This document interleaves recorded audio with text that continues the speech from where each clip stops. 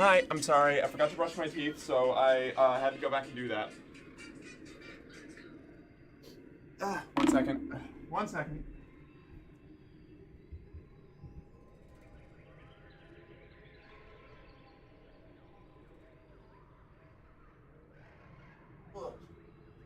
I'm a disaster. I'm here. I forgive you. Thank you.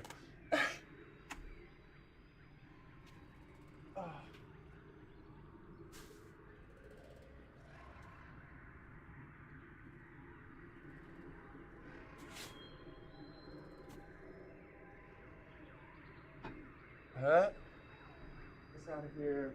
That out of there. My collar.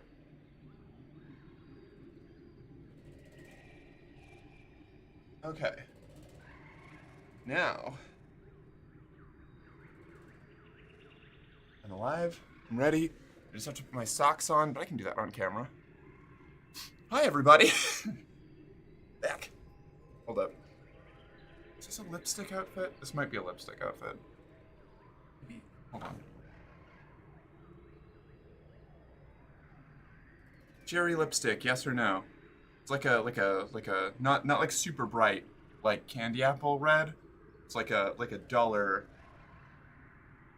paler red. Mark, tell me I'm a good girl for assaulting the local authorities? Of course you are. You're a very good girl for assaulting the local authorities. More pink would be good? Okay, cool. 2 seconds. I'll be right back. Don't go anywhere.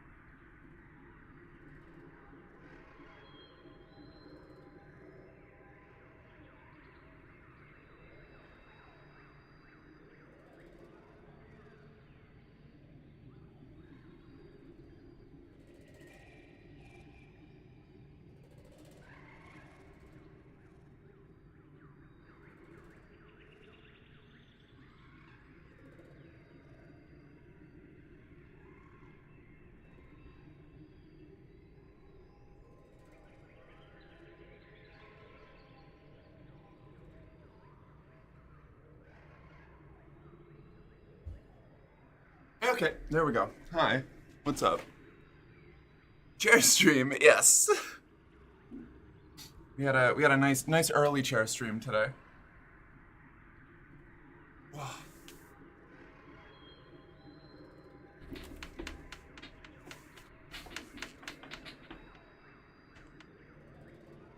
Wait, I like this streamer. Yeah, right? The chair is honestly better than me at the job. I should just leave chair on all stream.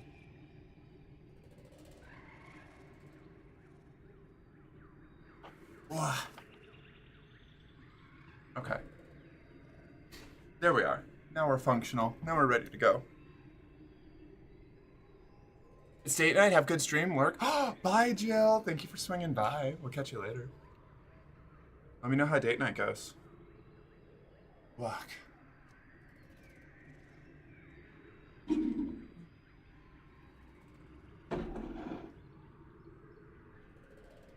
Okay. You know what? I should still... No, why? Exocolonist, you were the last thing that I had as a source. Why do you need me to... Okay, there we go. It didn't. It was just being difficult. My thigh highs would be like a body sock for you, Merc. I don't know, I'm pretty tall. The height does things. My food delivery arrived? Ah, fuck yeah. It sounds so serene and calm where you are, and you look downright pleasant. Aw, thank you. Spicy Chim Kim sandwiches? Amazing. We love to see it. Okay, let's see. I definitely missed a whole bunch of stuff. Ready, we've got Hotep, we've got Certified Boy Lover was first. What game we streamed? It's Exocolonist, yes. If you got knocking out guards, stripping them, and stealing up nearby horses to sell. Oh, you're playing Kingdom Come Deliverance, right? Yes, okay, that is, yes, very good. Very good, Ashley. Alright. 2, yes, Kingdom Come Deliverance 2, right. Gotta be sure to get the 2 in there. Am I a little washed out? Is the lighting okay? Should it be darker with an outfit this bright? I don't know. I'm not a professional.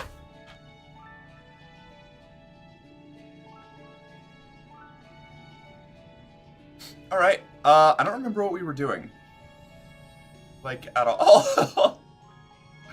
I need more persuasion. It's the end of All-In. I need to give you a gift.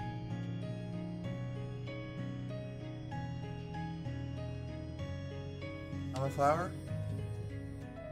Yes! We got her birthday. Okay, alright.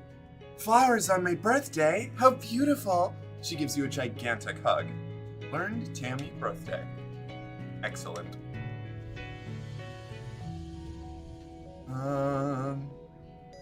Alright, that's sweet. That's good to know. I think that means we know everybody's birthday now. We don't know the ones from later on, but that's fine.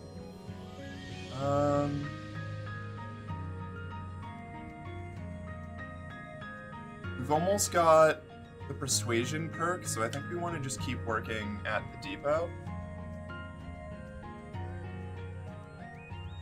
Organization, 2 persuasion, 9 kudos, 10 stress. Yeah, we'll just work in the depot. You fill a requisition for climbing gear for the surveyors. Ropes, clamps, pittons, stuff like that. As you pack it up, you wonder if you're missing out on exploring Vertumna by sitting behind a desk. Well, you guess even brave explorers need someone to make their supplies. I was exploring constantly last season. I explored until I crashed. Oh, wait, hold on. 2.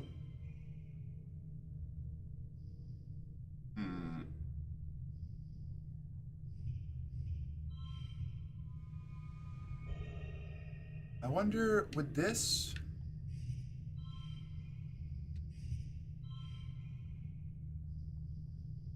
That also gives us 21, huh? Eh, whatever. 5 kudos if total equals goal, I'll take it. Okay. 3 organization, 2 persuasion, off to a good start. I think this needs to be a little bit lower. Need that. No? What's that? Now I feel like I'm bumping my head against the top of the frame, so I don't want that either. Oh. Play hard. I'm gonna just sit quietly and eat my plum and go eat. Are you gonna eat the plum whole? Are you gonna swallow the plum whole, Misty? Yeah, it gives you magic powers. That lets you banish demons. Did you know that? I'm also enabling my gambling addiction and attempting to rob the locals of all their gambling money. Iconic. We love to see it.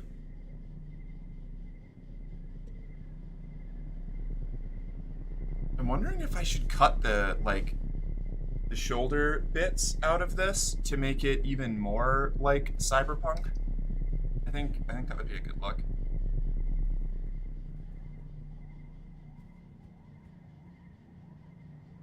Ooh, someone eating plums, yes. Yes. Plums were a very central plot point of our D&D session yesterday. I don't think I have anybody to talk to you right now. It is early dusk. I could go on an expedition, maybe?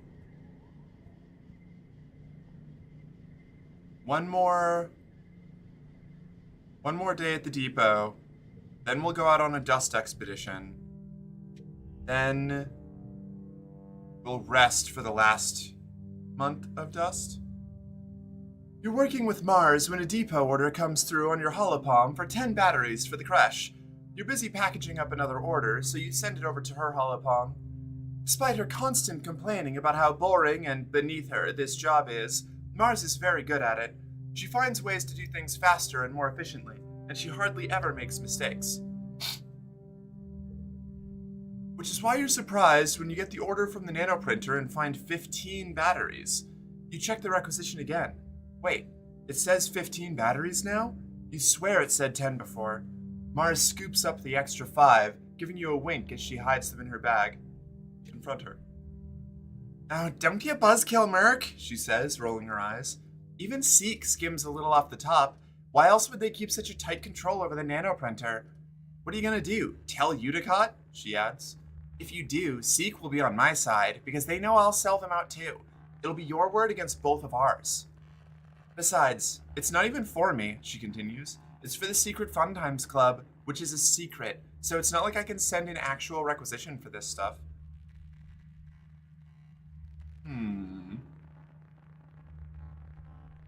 Do we do a little corruption? I think we do a little corruption. Plus 10 to all persuasion, or all yellow skills, plus 2. Wow, that's actually pretty good. I'm gonna help cook the books. Mars's deception was really good. You only caught it because you happened to see the requisition first, and you happened to put it back in the queue for Mars to pick up, and you happened to be the one who packed it up. You work with Mars to set it so that the first person to open a requisition must complete it themselves. Believing you're doing it to increase reliability, Seek approves of this change. It's a little more work, but it means that Mars is free to edit requisitions to her heart's content. Mars is so pleased with your work, she gives you a kiss on the cheek. Nailed it. We're doing great.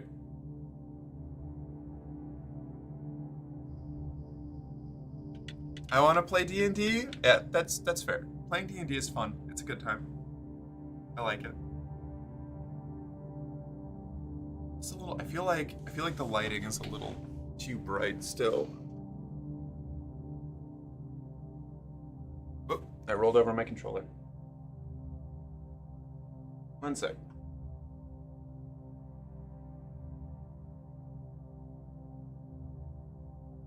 Okay.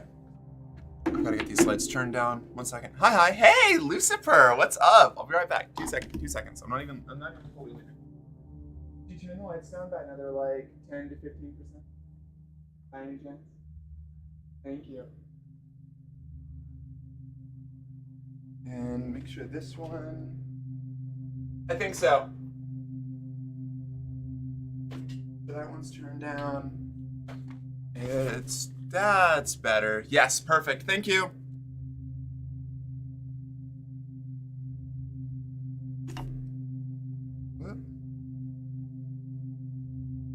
What? Alright. I should have brushed my hair before stream.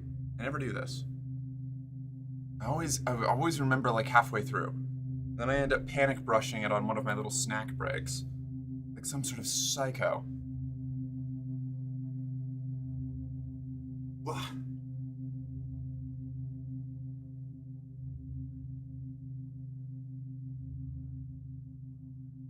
All right. And you are still too hot to drink, so we will leave you there. Oh. How's everyone doing? I'm doing great. This way, please. Lucifer, And don't thank you rip for on the the Caravaggio. follow. Welcome to the company. You're one of us. Now, report to the arsenal for your standard issue equipment. A morale officer will be with you shortly. It's a pleasure to have you. Glad you're enjoying yourself. My wigs are always tangled as fuck. I can imagine. Why don't you ever braid it? Would make it easier because I don't know how, and it's very hard for me to learn. I have trouble getting my fingers to behave. Like, I know the mechanical, like, steps of braiding hair, and I can theoretically do it if I'm looking very closely in a mirror the whole time, but I don't have the, like, the memory or the practice to actually do it on my own, so I can't braid my hair. It's something I've been working on, but I'm not very good at it. My fingers just don't behave. Okay. I guess we can just go like 2, 2, 2.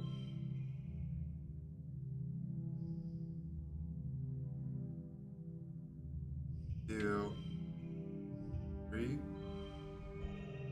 Yeah, alright, that works.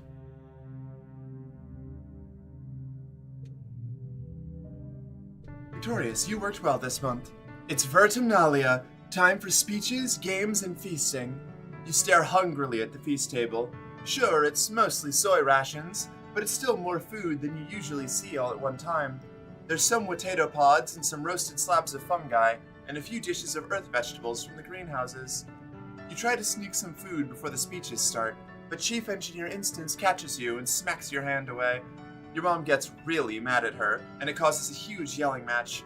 Your dad directs you away from the table as Instance blames your mom for the way things are right now, whatever that means. Your dad passes you a soy sweet to keep your tummy busy during the speeches. He's the best. Governor Udicott takes the stage and manages to calm everyone down.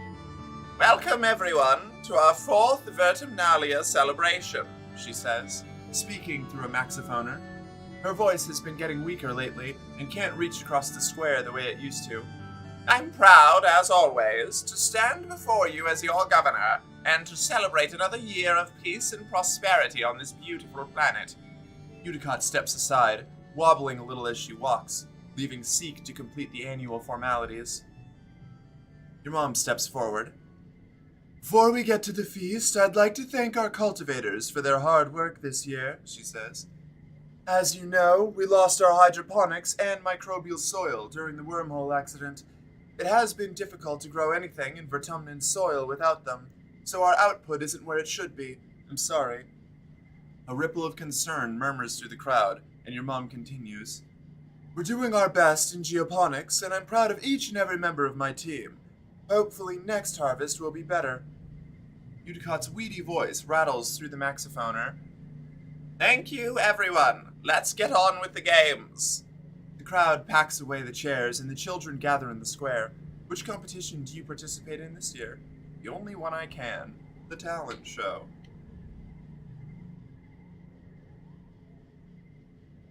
I feel like we're upskirting you without the skirt. Yeah, that's definitely not intentional. Dis and Mars are your competitors for the talent show. Dis is up first, and he stomps on stage wearing a silly top hat and cape, waving a magic wand. He introduces himself as Dis, the destroyer of reality, and tells everyone to step back, because he's going to pull a Hawkeye from his hat. He takes his hat off his head, and a very surprised Hawkeye falls out and boings away into the crowd. Predictably, this upsets Dis, and he flees the stage in embarrassment. Poor kid. Mars takes the stage next and launches into an incredible lip-sync performance, complete with holographic fireworks at the end. Passing you as you go to take your place on the stage, she sticks her nose in the air and wishes you luck following that. It's your turn. What do you do?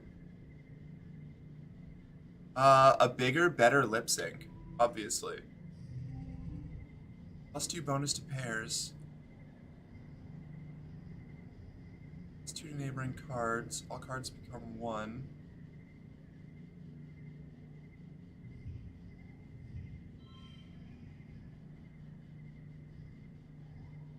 No. I don't like these cards very much.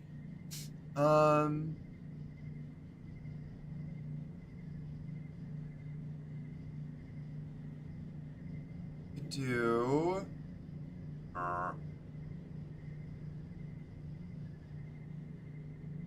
1, 2,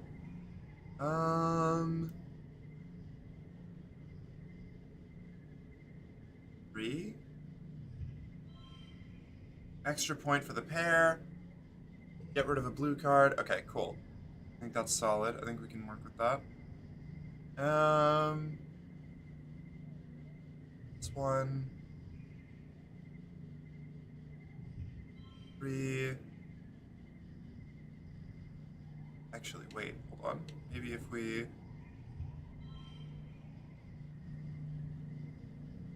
5, 2, 8, 22.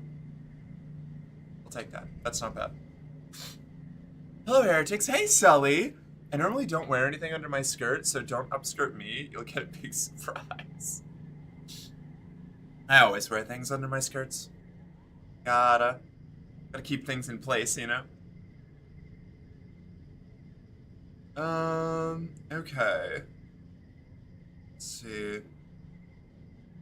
2 by 3. Oh, right.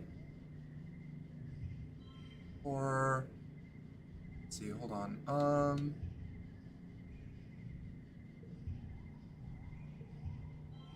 One more day of waking up early? No, Sully! So you can't stick around? No, my boy! I have nothing to see under my skirts, because I have no skirts. No, you should change that. Skirts are great. I am stuffed with spicy chicken. Good, as you should be. Let's see. You.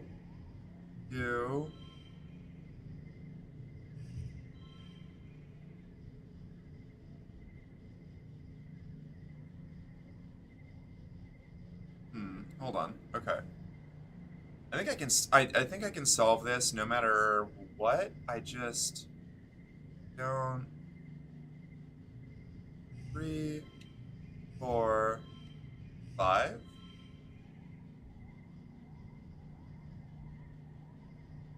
And I guess make you a pair. Yeah, that'll do. That'll do. That's fine. That's fine. It's not ideal, but it's fine. Good night, heretics. Good night, Sully. Skirts are monies? I know. That's my same issue. Mars isn't the only one who can rely on cheap tricks like hollow pyrotechnics to win over a crowd. Your performance not only includes fireworks and light effects, but also 6 holograms of yourself all doing a synchronized dance. It's a hit. You win by audience applause. Talent show champion. Mars shakes your hand and thanks you for actually giving her a challenge this year. Finally, it's time for the feast. The feast isn't anything special. Mostly the same pressed soy rations you've been served in the canteen for all of your life. The foragers have contributed great slabs of fungi that have been grilled like steak. Not that you've ever had a steak to compare them to. The offerings from Geoponics this year are as slender as your mom warned. There's a few tureens of roasted potatoes and carrots, but everything looks so scrawny. Everyone gets a taste, but not much more than that. It's so unfulfilled. What have your parents been doing in Geoponics this whole time? This sucks. Why are your parents like this? You sullenly shove your food around on your plate. You don't even want to eat anymore, you're so pissed off. You're probably just hungry. Eat your dinner. You do feel better after you eat something.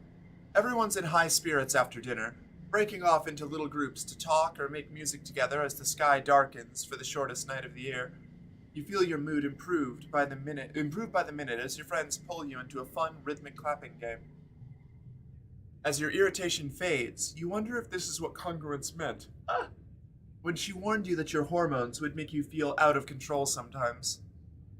When you go back to your quarters to get ready for bed, your dad gives you a big hug. It's exactly what you need.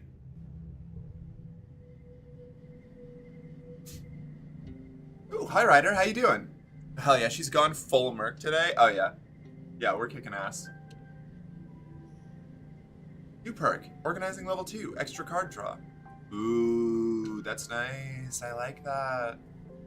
I still need a little bit more persuasion for the perk there. But we are going to go expeditioning today. Is anybody's birthday in mid-dust? Dust. Oh, I missed Nem's birthday. Oh well. Late dust. Early wet. No, okay.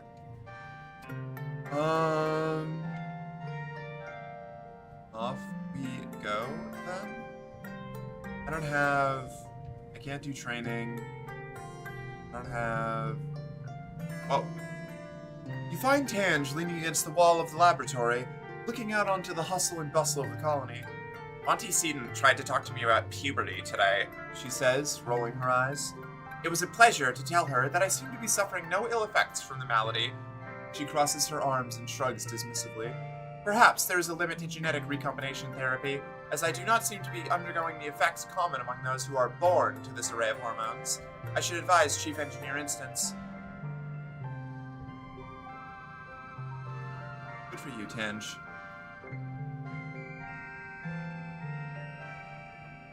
Hi, Mork. Hi, Kat. How you doing? That's so real. Really feeling like a teen again. Prague has made it so I get angry again. / when I get angry, I feel it now. Yeah, I have to go get my levels readjusted because my doctor is pretty sure that my hormone levels are too high, which might explain why I've been a little bit muted in my emotional impulses for the last 8 months to a year. This is the first time I've been able to get blood work done in a while. I've just been kind of keeping at my same dose. So we'll see. We'll see. I'm gonna be going to go get my lab done in a couple days. I like Tangent's young hairstyle. Me too. My hormone levels are almost down to 150. I genuinely don't know what the right levels are. So I can't remember numbers. I'm not good at it. I just know last time I got my blood drawn last month and my levels checked and they were like, this seems a little high. We should take this down. God, I wish any of my hormones helped me sleep.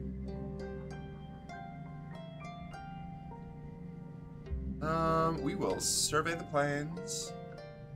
Which hormone was too high? Estrogen.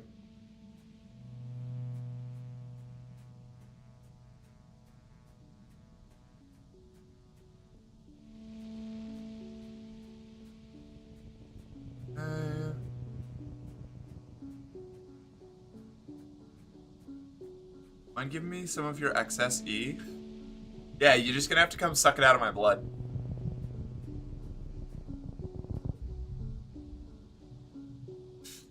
A bush bub's blocking the path, lumbering slowly back and forth between a dense strand of gloop mushes, or whatever those plants are called, and a wide, circular lake. It's like it's on some kind of patrol. It growls a warning when you try to squeeze past it, so you back off. From the look in its eyes, this one isn't letting you through easy.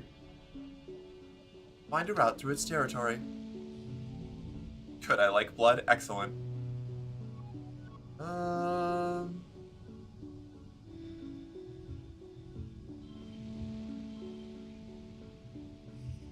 we go. Yeah, 9 points for round 1. It's not bad.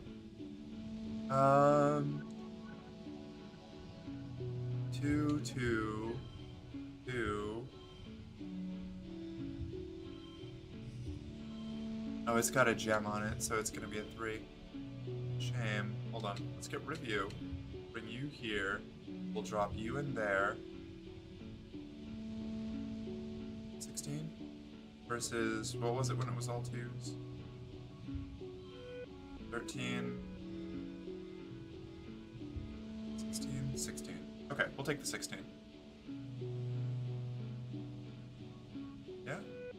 Yeah. Alright. It's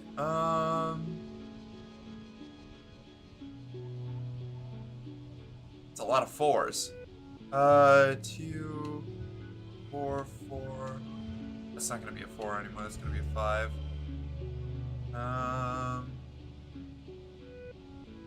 Solid? Actually, you go here. That's another 5. Aha! There it is! Super gold. Nailed it. Can I get transified by another body fluid? Maybe? Sure, I'm sure we could always experiment. You know? Find out which fluid we can fill you with to transify you. It'll be like science or something, I don't know. But I've never tasted someone else's blood, as it would demean the specialness of it. Oh, I wish Mork would experiment with me. We can work something out. I'll put together a terrible little trans lab.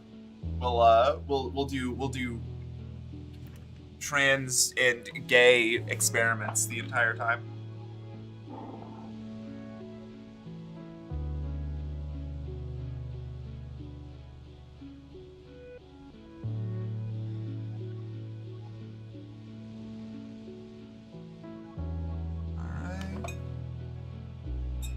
I have my T.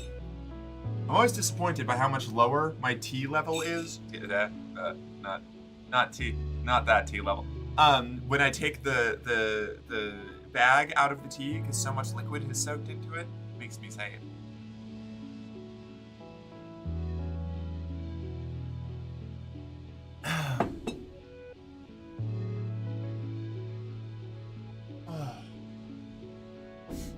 I'm having trouble finding an extra SSD rack for my PC, so I can hook up both my SSDs and then send you the Hypnospace Outlaw VODs. Oh, that's right. We do need to do that at some point, don't we?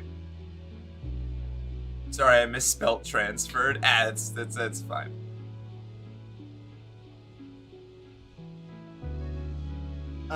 You sneak through the glute mushes, crawling under them so the bush bub doesn't see you. You nearly get stuck at one point and wonder, what if Dis has to come rescue you? That would be embarrassing. Find a route through and continue on your way.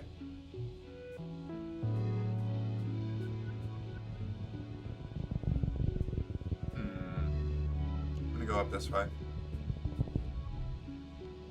You stop to watch a herd of shaggy, purple-furred animals slowly meander down a slope. You've never seen them before. Study them. Funnily enough, my doctor wants my T to go up. It's like less than 3, and she says it needs to be around 25. Yeah, you are supposed to have a little bit of testosterone from everything that my doctors have told me. Like, you're not supposed to get it totally tanked.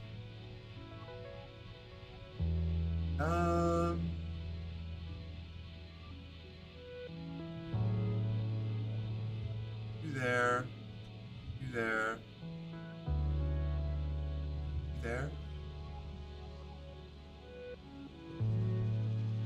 Then 3. No. Hold on. That's the ticket. Just ditch one of you guys.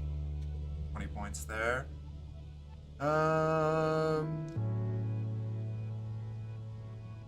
Okay.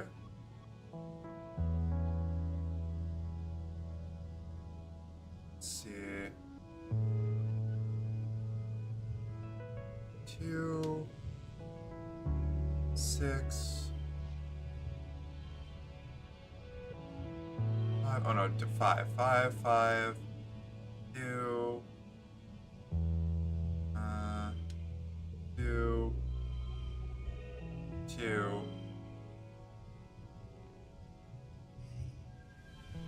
There we go. That's what we're looking for. Alright. Nailed it. Victorious. +1 perception, +2 kudos. The creature's fur is like grass, so they must be a kind of photosynths, an animal that gets part of their energy from the sun. They couldn't be aberrescent photosynths, bushbubs, because they got branches growing out of their heads and backs. You checked your survey journal. It says bushbubs are common here, but they're smaller, solitary creatures, so nope. And they're too small to be balneal photosynths, who don't usually leave the water. Maybe that would be cool. You decide to name them, just in case. You look at them through your holoculars at maximum zoom. You can kind of make out that they have super long jaws, like a huge underbite. You name this species the Birding Sunbiter. Something else. Jaw boys. There we go. Naming things is hard, so jaw boys will have to do. You log your discovery. Are all SSD racks interchangeable, or are they proprietary to the case? I have no idea. I have not got that deep into modifications of my computer, unfortunately. Trans Harm Reduction, if I remember correctly, is a website with a ton of info for your knowledge on your HRT. If you need to know more than your doctor or don't have one. All right, very cool. Note to self, thank you. I honestly, I haven't been, I've more not been looking into it because I haven't been able to interact with it at all. Like, I haven't been able to get my levels done or anything for like the last, year before just like last month when I finally got it done, just because of like financial stuff. So that kind of information didn't really help me at the time. But knowing about it is good because now that I have access to those resources, I can actually make use of them.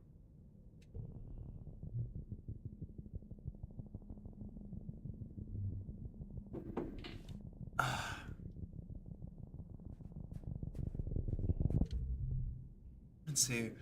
Spark snow is driving down. Invisibility is poor. You can barely see your hand in front of your face. Try to find a... Yeah, try to find your way. Zenny, hi! How you doing? Let's see.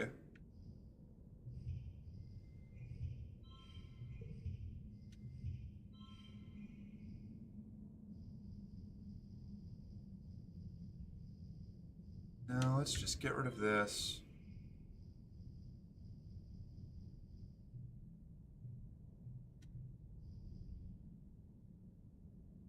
Fuck it, yeah. Let's see. We can do... 2...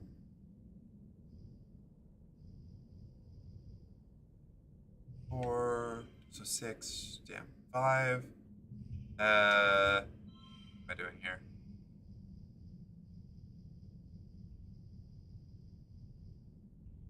Yeah, whatever. That'll do. It's a lot of big numbers. +1, 2, 5, 7. That gets us our main goal. Alright, cool. We'll just brute force it. Who needs fancy combos when you have big numbers? Happy to make the stream, Captain. Very pastel today. Love it. Yes, I leaned into it a little harder today. Normally I wear the denim cutoffs with this because I'm not used to like. The not gym shorts or yeah, I don't even know what to call these. The like leisure shorts or whatever are not something that I'm used to wearing like when anybody can see me. So it's a little bit of practice. I love your outfit. Thank you. You keep putting one foot in front of the other, relying on wayfaring and a fair bit of luck to make your way through, but you see something inexplicable. What the heck is that? You squint into the driving snow, but all you see is white on white on white, and the slightest hint of movement. It doesn't even look corporeal, almost like a cloud, like the snow is coming from it. It's impossible to get a closer look. You pull your collar tighter against the storm and move on. Medicinal roots. Hell yeah.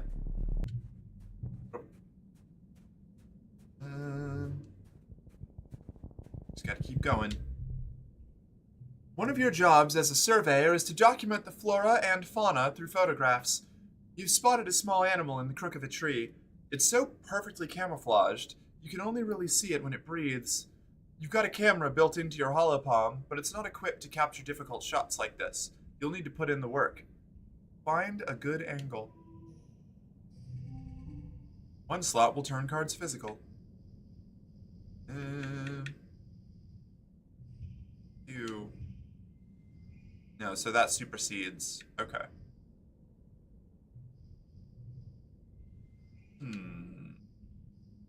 Just get rid of you. Ditch that. Okay. I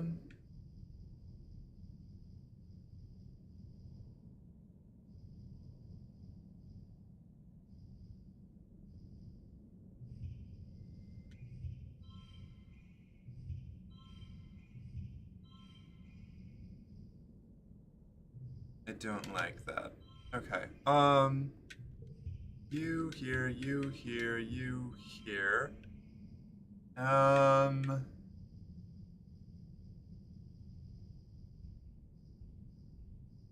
we'll just ditch that so that we can draw a new card. Okay, we need to get 31 on this one. So if we go 2... that's gonna be a 3. Then... we put this out here. This is gonna get +2 for every card with a gem.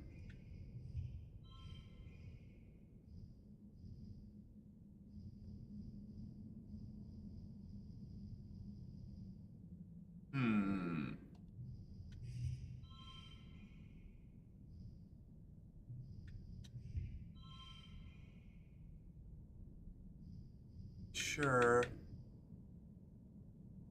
2 points. I can just use a mushwood log. I'll just use a mushwood log. I'll cheat. I don't give a shit. You think I care? You think I care about cheating? There we go.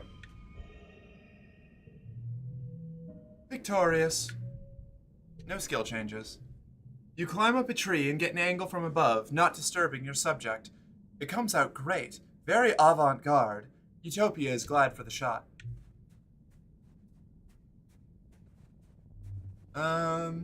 What shoes are you wearing? I'm not.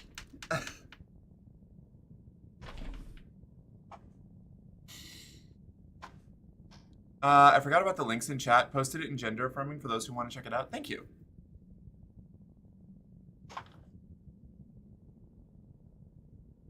Probably scooch a little closer in. Yeah? I don't know. Is that better? Is that worse? Figure out where... Like that? That up? No? That down. Yeah, that'll work. Feet for free! I know, right? It's crazy. I should be charging for this shit.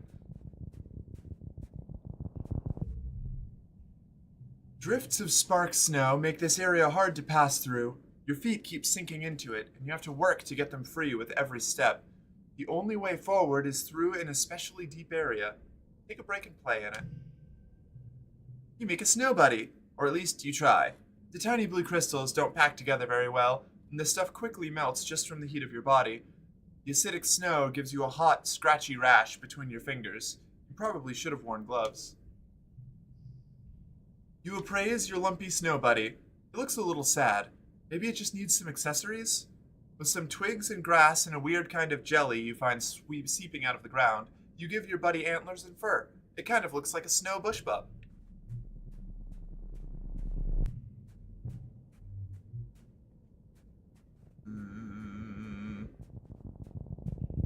Oh, I think we should go back home, maybe?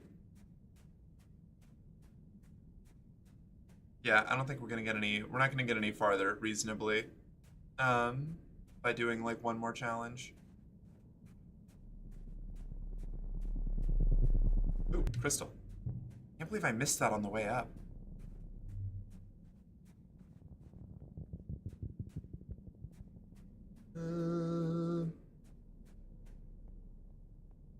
Still haven't made it up to that medicinal root that I saw, which was the whole goal of this expedition. That's fine. I'll live. I'll live. I'll make it. I'll be alright.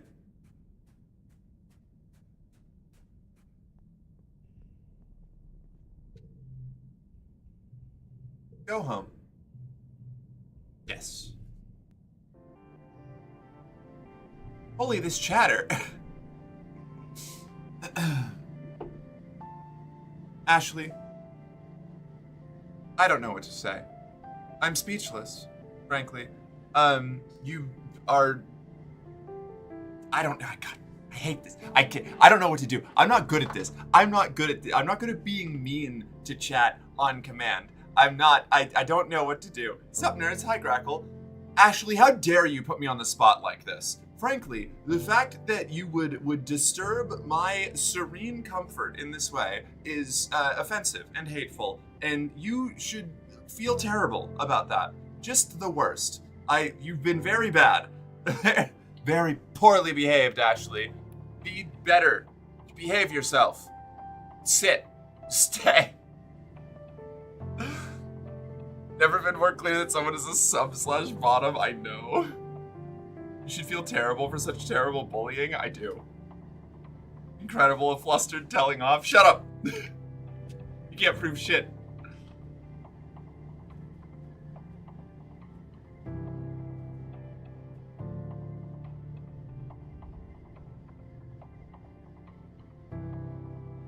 Mars is frowning intently at her holopalm, typing a new message. Now, excuse me, Merc. I just have to clear something up, she says, sparing you a look. Anemone posted her answers to the Everything About You survey on the colony message board, and she says that she thinks her brother Calm is the coolest person in the colony. Mars rolls her eyes. As if. Calm is like one of the hottest, but he's not sophisticated. could give her a crystal cluster now, but I don't think I need to. So I won't. Work in the depot. Tange arrives to pick up a box of clinking glass beakers and test tubes, barely talking to you before breezing away. She looks busy, as always.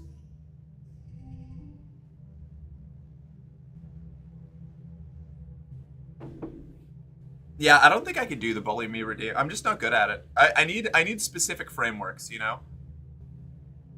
We're trying to bully is like watching a teddy bear start a fist fight. I know. Why would the random card that it locks be the one? Ugh, gross. Whatever. Okay, fine.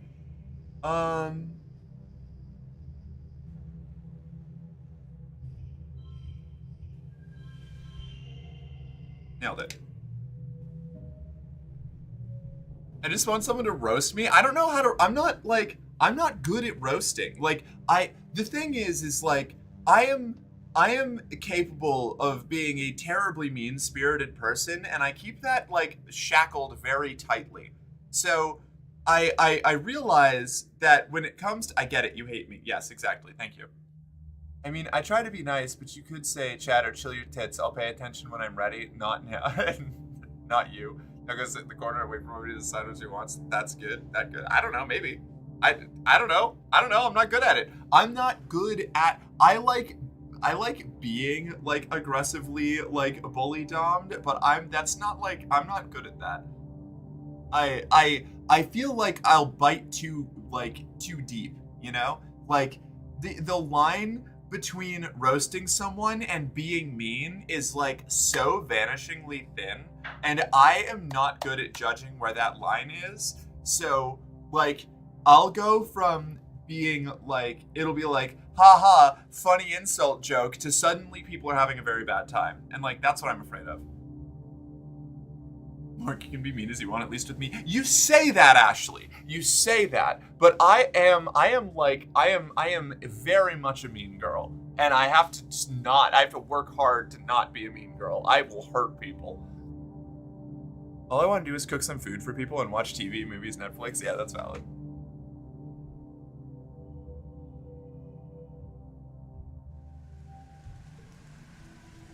New perk. +1 to social cards. Oh, sweet. No, only in social challenges. Alright, fair enough, I guess. Alright, we can stop working at the depot now, I think. Early wet is Mars's birthday? Yes, excellent. Mars, I have a crystal for you. Behold, rock. Ha! Mars laughs, taking the crystal and turning it over in her hands, inspecting it. Well, I've had better birthday gifts this year, but I admit, this crystal is pretty fabulous. I'll add it to my collection. Mork, please, hurt my feelings. No, because I will actually hurt your feelings. Like, everybody thinks that they want the like, petty autistic girl to be mean to them until it happens, and they, like, go for a soul slice, and suddenly nobody's having a good time anymore. Also, Merc, I'm sure someone's told you this, but the very fact that you try to be nice and not mean means that you're very much not a mean girl. You're very kind, patient, and sweet. I'm not saying you can't hurt people's feelings. I'm just saying that doesn't seem to be where your heart is. That's fair. But also, this is me at the end of, like, a decade-long, like, character arc. Like, I was very casually cruel to people when I was younger. And I didn't think that I was being cruel, but I was. You know? I get it, honestly. It's as much protecting yourself from upsetting yourself by crossing a line unintentionally as well as not wanting to actually hurt others. Yeah, exactly. It's a simple fact of not knowing where to draw the lines, you know? Like, I'm pretty good at it with people that I know really well. Like, I am like very, very mean in fun ways to like people that I've spent a lot of time with and I'm really close to and like know where the barriers are. But like that's a very individual process, you know? You can't apply that like broad spectrum to a bunch of people. Like you really need to like tailor in your fun insults to the person and to their like headspace and boundaries, you know? It's difficult to know where fun lines and the upset lines are unless you're super close. Yeah, precisely. I think it's very admirable. I know for many, many years I was very, very angry and I could be unreasonably cruel and I hated that part of me. Very grateful that at least on here I get to be more the person I'd like to be. No, I get that. I feel that 100%. I was a fucking monster when I was younger. And that's not like the ooh tee hee cute little cat. Like I was terrible. I hurt a lot of people, like regularly.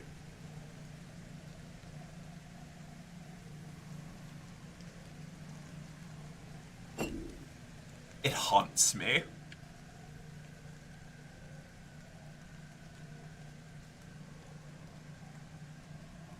Where were we? Right. I need to earn more cash money. And also I want to forget more memories. One. I think we need to forget this one. I don't think I like it. Well, no, wait, do we still have 0 cards? We still have 0 cards, and we want to get rid of the 0 cards first.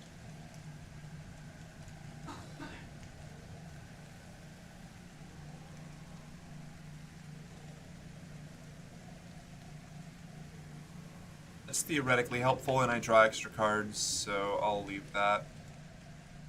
I think the weirdest part about it for me was that I knew I was angry and I knew I wasn't happy, but I didn't know how much I was hurting those around me. No, that's very relatable, actually. I feel that. Like, I almost saw it as, like...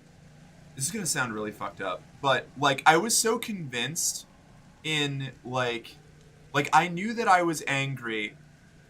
I knew that I was lashing out because I was angry, but I had this sense of, like, self-justification where like I would always, or most of the time, I would make sure that I had like a reason and then I could log it as like, this is corrective action. It's not me just being petty and mean. Like I'm just helping to guide them away from a bad behavior or being cringe or like something like it was really like I had this like sense of self-superiority about like the way that I thought that people should behave and act was obviously the correct one. And so any level of petty, mean-spirited, like vindictiveness was justifiable as long as I was setting them on the right path. Like it was terrible. Not good. Very, very, very, very bad part of the character arc. Get that. Yes. Okay. And then we will work at babysitting, I suppose, with Tammy. You're relaxing after hours when Auntie Seedent pops her head into the lounge. The kitchen, she announces in an artfully sweet voice, is looking for someone to help with part-time cooking duties.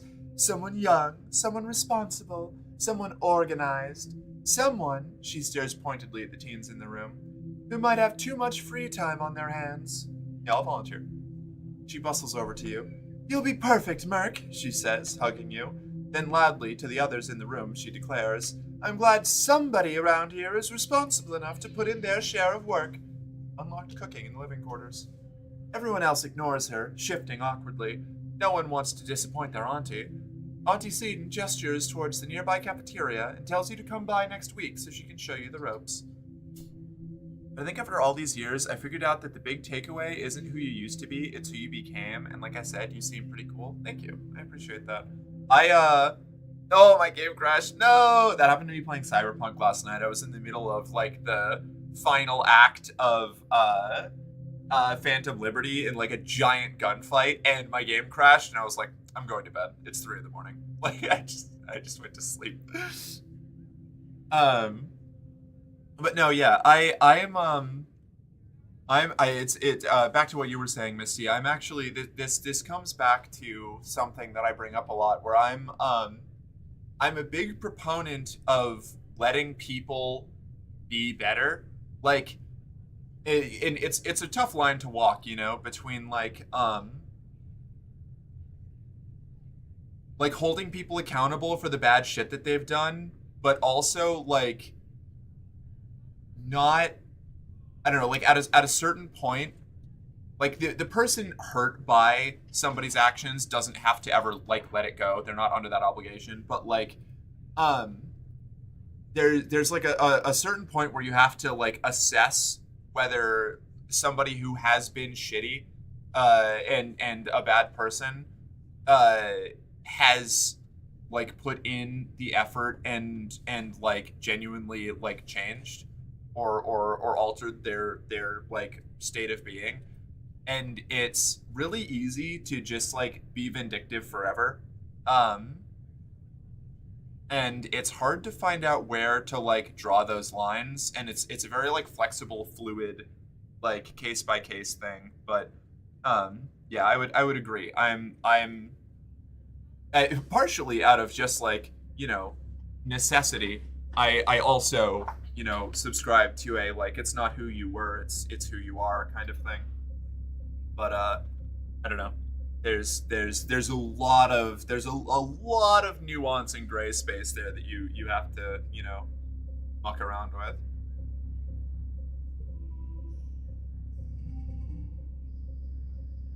Let's see. +1 to 2 yellow cards. One slot card becomes value 2. Ah, okay.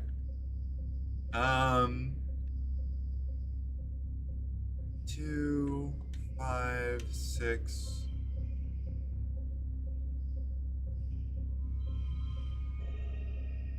Cool. Yeah. Sure. Why not? Victorious, you worked well this month.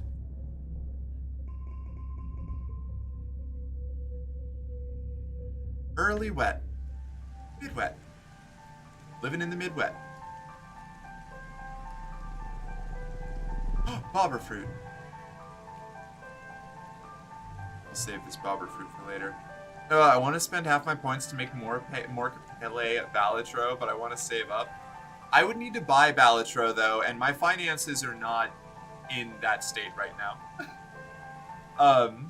I have to reserve the money that I have right now for bills and my name change. You'll get the finances. Thanks. I'm glad that you believe in me. Okay, and we're all stressed now, so let's go.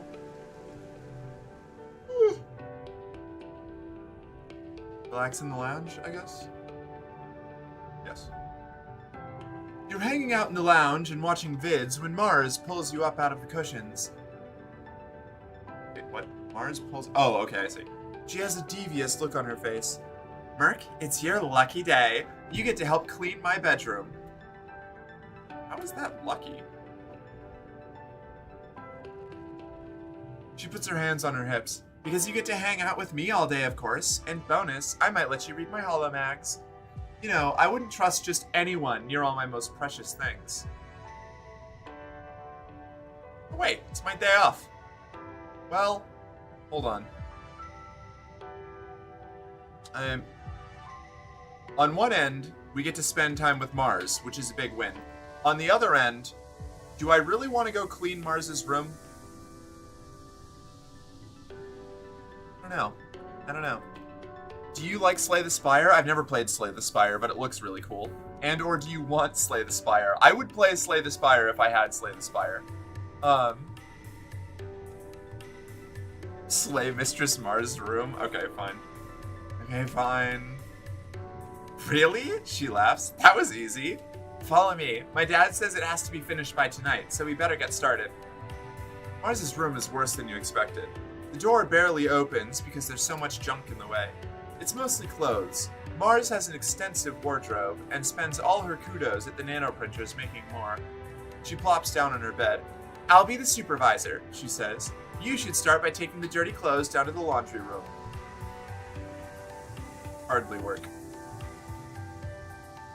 You dawdle and work slowly. Mostly, you just look through her stuff and play around while she reads beauty magazines on her holopalm. You take turns doing personality quizzes and try to guess what next season's colony fashions will be. Whoa, I've never met Mars's parents. Look at those dudes. They're hot. Oh no, they're hot.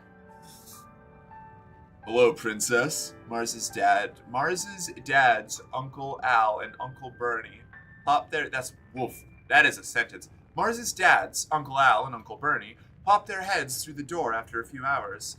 They're everyone's uncles, and as usual, covered in a layer of dust from the sawmills. How's the cleanup going? Her parents like friggin' dope, right? Or would you rather play Dave the Diver, Potioncraft, and Balatro? I don't know anything about Dave the Diver. I've just heard that people like it. I don't know what Potioncraft is, and I mean, I would probably like Balatro, but I'm also afraid of playing Balatro.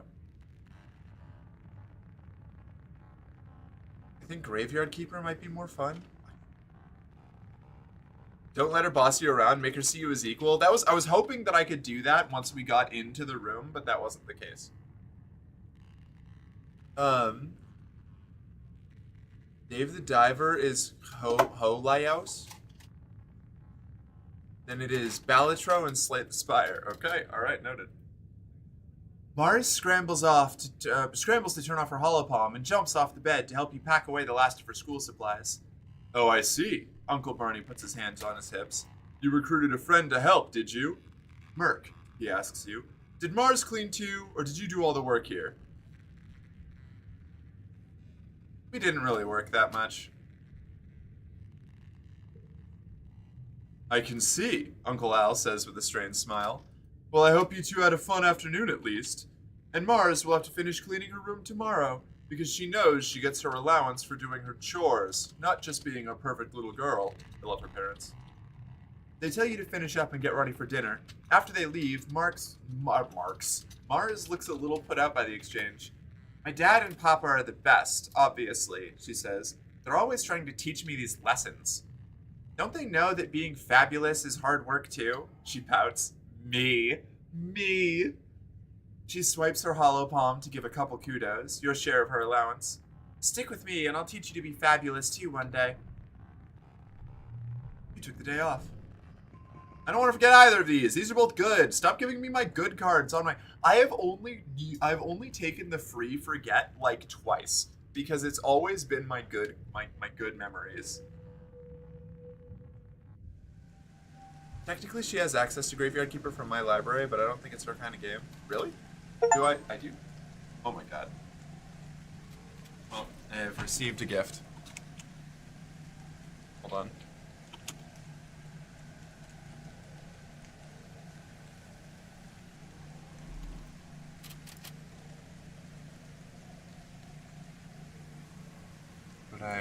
What have I got? What did we get? What did we get? Hey, it's Balatro. Hell yeah. Okay. I guess I have to actually learn how to play this now. Shit. More chickish Steam inventory? Thank you. Graveyard Keeper was so funny. It's so much fun. Okay, alright. So maybe I'll have to check out Graveyard Keeper. I don't know. I guess I do need more things to try out, so I'll put it on my list at the very least. I have something for you. It's a yellow flower. I hope you find it useful. And where's Dis? Dis, buddy, friend, pal.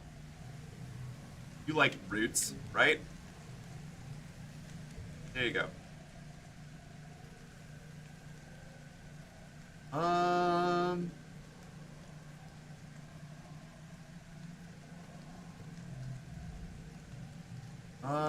Shit, I need organizing 80? Holy fuck.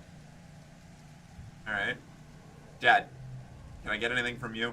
Help him with the animals? My animals is not great. It's fine, I guess. My animals is fine. It could be worse, it could be better. I could do defense training. I want that creativity level up. Oh, help in the kitchens is incredible. Okay, we're doing that. Back in space, cooking involved programming ration machines and putting dishes in the lasermatic dishwasher, because water was too precious to clean dishes with. But now you're growing more real food and trying to figure out how to cook with it. Cafeteria kitchens are bright and full of good smells. There's always something baking or boiling or frying. You take a deep breath in and just hold all the deliciousness in your lungs. Chief Steward Anne, known to the kids as Auntie Sedent, is in charge of everything in the living quarters, running the children's creche, coordinating the cleaning bots, and of course, cooking for the whole colony. It's a lot of work, but she's good at delegating to all the kids she's raised here, including you. She's a big believer in learning by trying, and doesn't mind if a few dinners are ruined in the process. Tammy waves cheerfully at you, and Auntie Sedent welcomes you with a big smile. Oh, look at you two. I just know you'll be a huge help around here. She shows you to the kitchen nanoprinters. Just press this button and the ration machine will spit out a freshly pressed cake of soy rations. It's not tasty, but it's nutritious. Then she shows you to the range. A large pot of brown stew is bubbling away. Here is where the real magic happens, she says proudly. Pick Mommy is yum. Explorer? What about Explorer? How goes the exocolonization? It's going well. We're exocolonizing. Graveyard Keeper is mid, in my opinion. Damn, okay. Huh?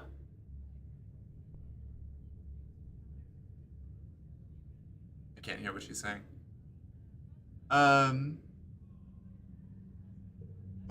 else? What else did I have? Thick Mommy is yum. No, okay, I already read that. Very good. Okay. Tammy claps her hands excitedly. Auntie, will we get to decorate cookies? She asks. Sometimes me and my dad used to decorate cookies together, and it's really, really fun, and I think everyone would really like it. We could do stained glass cookies with bobber fruit jelly. Yeah, let's make cookies. Fuck it. Auntie Sedent chuckles. Cakes and cookies with fruit and frosting for 100 people? Why, you have quite an imagination, Tammy. She takes a ladle and spoons up some of the stew. We need to focus on large, hearty dishes that can easily feed many people, like this stew, she says. If things get busy, we can serve the soy rations as is, but it's much nicer to actually cook them with something else. She beams. Full tummies make for happy workers. Auntie Sedent sets you and Tammy up with a few basic kitchen tasks and leaves you to it. If you need help, I'll be just around the corner, she says. Or you can ask Congruence for advice. She has every recipe and method you could ever need, and she's an excellent teacher. You quickly have your hands full with the sheer volume of food it takes to feed 100 people. Workers from the canteen shuttle back to pick up trays of soy rations and pots of stew at regular intervals. Somehow, you keep up. You poke your head into the canteen at lunchtime to see what people think about the food. Seems like they like it. Maybe you're cut out to be a chef. Get to work. Did you take that back? Damn, we've got Graveyard Keeper. We've got Graveyard Keeper discourse going on in the chat here.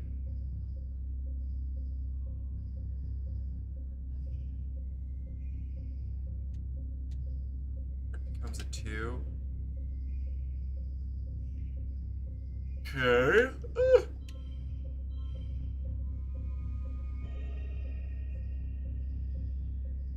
That's a pair. That would be a flush. I could do... That's not a... Oh, that is a pair? Hold on. 4, 4, 2... There we go. Okay. Yeah, we'll take it.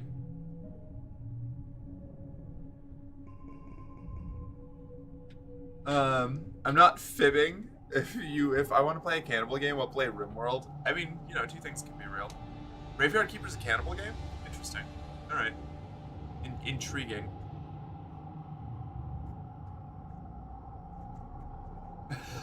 You're mid facts. Ashley, be nice to yourself. Nothing going on out here. Any cool rewards or crystal? Yes, a crystal. Lovely. Okay, great. I'm gonna go cook again. Help in the kitchens. You and Tammy often work together in the kitchen. She splits her time between helping Auntie Seton with the children and helping her in the kitchens. Tammy's a diligent worker, though she sometimes gets a little lost because she wants everything to be nice and perfect when you're trying to get 100 meals out the door. She always does what she's told with a smile. Auntie has been patient as you learned your way around the kitchen, and you're starting to really get a feel for cooking. On the menu today is something Auntie Seton incongruents call a white sauce, a creamy pale sauce usually made with flour, milk, and butter. She wants a big vat of it to serve with dinner today. She's charged you with figuring out how to replicate it. Wheat flour is in short supply here on Vertumna, but you have a lot of taro flour. The real problem will be adjusting the recipe to use plant-based milks and oils instead of dairy. There wasn't enough room on the stratospheric for bringing livestock. Just be careful you don't burn it, Auntie Seton cautions you before she leaves. It's very sensitive to burning. Same. I will not, you can't make me. But no dairy? Yeah. I've actually had to, so fun fact about no dairy. I think I've started to develop a mild lactose intolerance. Like, it's not intense, it's not a lot, but it's something. Like, I used to be able to eat whatever the fuck I wanted whenever I wanted. I had a whole bunch of Alfredo pasta the other day, and it laid me out. I was knocked out for like 2 hours. It was terrible. It's not good. Yeah, I'm disappointed. I'm very upset. It hasn't started to bug me with most things, but like really like dairy heavy dishes, I think are it could be a coincidence. But it's a coincidence that's happened a couple times, and like we get it one more time and suddenly it's a pattern, so it's frightening. Graveyard Keeper isn't a cannibal game. It's cute and funny and a bit morbid, but so am I. And it's not perfect, but that's fine. It doesn't have to be perfect because it has a ton of heart. It's not good. IBS sucks, I'll tell you. Ooh, yeah, I have a few friends with IBS, and they have all very much told me that it is bad.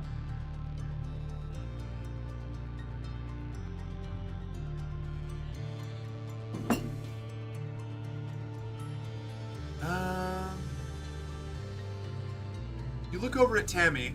Well, she stammers, tapping her finger against her chin. We can use soy milk from the food dispenser and cooking oil, but I'm worried I'm going to burn it. I always mess stuff up. How about I give you a hand? When Tammy improvises in the kitchen, things usually go wrong. You have no reason to think this time will be any different. Yeah, I'll help her out. Is that confidence up? Yes! Okay, perfect. On creativity, to friendship with Tammy. Tammy smiles and blushes. Okay, Merc. She bustles. She bustles off to get the ingredients. She bustles. You both consult congruence on the original Earth recipe, but after a while, it's clear Tammy is cooking absolute circles around you. You were wary about substituting so many ingredients, but one of Tammy's strengths is that she's totally fearless in the kitchen. She'll try anything twice. She hums and sways from foot to foot as she stirs the sauce, completely at ease. An hour later, Tammy has a small portion of prototype sauce to taste. Because of the taro flour, the white sauce is actually more of a faint purple. It's a pretty color, especially on Tammy, who has it flecked across her apron and up onto her tied-back hair. She looks proud and a little worried. What do you think? You dip the back of the spoon in the sauce and give it a try. It's good. Like, really good. Your surprise must show on your face because Tammy laughs with relief. Oh, I'm so glad, she says, clasping her hands in front of her chest. I thought we did okay, but I wasn't sure. I'll make a huge pot of it right away. Thanks for your help. Your lilac sauce causes a huge stir at dinner, but it doesn't feel right taking any of the credit. Tammy did most of the work, and she deserves to feel the pride you feel radiating off of her from the other side of the lunch line. You harvest meat from corpses and sell it to the town? That sounds pretty exciting. I see the gog is fresh. What? The what? Card becomes 2. 2, 3, 4.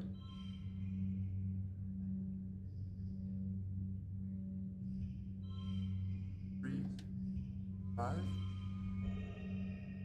If I 5, 6. There we go. Victorious, you worked well this month. +1 creativity. Another year, another glow. Everyone's pretty sure there's going to be an attack this year, so the colony is on high alert. You're collecting glowflies in the geoponics gardens with Cal and Anemone when the sirens begin to wail. You all stop what you're doing and look at each other nervously. Your parents run off to help defend the farms, telling you to get inside the greenhouses and stay quiet. Anemone declares she's going to the walls to watch the soldiers fight. She knows a good spot. Help defend the gates. You scramble down from the walls and are immediately faced with a seething wall of hop eyes. You kind of thought there were only a handful of these usually peaceful creatures in previous years, but there's swarms of them now. And not just hop eyes. Once your eyes adjust to the chaos, you can see large creatures that look like walking bushes. Aw, shit. Hold on. System, nope. Memories, friends, memories, character traits, memories, gear. Yes! Can't change gear during an event. No! Oh, man. Calm sees you. Damn it. Oh, I wouldn't have been enough anyway. Fight bravely. Calm sees you through the fray. Merc! He shouts. Get to safety! You're suddenly not sure this is a good idea, but then you look up and see Anemone shouting encouragements from up on the wall. Making up with guts which you lack in sense or skill, you charge in without a plan or a real weapon. You're immediately rammed in the side by what looks like a living pile of rocks. You go down. You see sky, then dirt, then sky again as you're tossed through the air, before you land in a heap at the base of the wall. Through the ringing in your ears, you can hear Anemone screaming for Calm to help. You stumble to your feet, body vibrating with adrenaline. You can feel blood trickling over your face, and it hurts like someone stabbing you in the chest when you breathe. Calm runs over and sends bolts of energy coursing from his stun gloves to the creature, but being mostly comprised of rock, it seems unfazed. It does, however, swing its head to look at him, giving you a chance to flee. Be a hero anyway. Combat. Impossible.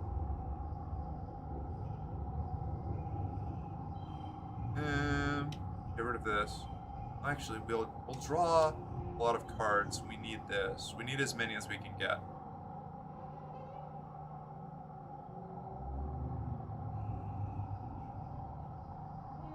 Next round. You go here. You. 5, 6, 7. 5, 6, 7. That's a straight 25 next round. I don't know if I'm gonna be able to do this. Saving Tammy. Mystery of the weird smell. Let's do if in first or last place. Oh boy. Oh boy, we're in trouble. I'm gonna die here.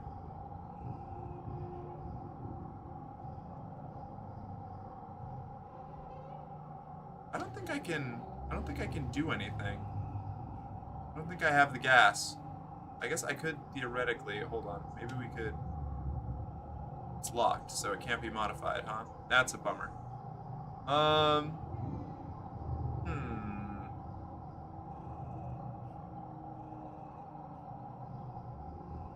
I just successfully executed the dumbest Hoi 4 strategy ever. Oh, hell yeah, what was it? I just found a guitar shop in my town, and they make their own guitars, and holy crap, best strats I've ever played. Makes Fender Custom Shop feel and sound like shit for 2/5 of the price. Damn, that sounds awesome. Tammy has invented meth. Look in the food cart behind them. I don't know what GOG is. I play Poland in Hoi 4, but I can demand any state. If a country is weak enough, they give it to me. Like the Anschluss. Okay. Problem, sure. I am still a noob. Most people are.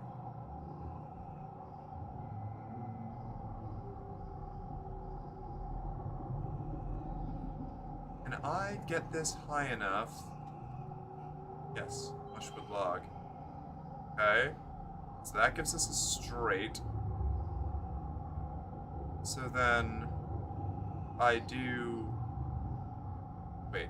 Oh, I can push through now. Yeah, we did it! Victorious! All we needed was a single mushwood, and we survived. Your broken body is leaking like a garden hose, but somehow, you managed to improvise a spear out of a bit of rebar from the ever-present construction and throw yourself at the gargantuan creature. You and Calm duck and weave around the monster, him getting its attention and you jamming your spear into its armored body, looking for weak points. It seems impossible. The thing is all rock. You can feel yourself beginning to lose hold of reality, your vision fuzzing out at the edges. Finally, Calm yells. There, as it roars. You lunge for its snap-jaw mouth and jam the spear in and up.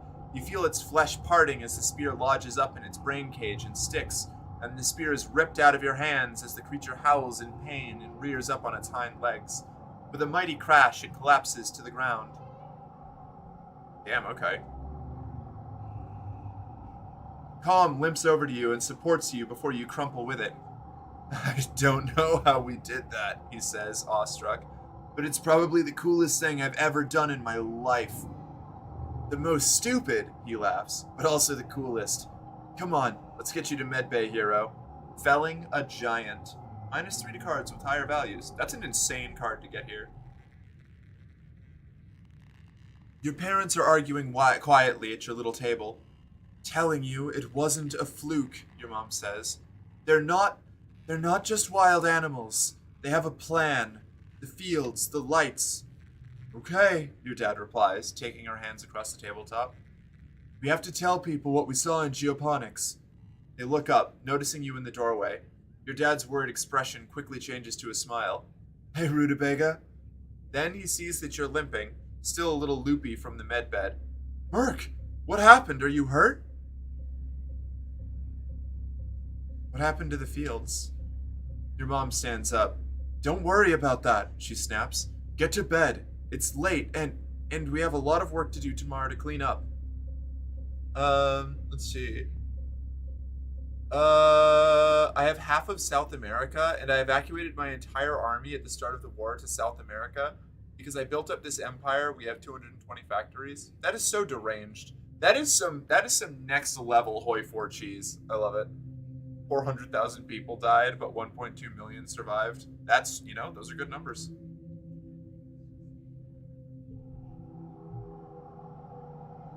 All right, and now we have to go rest because I am injured. Early quiet. Start age 14. Hey, we're all teenagers now. Fuck yeah. Creativity level 1. Shop clothes. New cards in the depot. Wait, I have to check the depot.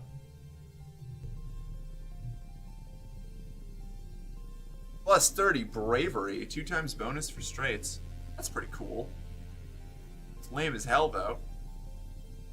Draw 1 extra card. That's pretty crazy. 5 to animals, 1 to all flushes.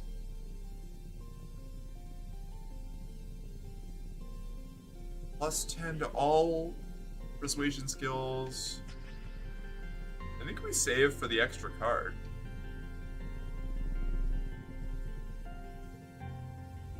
Tammy looks worried. She's hugging herself and pacing around. Every now and then, her attention turns sharply towards the east wall. You okay, Tammy? She's relieved to see you.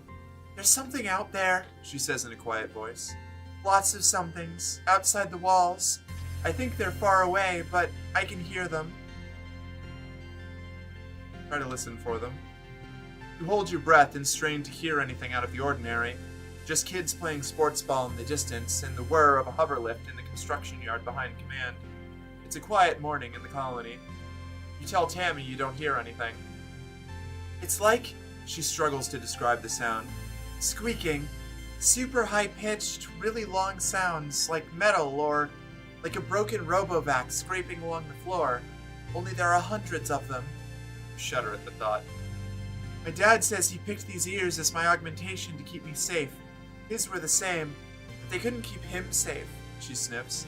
I'm scared. I hate my stupid ears.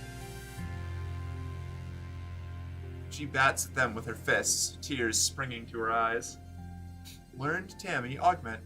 It's okay to be scared. She gives you a long, searching look. No, it's not, she says finally, pouting. I don't want to be scared. It makes me unhappy, and that is not okay with me. You're lucky to have such cool ears. Really? You think so? Oh man, I wish I had the engineering. Fuck. She lets you lean in close for a good look at her enormous, elf-like ears. You wonder what it must be like to have such sensitive hearing. Can she hear the grass growing? Can she hear your heartbeat? They're beautiful, like the rest of you. Tammy blushes to the tips of her ears and shyly stammers. Thanks, Merc. You imagine running your finger along the curve of her lovely ear, but stop yourself. She apologizes for crying, even though you've seen it many times. Tammy's such a caring girl. It's unfair she has to suffer from her sensitive hearing, but so sweet that she doesn't want to be a burden. She gives you a big, warm hug and says she's going to head inside soon because it's nice and quiet in there. You leave her rubbing one of her ears thoughtfully. Whoa, Tammy's care 2, +3 to the next card. That's pretty sweet. Guess who's back? Hey, Salvo, what's up? Welcome back. And that is the cliffhanger of part 1 of the YouTube vid. Nice.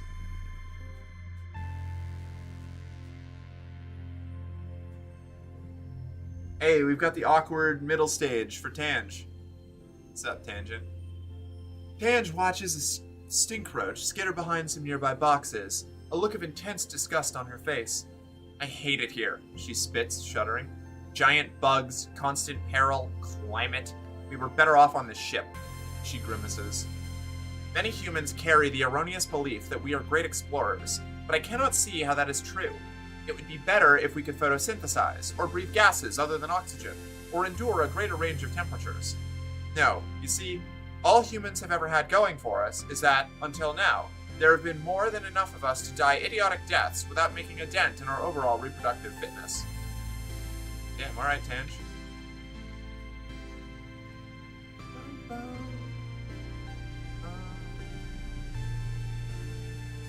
We're gonna take a fucking nap because we're kind of clocked out here. Visit the spa.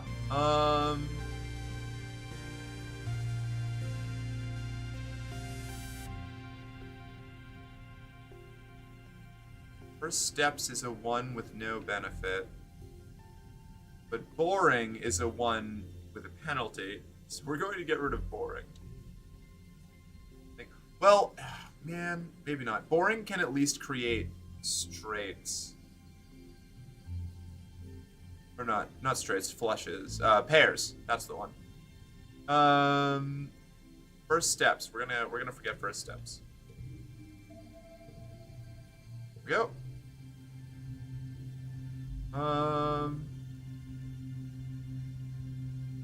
Relax in the lounge. You spend several hours a day obsessively checking the local holonet for updates. With so few people in the colony, social media can be very dead. It feels like you're talking to yourself sometimes. You try to start a few conversations, but most people are busy at work or school.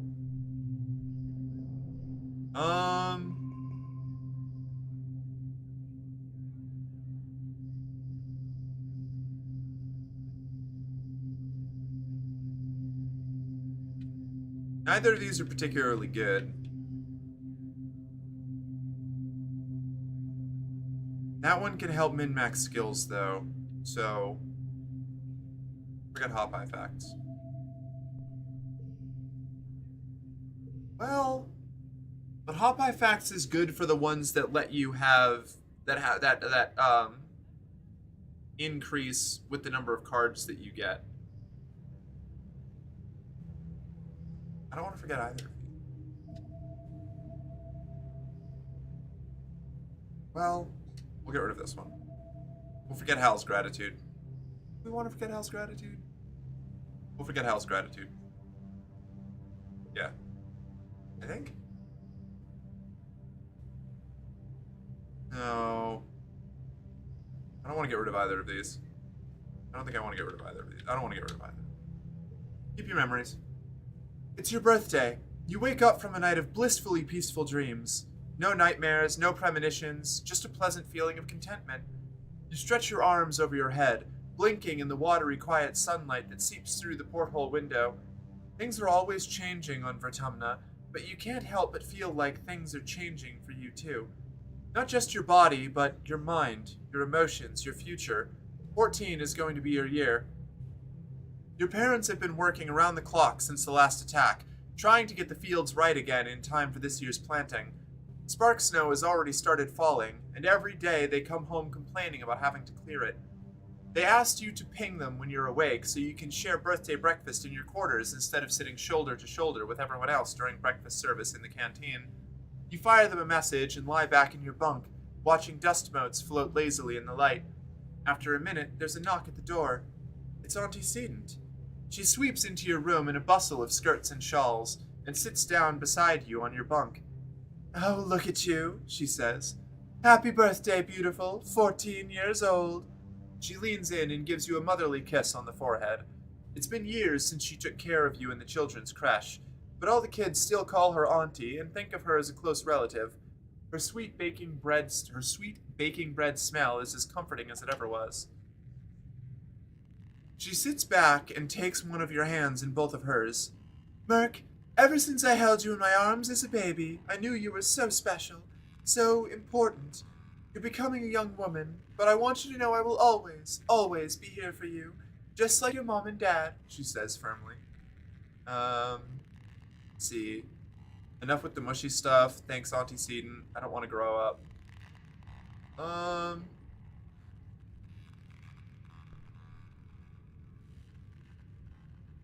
This one's a gem. Gem cards give extra bonuses. But do I want to be mean to Sedent? No. Thanks, Auntie Sedent. She smiles and tucks an unruly lock of your hair behind your ear. "I guess you're old enough to call me Aunt Anne now, if you like, or even just Anne." "Now come in here," Aunt Anne says, spreading her arms wide. "Give us a great big hug."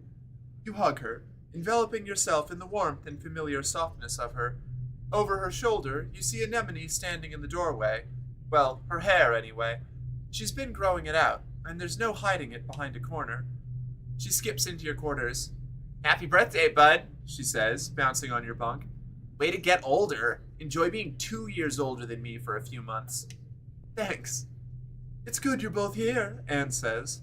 Now that you've both been menstruating for about a year," Anemone makes a face and mutters, "Yuck," but Anne continues. "You're both eligible for the cessation implant. Among other things, it will prevent the bleeding and pain and the emotional roller coaster of your monthly cycle." Bleh.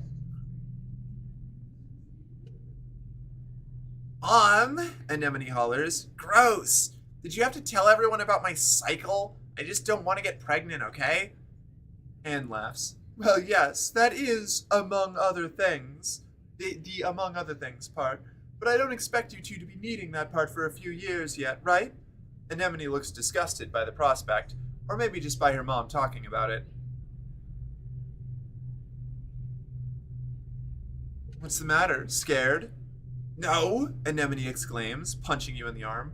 "No, of course not. It just super sucks that now everyone's talking about how I'm becoming a woman and how I'll finally look different than my brothers. Duh." She points at you. "Don't you start too. I'll kick your ass at sports ball, even with cramps." Your parents finally arrive, still damp from the fields and bringing in the smell of crisp, tangy snow on their clothes. "Oh, look." Nope, wrong voice. "Oh, look, birthday visitors," your dad exclaims. "Anne, are you staying for breakfast?" Anne reaches into her bag and brings out a stack of tiffins. "No, thank you, but I brought your order in with me from the kitchen, seeing as I was stopping by." She pats your hand one more time. "Happy birthday again, Merc. You'll always be my baby, even when you're all grown up." What is that emote, Lucifer? Hold on. I can't see it from back here. Oh, it's a little cat drinking a juice box. I love that. That's a good one. That can stay. Oh.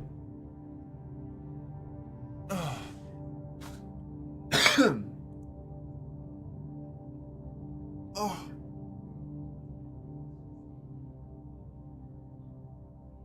Ooh. I did like 10 push-ups yesterday and I'm all sore from it. It's terrible. I need to be exercising more regularly. Your mom shakes her head as Anne and Anemone leave. Oh, Anne, she laughs. Sentimental to the core. She starts laying out the cutlery for breakfast. But I don't... Why would you do this to me? I knew I should have kept my damn mouth shut. That's cold-blooded, Ashley. I can't do 10 push-ups and I'm not even on estrogen. Damn. Getting a head start on the muscle degradation. Harsh, I know, right? I know, right? Fuck. Alright, fine. One sec. It's because you did such a poor bully. I'm mad at it! I can't help it. See, Ashley, if we're in a position, like, I can absolutely roast people who I'm playing video games with, or like tabletop games. I can be mean to people if there's an activity that I can be mean about. But if it's just like pull it from the air and like and try to fabricate something, it's like, oh no, what if this is actually personal and I'm going to hurt their feelings? If you can't be good at bullying, maybe you could be a muscle mommy. Ugh, whatever. 1 year I failed sports or PE. Damn, that's crazy. I could never do exercises, which made gym class fun. Oof.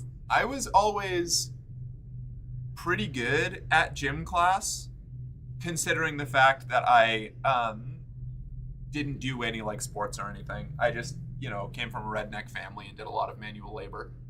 And I tried way too hard. Like, I was the bitch who would full dive to catch a frisbee or like a handball or something, like on a gym floor or on AstroTurf, and carve myself up for like 1 point in a meaningless sports game in gym class. I had no chill.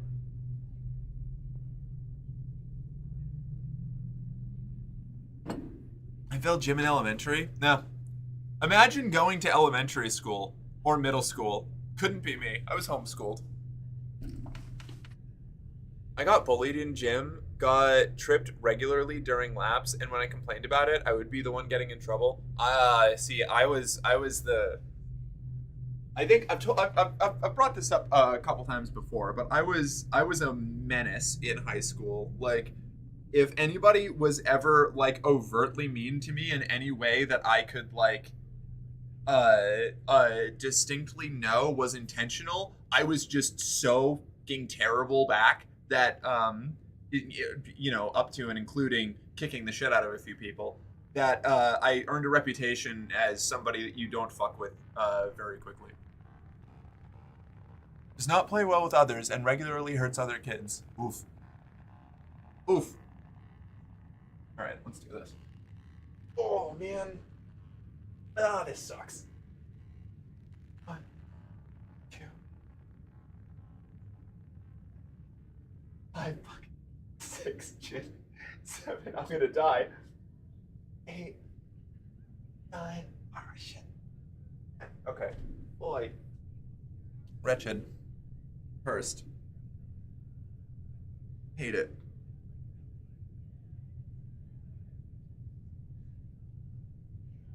Oh.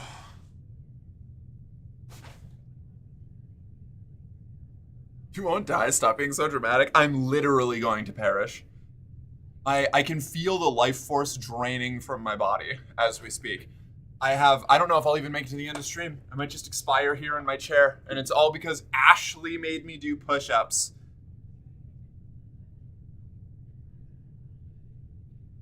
Cry about it? I fucking will. I'll cry as I expire. As the last of my life breath leaves my body, and it'll be all your fault. Oh! It's just a joke! Also, you're counting wrong. It's 1, 2, 3, 1, 2... 1, 2, 3, 1, 1, 2, 3, 2, 1, 2, 3, 3, and so on. No. Not doing that.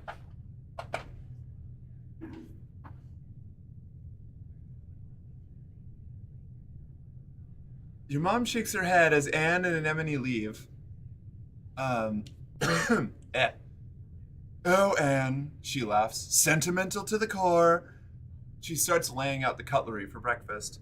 But I don't know how the colony would manage without her in the children's creche, she says, and points a fork at you. Family is more than the people that birthed you, Merc, and don't you forget it. Believe me, I'm aware. I have a great distrust for the people who birthed me. Ugh. Be quiet. Tammy! Tammy beams when she sees you, like there's nothing better in the world than the sight of your face. Happy birthday, Merc! She exclaims. She comes in for her annual birthday hug, throwing her arms around you and giving you a great big squeeze. Here, I got you this! She steps back and reaches into one of the many deep pockets of her dress, producing a little paper box. I made you this, she laughs, opening it to reveal a little snack-sized cake. It's only a soy cake, but it's a soy cake made just for you. I have read this every single time. I'm not doing it again. Share with Tammy.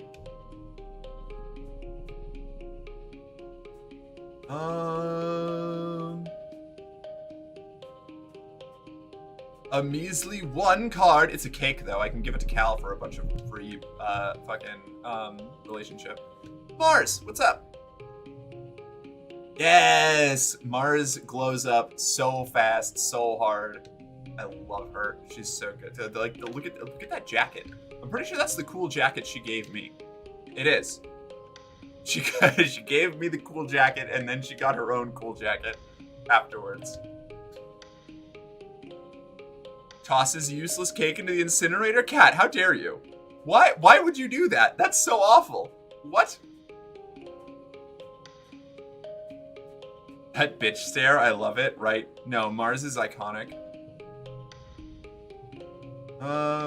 Anemone grabs you by the shoulders. Merc, you gotta help me, she says urgently.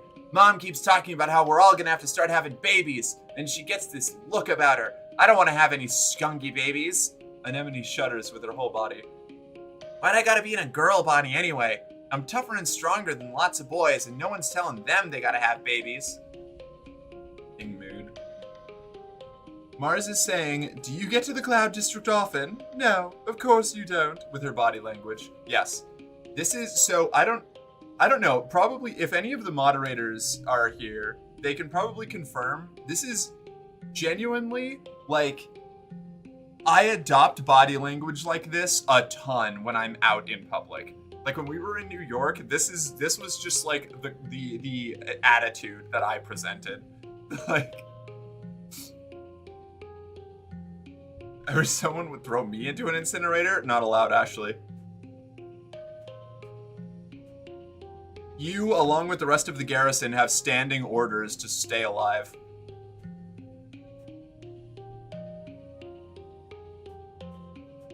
No, not allowed. I said no, and I'm the one who makes the rules here. Do you think that you get a say in this? God, that's adorable. Whoa! That's... Who are you? Your fucking boss. Mork hates me. You're so fucking dramatic. Ooh, I'm sorry. I have standing permission from the USMC allowing me to die, and a Marine always does what she's told. Unfortunately for you, I am the child of a Marine, and thus disregard all Marine law by default. So you don't get that. You no longer you lose your Marine privileges once you end up in the garrison. This is mercenary law now. We're soldiers without borders, with no country. My boss, I don't know her. What's this? Do I still have heroic? +1 physical skill increases for 3 months. Okay, let's just go do defense training, I guess. Combat animals, yeah. You attend your first session of Security Chief Rhett's self-defense classes. It's a small class, mostly security officers and other adults. You and Anemone are the only kids. She gives you a wink and a cheesy thumbs up as you listen to Rhett rant about how everyone in the colony needs to learn self-defense. You could be walking along, thinking you're safe within the walls, and a flying animal could swoop out of the sky. Then what would you do? Rhett chops the air with his hand. I'll tell you what you're going to do. You're going to chop that beast right in the throat. Hey-ya! He points at the assembled class. But only if you learn what I'm about to teach you. And the only way to learn is by doing. Who wants to volunteer for a demonstration? Step forward. Security chief doesn't scare you, or say you pretend. Rhett is like the biggest adult you know, and he's so intense. You step forward, and Rhett nods as he crouches down. Okay, he says. I'm a manticore, stalking you through the forest. What do? Kick it in the face. You try to kick Rhett as he approaches you. He easily grabs your foot and flips you onto the mat. Ouch. Wrong. Use your brain, Merc. The first thing you do is call for help, then you run.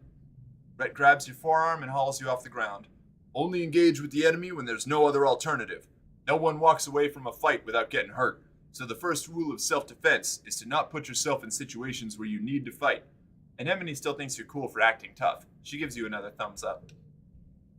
Once you've learned situational awareness, we'll move on to hand-to-hand self-defense, drawing on a variety of martial arts. Only when I'm confident that you're ready will we advance to weapons. There aren't that many weapons in the colony. Mostly stun gloves and batons, with a few plas rifles. You hope you don't have to use them, but it'll be good to know how.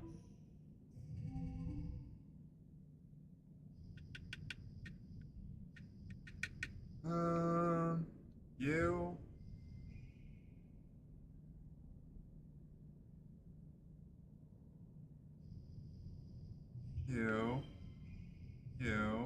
Oh. Two, 3, 3. No. 2, 2, 3, 7, 2, 3. Wait. Hold on.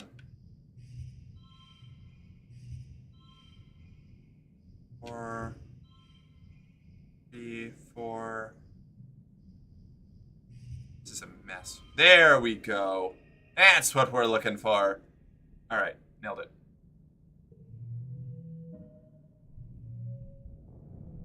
I get paid tomorrow. I'm probably gonna get Monster Hunter Wilds. Ooh, I wanna play that at some point. Probably gonna let it sit for a while though, because it's one of those AAA games that costs $1 bazillion. But we'll see in the future, someday. Where? Character traits. There we go. Animals. 19. Damn, we need one more animals skill. I really don't want to shovel dirt, but I have to shovel dirt if I want to unlock the other skill things. So we'll do this. It's not always shoveling. You sometimes get to control the huge robotic vehicle that's been fitted with a plow. The robo plow. Oh, wait, hold on. I didn't actually look around for other stuff before I need to check for events and loot. Gotta get that loot. I don't think there's any loot. There is no loot. I was a fool. Shovel dirt. The RoboPlow is massive and intimidating, and can easily grind through rocks or even trees, but the colony only has one, so you have to be very careful when you give it instructions. You're tasked with taking a bunch of rocks out to a field, and given the RoboPlow to do it. Cal loads its software up on his holopalm, and there's a lot going on there. All these digital gauges and a long list of possible subroutines with parameters to enter. Merc, he says, nervously poking at the interface. You want to try doing this? Control the RoboPlow. Easy peasy. You give the dimensions of the field that you're plowing, the desired depth, and add a subroutine for rock removal indicating the general size of the rocks. Yes, excellent. The machine whirs and adjusts its digging tools, then sets to work. You get the field cleared in record time, and you and Cal enjoy a half day off. Alright, that's pretty good. Merc! Andy! What's up? I haven't seen you in forever. Hi. How are you? What have you been up to? Morkid the Orc has too many games to play beforehand anyway, so true. I agree, but also, I deserve expensive things after mental breakdown. No, you do. Yeah. Honestly, buying a nice thing for yourself after a breakdown is fucking classic. It's good. I approve.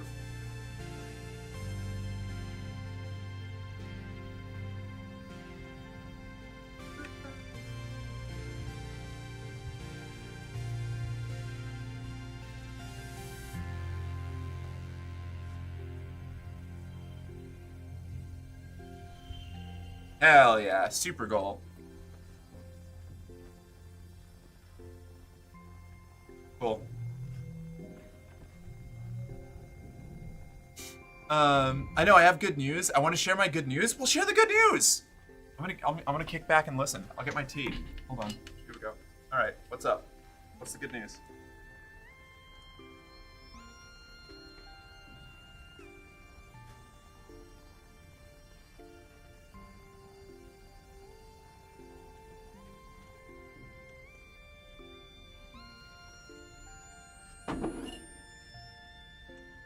You did it. You got the job. You can finally fucking quit. Fuck yes. That's amazing. Congratulations, Andy. That's awesome. Fuck your job. Get out of there. They don't deserve you. Congratulations. That's so sick. That is awesome.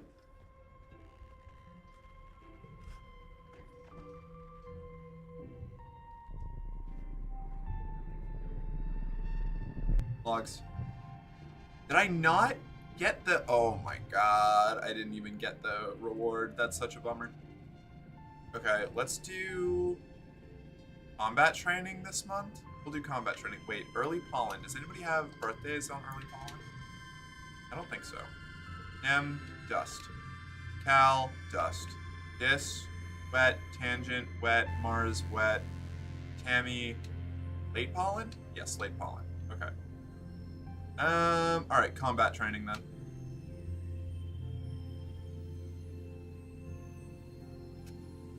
I want that animal skill. Part of self-defense is training your body so that it can be ready for any situation. The security chief has you running laps, jumping through tires, climbing walls, and sprinting back and forth. It's unreal. I feel like I'm being punked. But, right? Isn't it crazy when something nice happens to you? How it just doesn't, like, it feels like it can't possibly be, like, a real thing? I get that. I feel that. The paranoia is so real.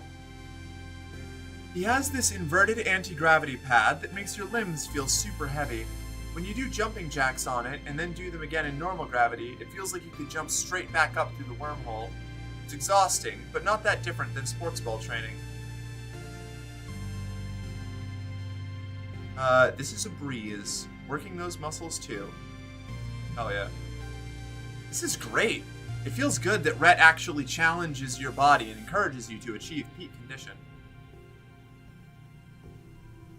Defense training. But yes, I know I've been MIA forever. However, I did find a fucking amazing game, which I bet you would love, because it's hella weird but incredible. Fill me in. Let me know what it is. Tell me. Spill. Oh, one slot gets +2. Okay, cool. 3, 8. 5,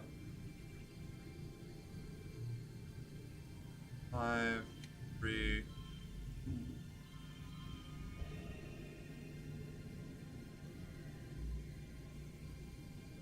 It's a pair and a straight. Yeah, we'll take it. You worked well this month. +1 combat. You're at lunch with your parents. Sliced soy cakes and watery broth again. Great. When they put down their cutlery and look at each other, then you. Merc, your mom says, there's something we should tell you. We've tried to shelter you from some things, but we think you should know why we've been working so hard in geoponics. There's a meeting after lunch, and I want you to come with you. Come with us. I already know about the food. Your parents exchange surprised looks. What? You do? How? Your mom asks. You scramble to explain that they haven't exactly been subtle. The announcement at Vertumnalia, plus how stressed they've been, you can put the pieces together. No, you didn't live it in a dream of a past life. Your mom smiles. Our little girl is more mature than I realized. Still, I want you there. Sure. You follow your parents to the council room. Mars has also tagged along, and you can take a seat near them as your mom and Aunt Anne stand to address the council. After Uticott officially calls the meeting, she gestures to your mom. I'm not going to mince words, your mom says firmly. All of our efforts to increase food production in geoponics have failed, and the destruction of the fields during the last attack put the nail in our coffin. By the end of the year, the colony will run out of food. The rest of the council murmurs in concern. You and Mars exchange horrified looks. You've been doomsaying about our food supply for 2 years, Flulu, Red questions. Do you mean to say we're past the point of no return? Your mother nods grimly. I'm afraid so. Even with rationing, without securing a Rotumdan food source, our supplies will run out by wet season. She gestures to Anne, whose face is grave. Anne and I have gone over the supplies and come up with food plans. We've crunched the numbers. Your mom sighs and spreads her hands. I'm sorry. Geoponics should have been producing better by now. We should have been able to wean ourselves off of soy rations. During wormhole transit, when we lost our hydroponics in the hull breach, she sighs again. I know I've said it so many times, but our crops just don't grow here. We needed those algae tanks. We needed the microbial soil from Earth. It's not Mom's fault. It's not. The survival of the colony shouldn't rest on one person's shoulders. It's not fair. She's been working harder than anyone. She did everything she could. The council mumbles agreement. You decide they probably never really blamed her or your dad. The only holdout is Mars, who crosses her arms and grumbles that it's clearly a problem with leadership. So what do we do now? Instance asks. Starving to death isn't an option. What is it?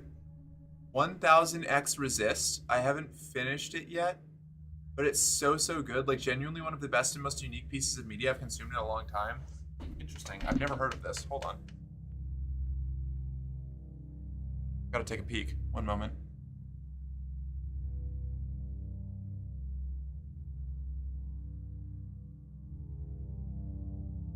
Did I?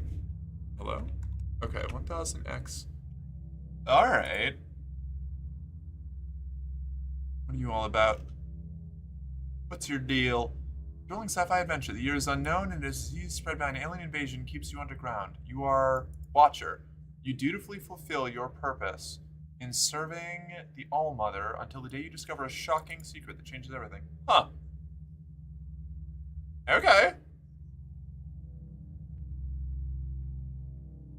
This looks weird as shit. I'm in. I'll add it to the wish list.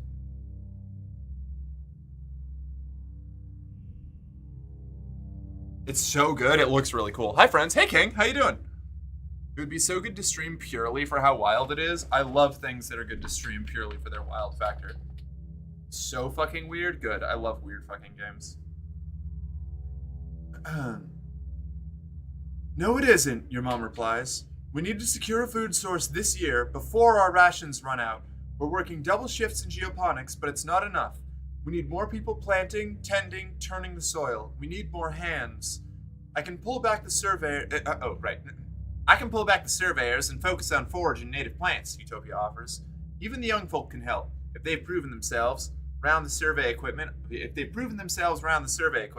I'll send out a hollow message later. Unlocked forage in the valley and expeditions. This has been the burden of geoponics for too long, Uticott says. It's time we all step up for our future. The council nods in agreement. Your stomach rumbles ominously. Starving. Physical skill increases reduced by 1. Okay. I'm glad I got some of those out of the way here. Mid pollen. It's not great pollen. It's mid pollen, you know? It's mid. It's fine. It's so fucking weird, but in the best possible way. Fuck yeah. At my brother's state tournament for wrestling. Oh, hell yeah. Good luck. Well, good luck to your brother. I know you're not the one wrestling. Hi, y'all. Hey, Julia. How you doing? Mid like me. Ashley, you stop that. Need animals 20 or greater. Yes. Your dad is working with the float cows. One of them is sick and isn't producing enough urine as ballast, and it keeps wanting to float away.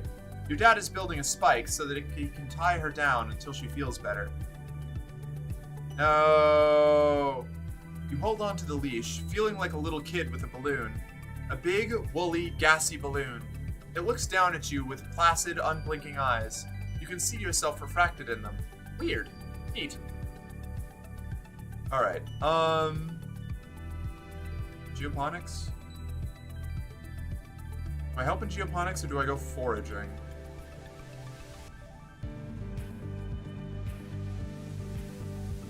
Forage in the valley.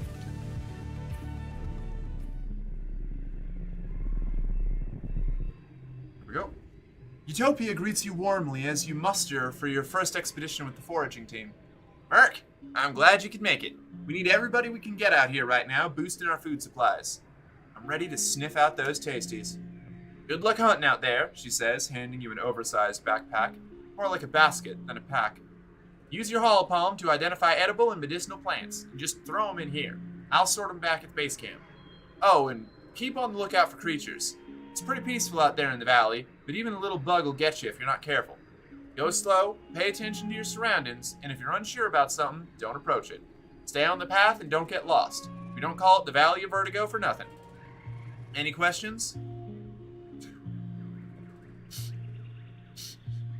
What's a fine lady like you doing in a place like this? You cheeky hop-eye, she laughs, shaking her head and vigorously waving her hands to shut you up. Making fun of my accent? Go on now, you rascal. Get. Love Utopia. She's so good. I'm so fucking tired. I'm working a 12 today and I'm wiped. Holy shit.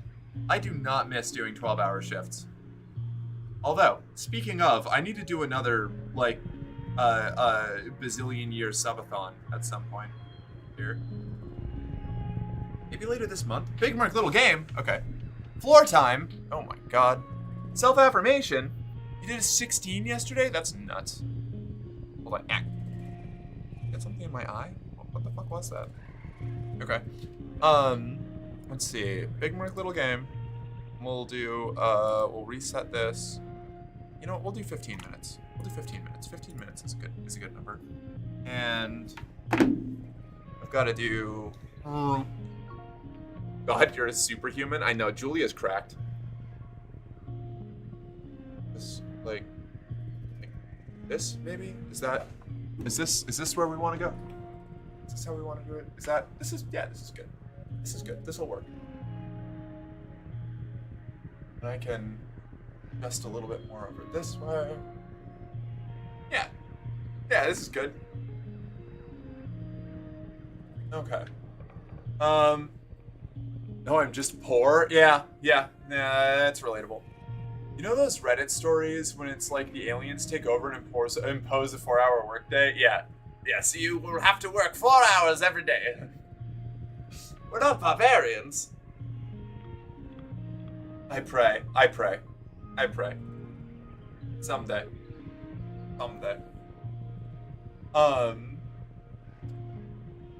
What else did I have to do? I had to do a self-affirmation. My self-affirmation is I decided to wear these shorts that I was unsure of, but I actually kind of like now that I have worn them and seen them with the rest of the outfit. So A+ for me for trying new outfit pieces instead of just using them as pajamas. I, for one, welcome our alien overlords. Same, bestie.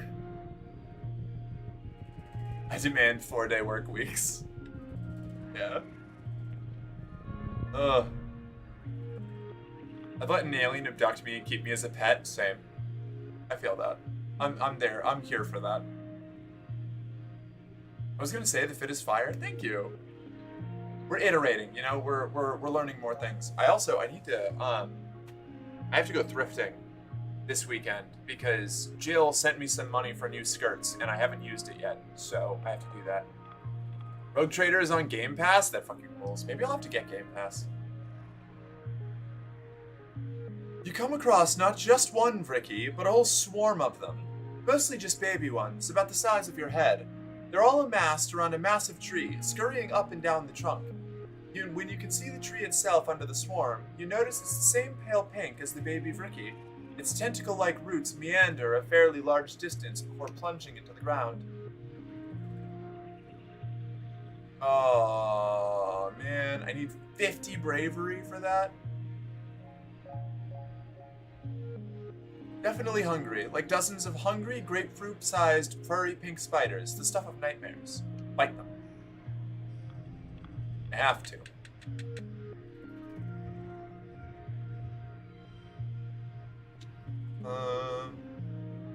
Slot gets +2, so if we do this, no. Yeah, 11 points. 11 points isn't bad for a tier 1 here. Doing paperwork.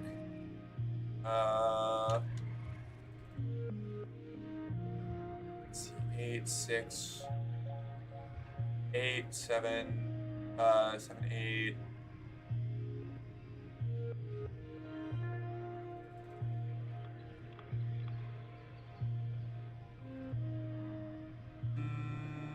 Throw that in there. Maybe we swap those two. 20 points. Okay.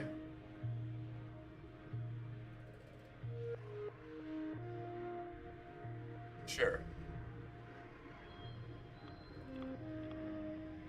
Okay, and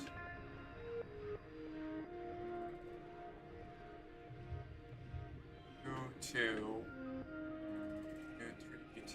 No, hold on. No. Get rid of that, get rid of that.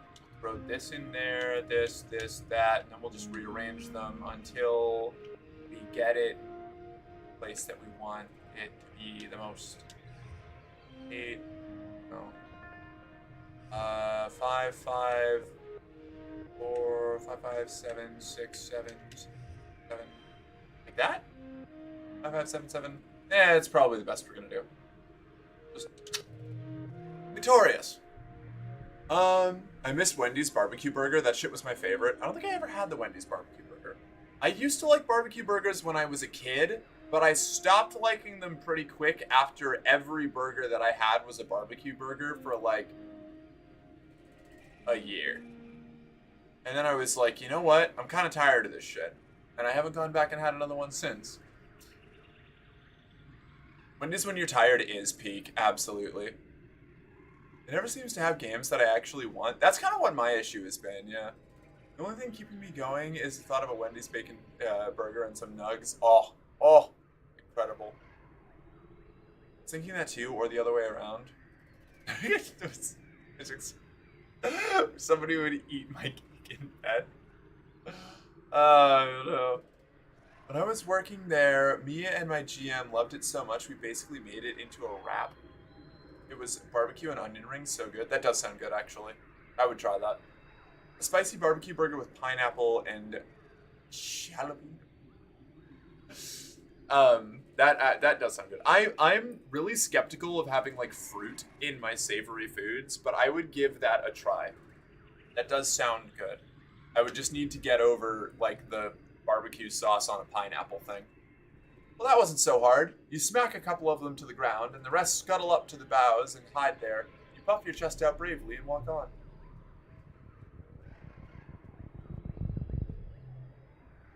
An absolutely enormous tree forms part of the path here. Its roots cut natural stairs into the path, as its magnificent canopy of large, flat leaves completely blocks out the sky. They arch overhead, almost to the ground on the other side. Walking under it is like going through a tunnel.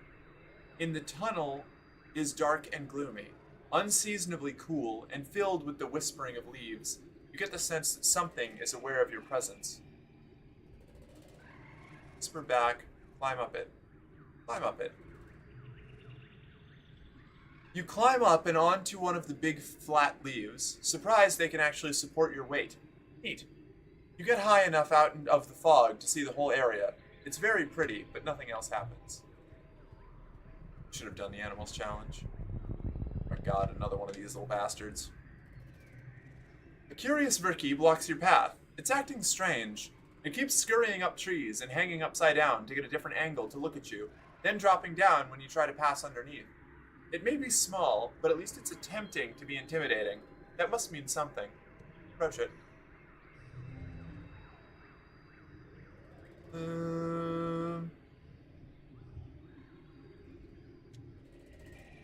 It's 1 to yellow cards. It's 2 to last card.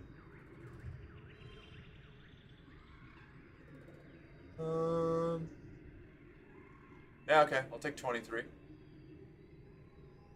Pretty crazy for a first round.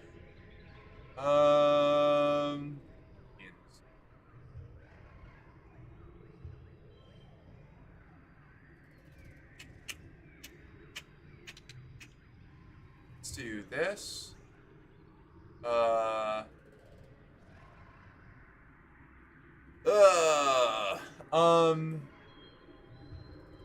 Let's try. It's only 11. Can we just get rid of that? This. Put this. Put this here. Or no. In. Sure. Okay, now you there. But you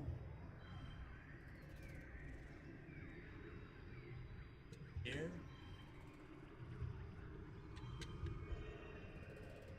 You here. Do anything, huh? What's this gonna do? Nothing? Yeah, alright, fair enough. Hi, have you been? I'm not doing bad, even though I couldn't sleep for unknown reasons until 4 a.m. last night. That's fucking wretched. I'm so sorry. I hate not being able to sleep. I already don't sleep well. Like, I am a very restless sleeper. It takes, like, I either have to sleep, I think I've finally figured it out. I have to either sleep, like, briefly enough that I don't dream a lot, or I have to way oversleep because my dreams stress me the fuck out.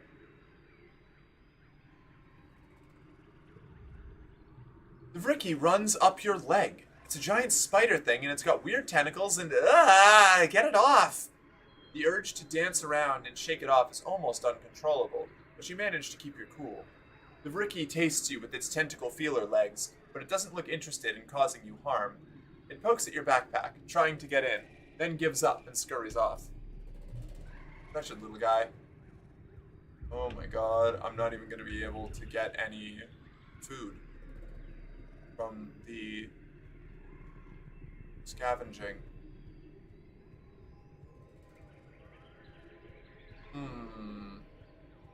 I just have to go home. I have to go home because I want to do another turn at geoponics before I rest. Go home. Yep, go home. Unfortunate. Free biology. You're getting ready to leave your quarters one day when you're stopped by your mom, who hasn't left for work yet. She's always been an early riser, out into the fields before first sunrise. That she's specifically stayed home to talk to you is a bad sign. For me. Thanks, Hairtap. Bye. Sit down, Merc, she says. We have to talk. I don't want to talk to you. Ouch. Okay? You sit down across from your mother. She stares you down, just looking. Jen the dummy says thank you for being such a sweetheart. Jen! Hi! Thank you so much! Thank you for the resub. What's up? How have you been? What are you up to? Are you probably streaming yourself right now? She stares you down, just looking, right into your soul, like she's counting up every bad thing you've ever done. I don't think you appreciate how much I know about you, she says finally. With the amount of freedom you kids have, you forget that you're being watched. I don't like what I'm seeing. And your attitude, she spits, is absolutely atrocious. I know you're a teenager and you're supposed to push boundaries, but this is ridiculous. You're ridiculous.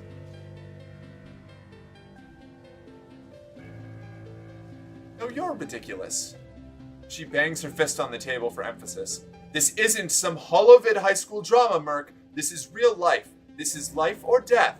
Do you get what I'm saying? People are going to die if we don't work hard enough, she shouts, standing up from her seat. She scrubs her face and sits back down with a thud. You have to learn how to fit in, she says quieter. You're a part of a larger community, an ecosystem. You're supposed to be learning that, but you're running out of time. Soon you'll be an adult. People need to rely on you.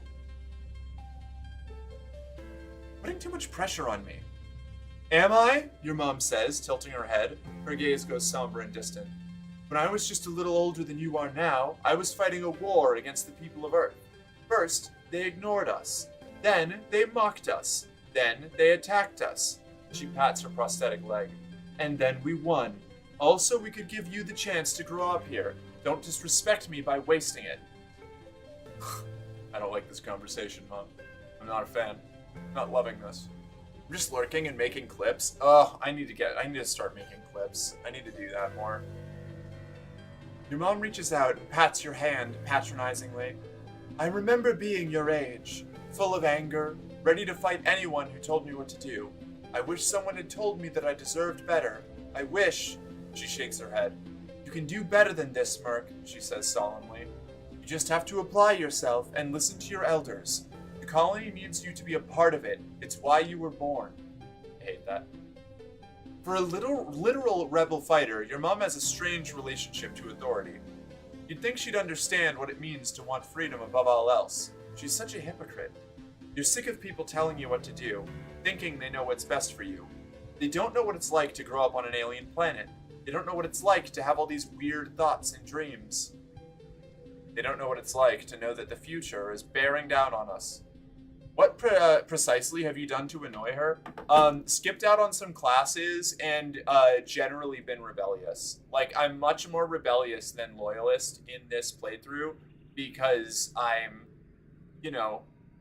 carving a path through, like, the weft and weave of time. So, she's very grumpy. Also, it is... floor time is over. We are returning to the chair. What? Oh, I rolled over it.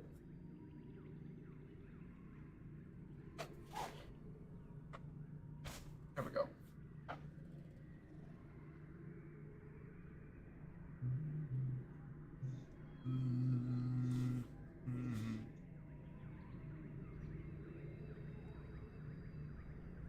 And now I've got to get back here and adjust the camera to be in the right place again.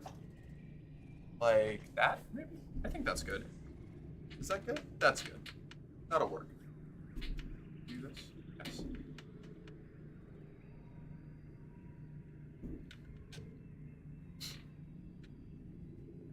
But yeah, I guess since I didn't go to class super often when I was younger, because I was helping out in other places and, like, doing expeditions, and because my rebellion score is so high, she's very upset with me.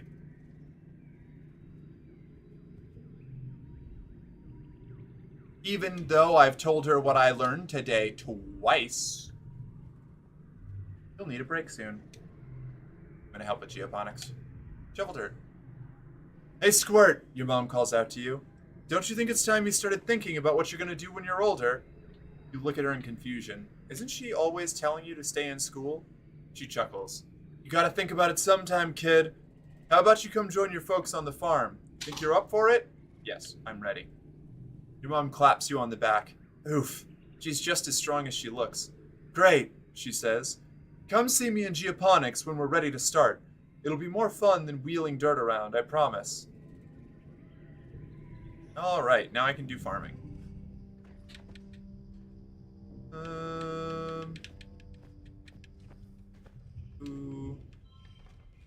2, 3, 4, 5. Another 5. Sweet. You worked well this month. +1 toughness. -1 toughness. Oh gee, I guess she has a problem with kids helping out around the colony. Yeah, I know. It is odd. Like, I was spending my time, like, doing depot work and stuff, and she was getting grumpy about it. I'm setting myself up to be the governor, Mother. You simply don't understand. Okay, and now I'm too stressed to continue, so we're gonna go hang out with Tammy. Also visit the spa. Forget. I have... No? Okay, so we're gonna forget boring. 'Cause that one's pretty grisly.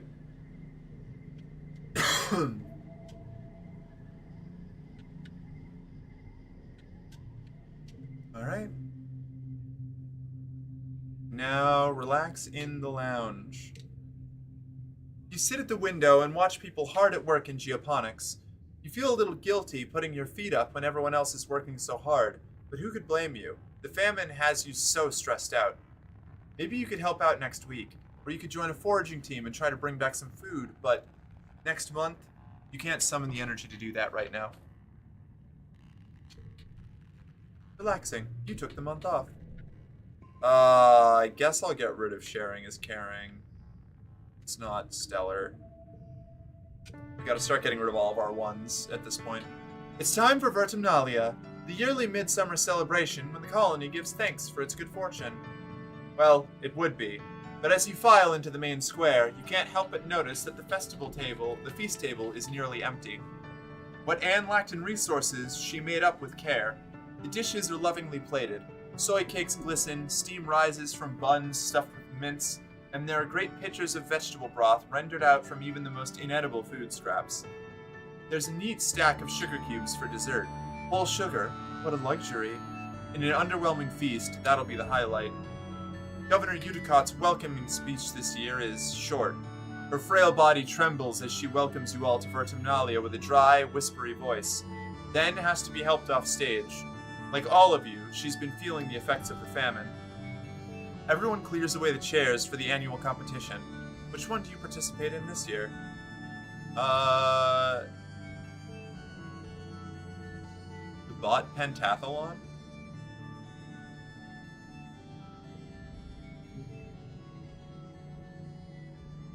Com adds something new every year, but no one's really at their best given the rationing. Running around sweating in the hot sun seems like a luxury nobody can afford, even you energetic kids.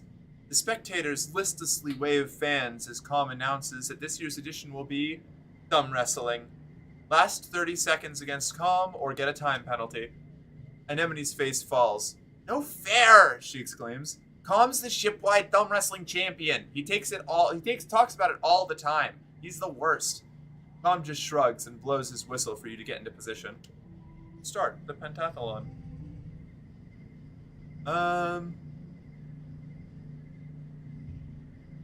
You.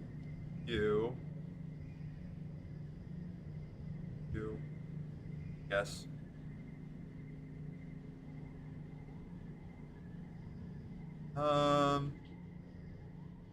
Alternatively.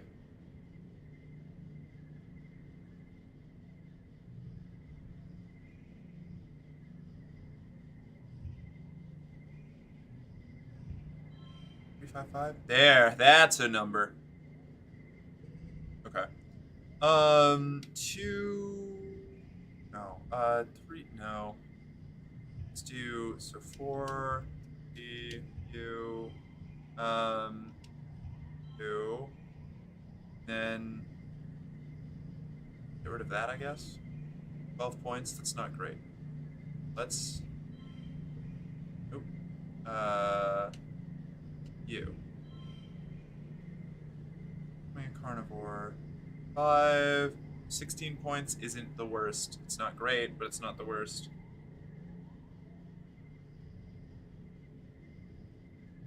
This would be better, maybe? No? Hold on.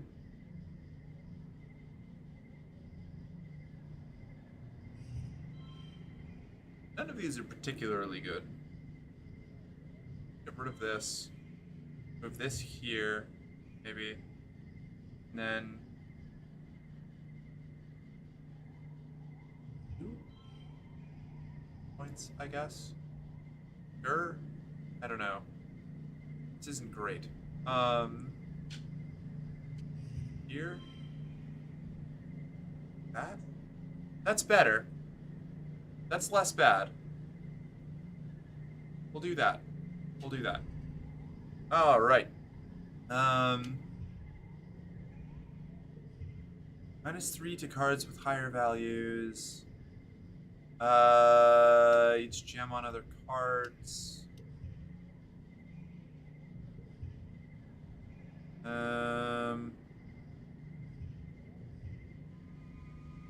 Okay, that gets us a success, so we can just do this, I guess. That makes it slightly better. Alright. Fuck it. That's a win. I'll take the win. A win is a win. Math is math. No skill changes. You don't beat Calm at the thumb wrestle. Nobody can. He's the best. But you do manage to hold on through 30 tense seconds of maneuvering and fake-outs and double fake-outs. The man is a master. In fact, the things you learn from Calm in those 30 seconds can be applied to the bot you have to wrestle at the end of the contest. You wonder how you never noticed before, how much of bot wrestling is finesse, not just brawn. You win handedly. Anemone whines at Calm for being unfair, but she still takes second place. Botathon champion. After the festivities, the whole colony takes a few days off for a break. Well, except for geoponics, and the foragers, and the kitchens, and everybody who uses the break from their usual work to help out in the places that didn't close. Okay, it's not really a break, but you try to take it easy anyway. Early dust. Mid-dust. I have once again forgotten to give Anemone a birthday present. So it goes. I think I made a mistake by going on an expedition foraging. I should have just kept doing geoponic stuff, but I wasn't sure that I would get the help at the farm option. Work on the farm. It's a proud day for your mom. You're finally following in her footsteps. Who is Anemone? The red-haired girl that plays sports ball a lot that we haven't been talking too much on this run. She meets you at the gate to the gardens. Hello, Sprout, she says, sounding chipper. Come on, we've got a lot to cover before you'll be able to keep up with the rest of us. Finally, some real farming. Your mom shows you around the fields and the geoponics domes. You'll mostly be working in the fields with the hardier earth crops like the potatoes and the corn, as well as the native plants we've managed to cultivate. She shakes her head. And with the state of the crops right now, we need a miracle. She's right, the crops are worryingly meager. Sickly yellow soybeans and potatoes with lush, enormous leaves, but barely any potatoes under them at all. You spend the rest of the day pulling weeds and watering plants. You're dirty up to your waist by the time you're finished, but it's good, honest work. You're proud to be able to do something that helps out the colony. Cal gives you a high five and invites you for a cool drink in the cafeteria. All the other agriculturalists join you. Of all the places in the colony you've worked, geoponics is the most like a family. Maybe because they've always been your family, thanks to your mom and dad. Someone broke into the gardens last night and stole some green tomatoes. What a waste. Not only were they probably too bitter to eat, but now you don't have the seeds to replant. Your mom is furious. Your mom calls for everyone for an all-hands meeting. She looks grim as she surveys the group. Alright, farmers, listen up. Based on my projections, geoponics should have been producing 70% of the colony's food by the end of our 3rd year, she says. The rest was to be provided by stored rations and hydroponic algae greenhouses aboard the Stratospheric. The agriculturalists all nod. Everyone knows where this is going. Because we lost so much of our hydroponic equipment in the wormhole incident, as well as 90% of our soil and bacteria cultures, we're nowhere near the production we need to be at. We had also hoped to have domesticated at least one native crop, but as we found from the pixie beans last year, we have some more work to do on that front. She looks every one of you in the eyes. You're my people, my family. I'm not going to sugarcoat this for you. The colony is going to fail if we don't get a handle on agricultural production. People will die. Feel a pit in your stomach that's not just from hunger. You can't imagine someone as strong as your mother just wasting away. Your mother pulls up a holo screen outlining work plans for this season. You feel your own holopalm pulse as you receive a copy. There's so much life here on this planet, your mother says, but it seems to fight us at every turn. I've got soil chemistry analysis to your palms, courtesy of geranium. The soil needs to be conditioned extensively to support earth crops. We need to cultivate more vertumnin crops in partnership with the foragers. We need to salvage what we can of hydroponics and get that up and running by the end of the year. Your mother would never stoop to being beaten, but you can see the lines of fatigue around her eyes. Fascist collaborators do not get birthday presents. Your mother would never stoop to being beaten, but you can see the lines of fatigue around her eyes. It'll take a superhuman amount of work to turn this around, but it is still possible, she says. You are the people who will save this colony. I believe in us and the miracles we can perform here. Thank you for being here to do the work. Now let's get out there. Farming. 1, 4, 4, 5, 3, 5, 5, 5. Success. Go. 5, 5, 5, 4. Oh, that's not what I meant to do. I meant to swap these. And there it is. Alright. Actually, oh no, that has to be in. No, okay, that has to be in first or last. Wait. So then I could do. No, because then that loses its adjacency bonus. Never mind. Never mind. No, I had a free collectible use. I probably could have got to the super point. Victorious, you worked well this month. So did Anemone redeem herself by the end of the game, or was she a fascist sellout the whole way? No, we got her on our side eventually. She was just confused and sad.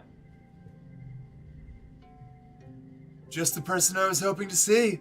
Your dad jogs over with a sunny smile. Hey, you want to get your hands dirty? Well, more dirty? The survey teams are bringing in a ton of animals we're working on domesticating, and we could use your help. You already know your way around a shovel, so I figured you wouldn't mind stopping by sometimes, giving your old man a hand, he says, pointing towards the animal paddocks. Cal is helping out too, so you'll have a friend to work with. And if you happen to be out with the survey teams, keep an eye out for more animals to bring home. Sure thing. Tending animals in geoponics. I'm confused and sad, but I'm not a fascist. You know, yeah, everybody reacts to things differently, okay? The enemy is the enemy until they have a change of heart, and they can have a change of heart. Conversion is just as important as combat. More important, often.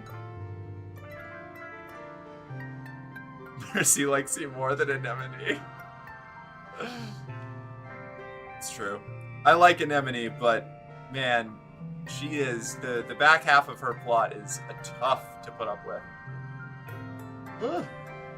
I'm just gonna keep doing farming shit until the end of the year. I don't know if it's gonna be enough, but I'm gonna try.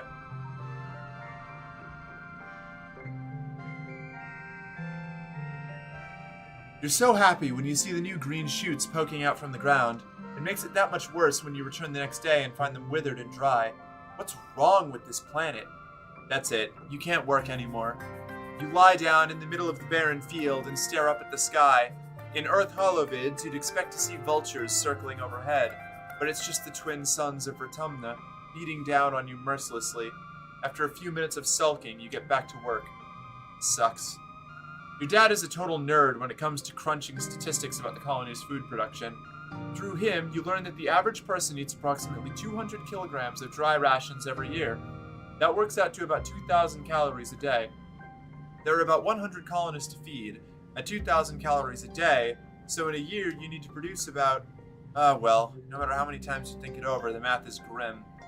Even with all your hard work, geoponics is producing far, far less than the colony needs to survive. It feels so hopeless. Knowing that all of your hard work still hasn't been enough, well, it breaks something in you.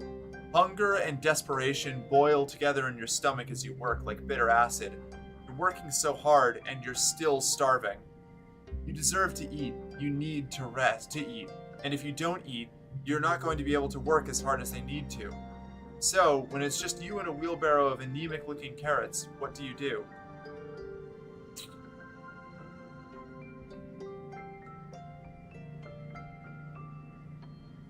Don't steal it. Steal some food. Don't steal it. Carrots? Gross. Carrots are food, okay? Have you not solved the hunger issues before? No, I've only played this one time before, and I was doing a lot of other stuff. I was never able to solve the hunger problem. But But unboiled carrots? I like raw carrots. Don't steal it. It takes an extraordinary amount of willpower, but you get all the carrots weighed and delivered to the kitchens. This food is for everyone. Freak? Freak? Freak? How dare you, cat? You're the freak. Requiring carrots to be boiled. Carrots are less good boiled than they are raw. Like, roasted or, like, pan-fried or something is better than boiled. Boiled is, like, the least good way to have carrots. Unless they're being put into, like, a stew. Then I guess that's doable. Steamed, too? Don't steam your carrots. Wretched. Cat out here eating, like, boiled goose. It's not a lot of fun. It's not a lot of food for 100 people, but at least you'll all starve together. But those carrots just came out of the dirt. They got tentacle boogers on them. That just makes it better. A little bit of dirt makes the carrot better. I mean, carrots are a staple of French cooking. Yeah, carrots are good. 1 slot becomes a 3. Let's see. 2... No, wait. 2, 3, 4. No, that's also... 1, 3, 4... Wait, what? 5? 3, 4. Yeah, alright. It's not great, but it'll do.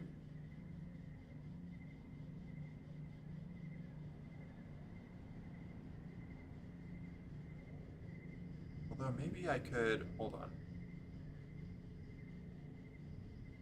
But that's the 3 slot, so I can't get a straight out of that. Or I could... No. Ah, fuck it. You worked well this month. +1 biology. Well, I guess I did eat boogers growing up. Boogers are very, very savory, by the way. Blech. Nah.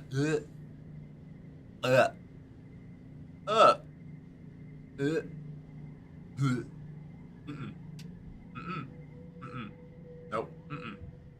Nope. Early wet. Log. New perk.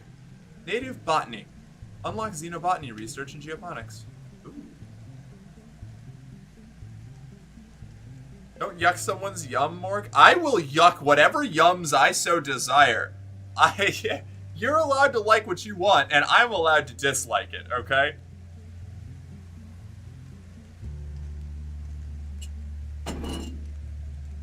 Wow, yeah, wow, yeah. This is the hill you want to die on, Ashley? Booger eating? Go for it. It's kind of disturbing to think about, isn't it? Just a little bit. Do you go to engineering much? Mars asks. I tried to go talk to Tangent, because she never wants to just hang out anymore. Not since she started working on that big project. Mars snaps her gum. You know about that, right? Or am I just special? Found something you might like. It's a crystal. I've had better birthday gifts. We've already been there.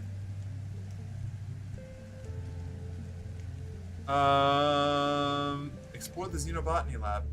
Hey kiddo, your dad says, looking up from his work desk where he's dissecting a huge bell-shaped flower. Can you hand me that separator? I've really got my hands in things here. You hand him the tool, which he uses to wedge open some sort of weird stoma-like opening inside the bell. Gooey purple nectar oozes out and pools on the desk. Whoa, he exclaims. I thought I drained this little beauty. Can you get a towel, I guess? You help him mop up the flower juice. Yuck, it's sticky and smells like rotting vegetables. When you're done, he looks at you with pride. You know, I've been thinking of getting one of you kids to come help me out with researching the native plants, he says. You think you might be able to break off some time to help your old man in the lab? I know you've been studying biology, he adds. It's not as glamorous as gene tech research with instants, but it is important. He grins. Let me talk to your mom about it tonight before you go telling her. She's not a fan of alien plants, you know? If it were up to her, we'd fill these greenhouses with earth plants and nothing else, but there's gotta be more on this planet that we can cultivate. If you find any cool plants while you're exploring, bring them here and we can take a look at them. Woof. It's the colony notice board.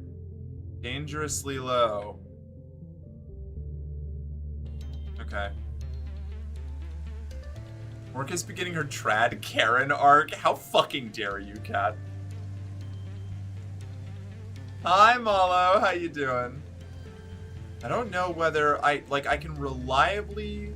I mean, I'm only gonna get like one dude for working on it. Let's try researching xenobotany. Your dad introduces you to the little lab they have set up in one of the greenhouses. It's incredible, he says, gesturing all around him. We're surrounded by alien flora, and we know practically nothing about it. What's edible? What's medicine? What can we make fibers with, or build with, or use in ways we haven't thought of yet? Beams at you. You and me, we're gonna find out, my little potato. Are you saving Mom? I'm trying to. I don't think I'm going to. Honestly, a little miserable after dental surgery. Ugh, that's gonna be me in like 2 weeks. Not looking forward to that. I don't think I'm gonna be able to save Mom. I don't think I'm gonna, I don't think I'm gonna make it. Your dad directs you to a research bench.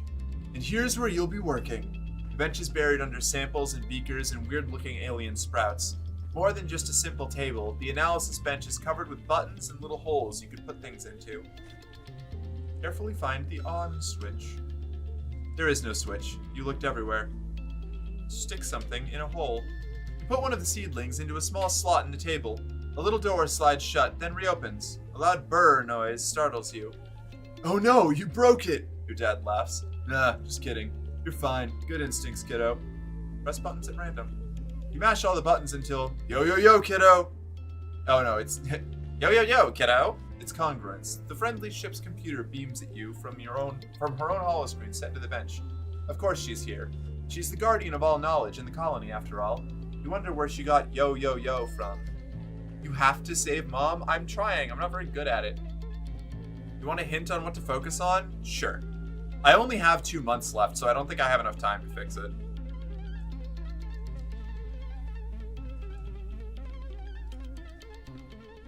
Explore? I've tried exploring and it burned 2 months and I got nothing. I can't explore anymore. Like, that was what I did at the start. I was hoping that I could get something for exploration like I did last time, but I just don't have the stats to survive it right now because I'm not doing an exploration, like, loadout. So I got through like 3 events at the beginning of the year and then immediately had to rest again. Pink pie, I know, yeah, that's where I was. I mean, I guess I can go back out. I can try, but I don't think I'm gonna have the time.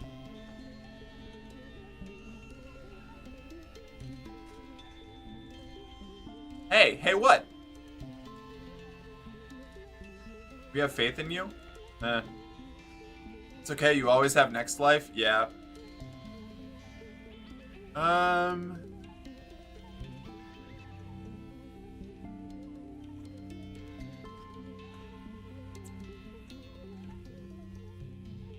You bring your mushwood samples into the lab. You're going to study these and revolutionize the use of mushwood lumber. Maybe. Study this mushwood. You examine the mushwood under a microscope and take notes on its cellular structure. Part of the reason it needs to be harvested in wet is because the cells get so saturated that they lose structural integrity and turn to, well, mush during glow. Studying the exact process by which the cells take in water leads to a breakthrough. It might be possible to hack the process and stop the mushwood trees from taking on too much water during wet. If they don't take on as much water, they won't take as long to dry. Colony defense. You should be able to develop a spray that the loggers can apply to the fruiting body of the mushwood, the part that sticks out above ground, to close its pores. Reducing negative pressure in the body should stop it from pulling so much water from the mycelial network underground. This is great. Logging will be much more efficient now. More push-ups. Okay.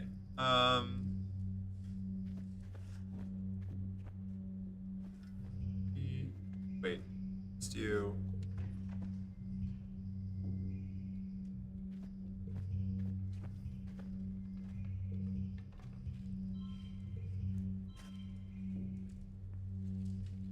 beans.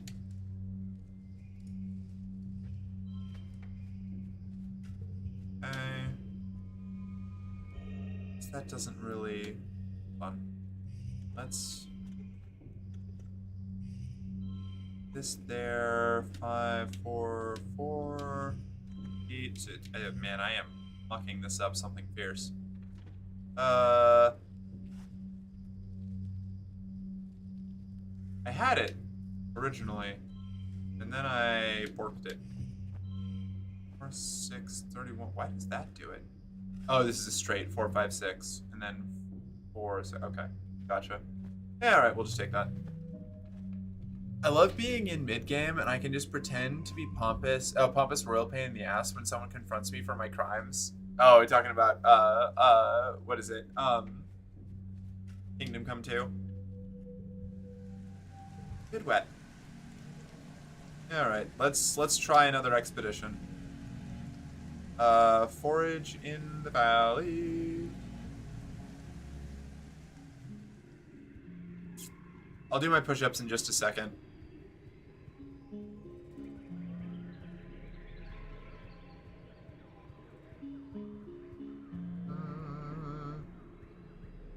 I think I should have just, like, worked the farm every single day from the first month.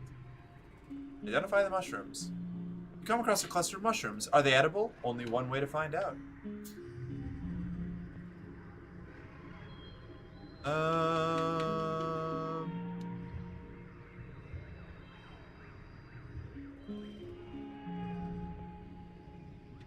Okay.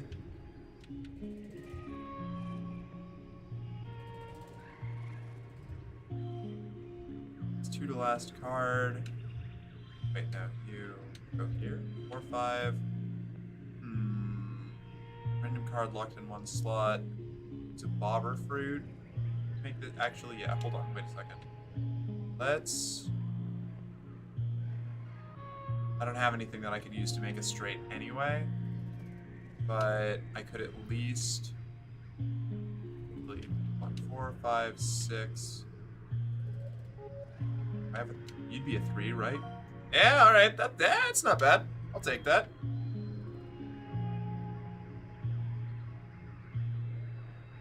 Okay.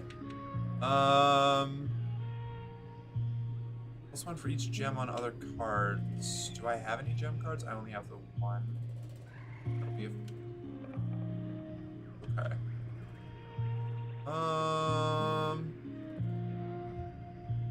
It's 2 if in first or last place. It's 1 for each gem on other cards. It's 4 during challenges. Apply that just for... Oh no, okay, so you would need to be that. There we go! Alright. Perfect, nailed it. Not flawless, but we did it. You're able to determine that these mushrooms are edible. You fill your basket with big chunks of tasty fungus. Utopia is pleased with your haul. Great work. Alright, that's a plus. You find a trippet, a large, tasty, plant, kind of. You heard it's sort of like an animal, too. Like a lot of creatures on Vertumna, it defies classification. Whatever it is, it's huge. It's practically taller than you are. Harvest some stalks.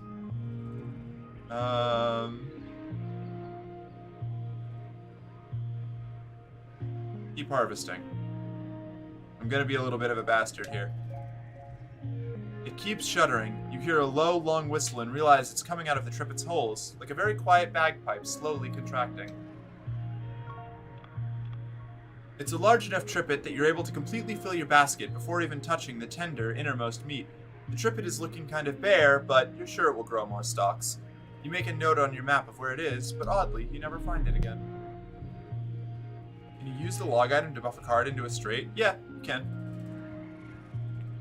It's, I've done that a lot before, actually. You hear a rustle in the bushes and catch a glimpse of a shadowy figure. Could it be a person? Whatever it is, you quickly lose sight of it in the jungle. I need to save my stress. You come across a curious, sponge-like hive pockmarked with holes containing wriggly grubs and oozing a sweet-smelling syrup. Atop the hive is what appears to be a hive queen, looking like... Oh, wait. Her swollen abdomen is the hive. She's rooted here, probably drawing nutrients from the soil like a plant, while she tends to her larvae.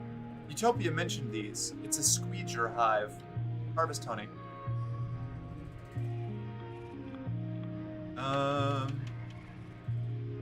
Let's see. 2, 4, 5, 5.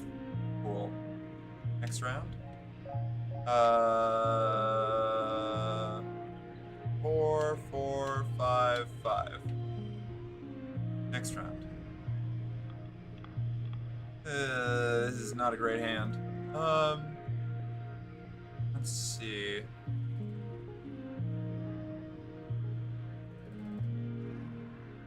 So if we do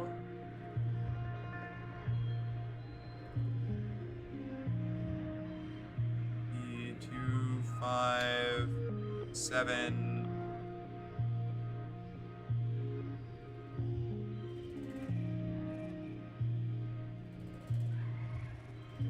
I think I've got to gotta use a oh, you know what I could do?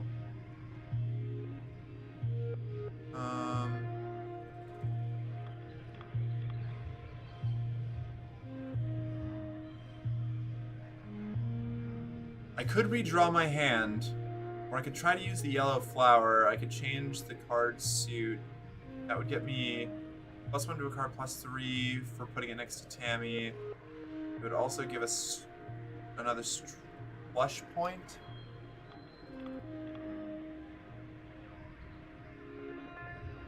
So that would give it 5.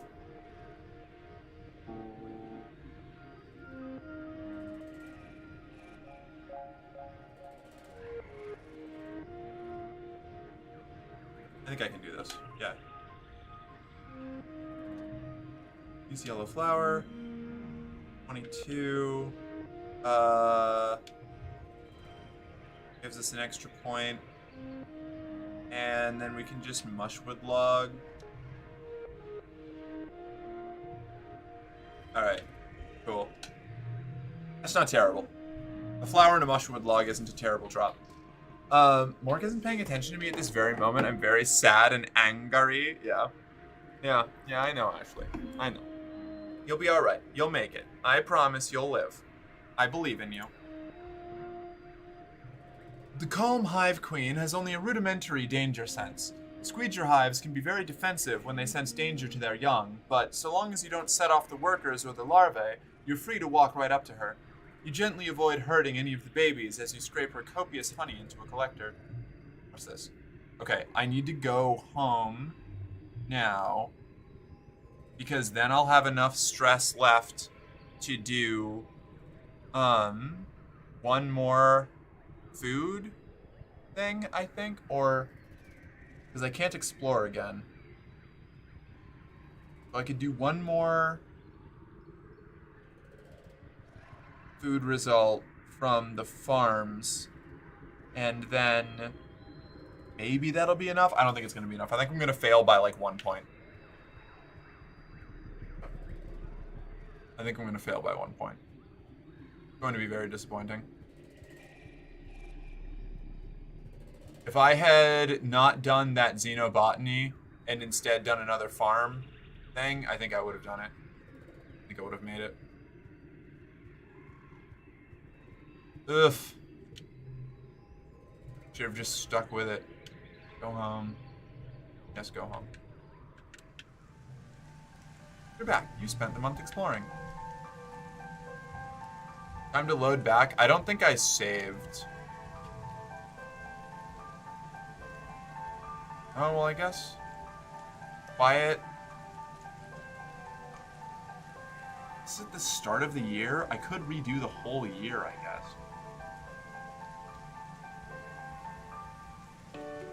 Honestly, it might be worth it. It might be worth redoing the year.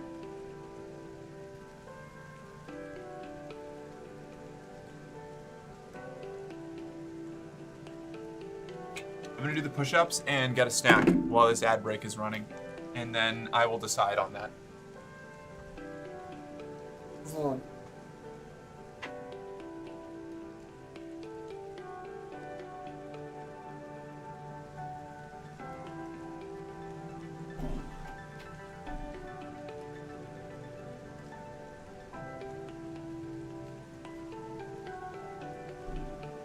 6, 7, 8, 9, 4, 10. Ouch. Okay. Oh, I should leave chair over here so that y'all have something to look at. Now, I think you just accept and keep going.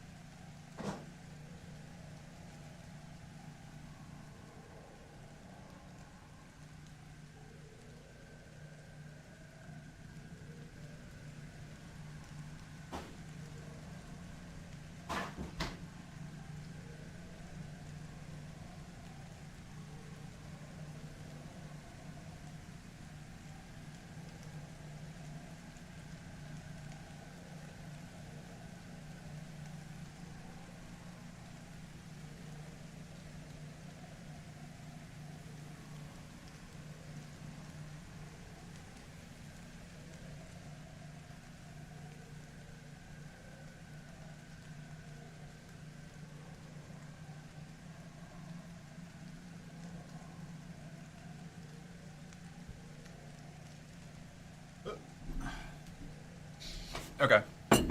I have some chicken that is being made. I will have to go and collect it shortly.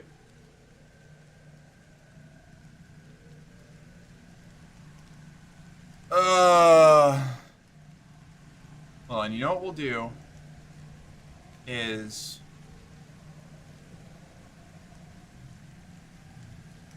I'm going to save here.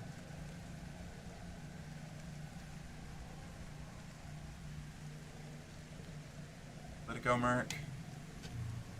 And then I will try. I'm going to just load back to this autosave so that I can create a hard save here in case I want to go back.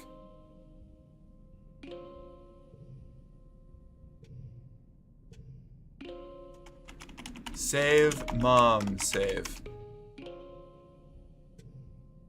And then we can go back to Politico and continue and see what's up.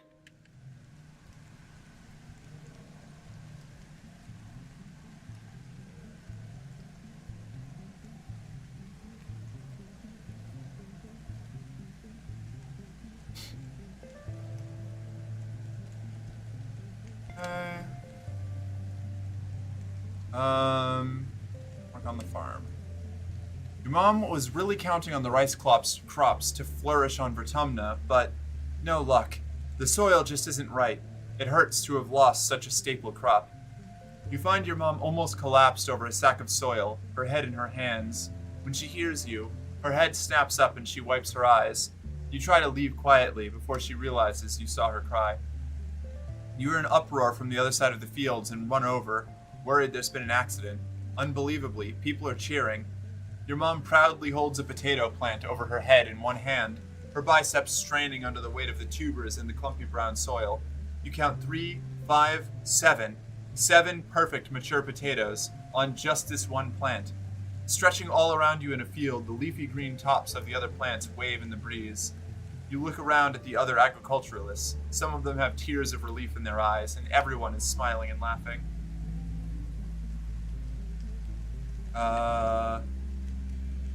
1, 4, 5, 5. Fuck it. You worked well this month, +1 biology. It's been 3 seasons of heavy food rationing, getting more and more strict as the year dragged on and the fields continued to struggle. You've been wasting away. You all have. It's not just the lack of calories, but there just aren't enough vitamins and good stuff in the food you are eating. Your muscles ache all the time.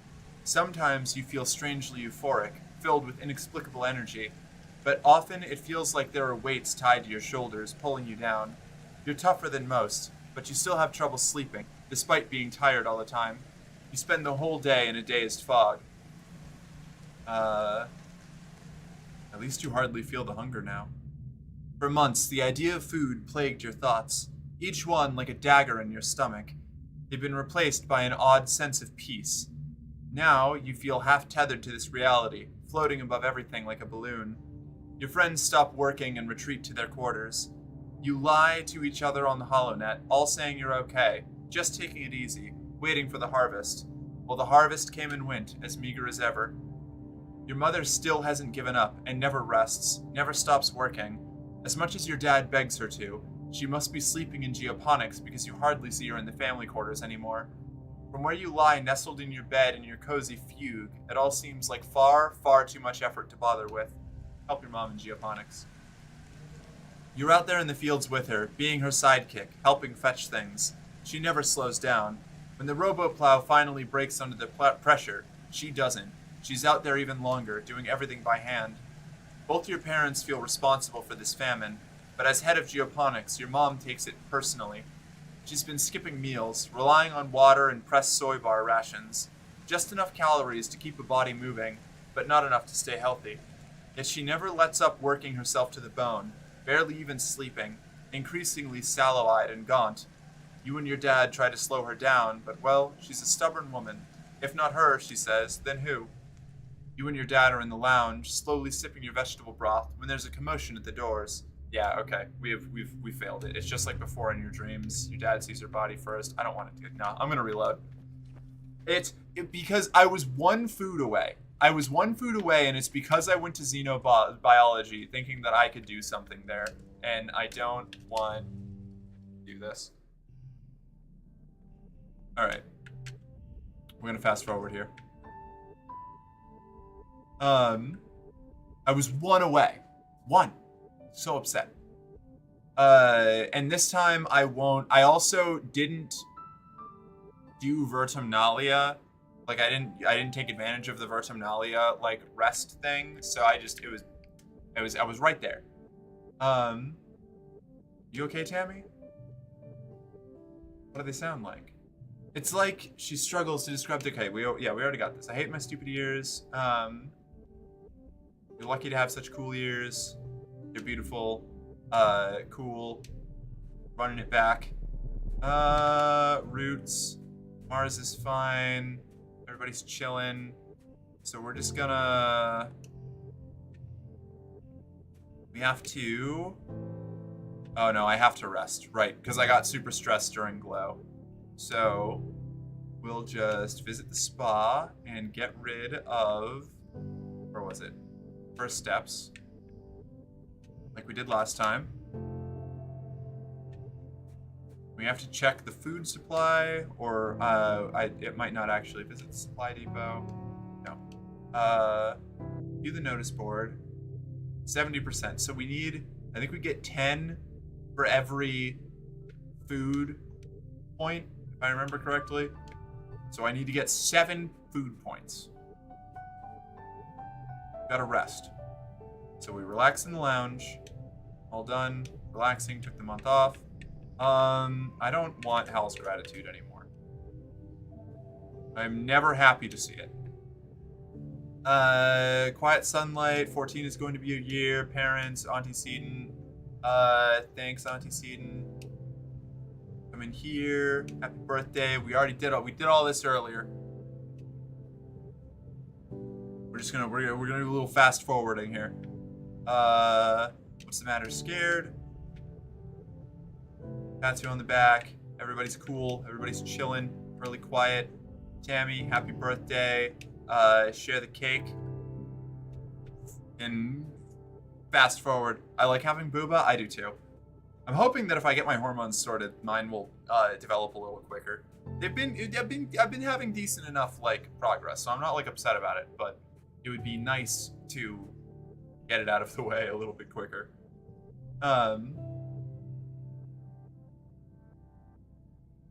Vertumnalia happens the first month of Dusk, right? I don't remember.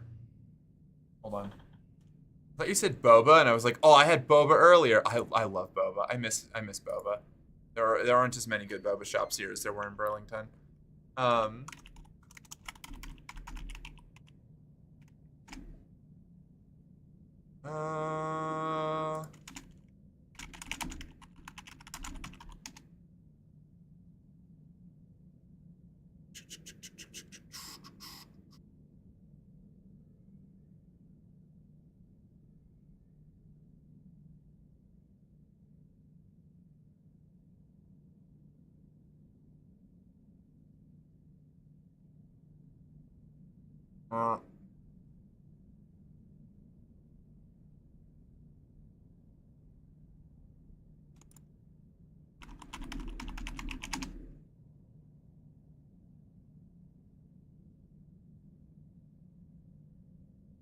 End of Dust 1. Okay, yeah, end of Dust 1.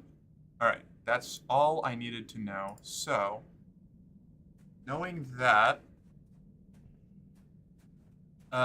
you can come hold mine to make you feel better for it.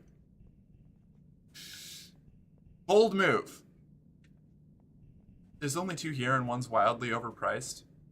Oof, that's rough. I think we do have one technically here, but it's like a coffee shop that also does boba, and they're fine.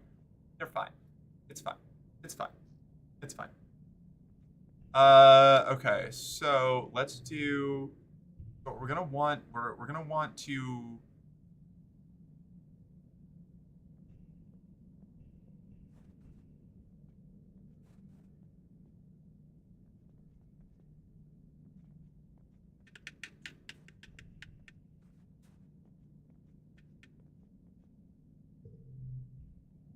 I need to shovel dirt a couple times to unlock. I'm gonna control the RoboPlow. 2, 3, 4, 5, 9. Nailed it. Win. Worked well. +1 toughness. Mid quiet. Check around for things. Stuff and things and things and stuff. Nothing. We're good. Okay, cool. And then shovel dirt, hay squirt, I'm ready. Unlocked farming and geoponics.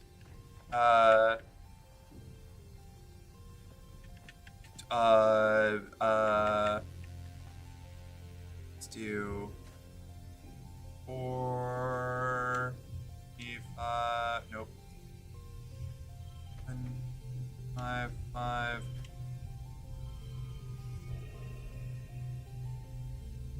Yeah, it'll work. This is fine.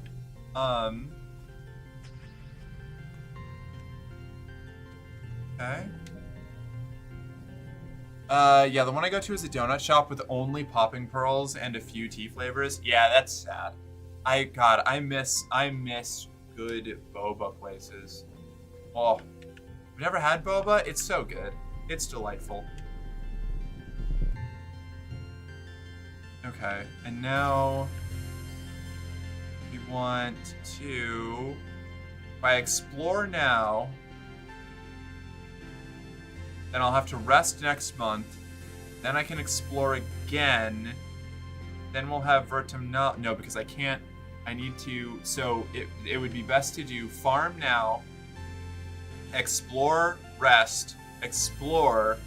Then at the end of Dust 1, Vertumnalia happens, which gives us back enough stress to do.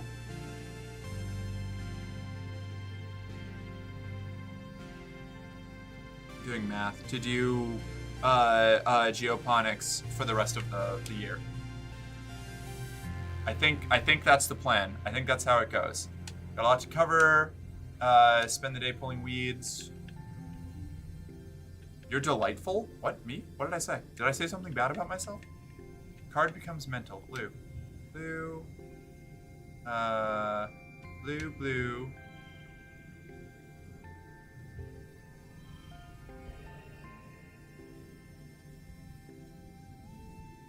Okay. Sure. Worked well this month. +1 biology. This is... Ooh, okay. Sure. Follow the council room. Not gonna mince words. Things are bad. We're all gonna starve to death. I did that by accident. Oh well. Starving to death isn't an option. No, it isn't.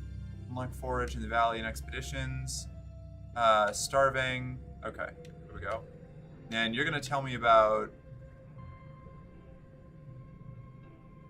the animals, right? Okay, unlocked tending animals. Now this month we go out and explore and get as many food events as we can. Then we rest. Then we explore again immediately in Dust, and then we work geoponics for the rest of the season, the rest of the year. I think that's how we do it. Brother got knocked out. Now I just gotta sit here till the shit ends. Oh, King, that's so sad. I'm so sorry. Did he put up a good fight, though? Did he kick some ass before going down? Remember, Merc, you beat that Gigastone turtle boss? Exactly. I sure did. Following shortfall is still -70? Did I not already get food for the first... No, I guess not. Okay. Alright, that's fine. We can do this. We can do this. I can do this. I can do this. I can handle this. Alright. Forage in the valley.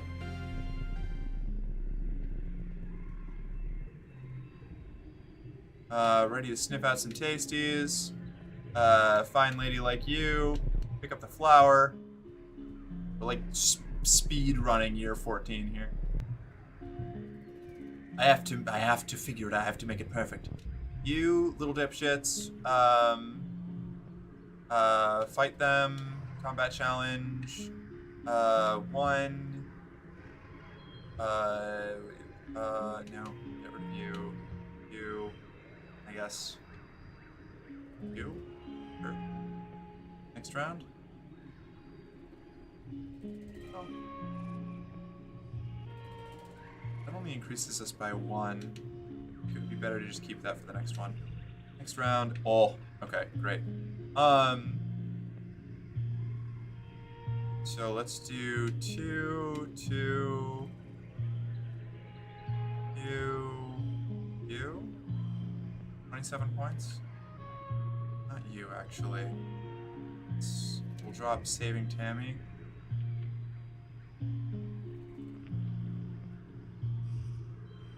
Oh, that's the wrong way to go.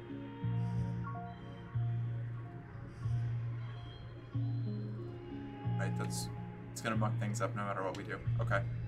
Oh, beans. I ended up with a lot fewer yellow cards than I thought there. Okay, you.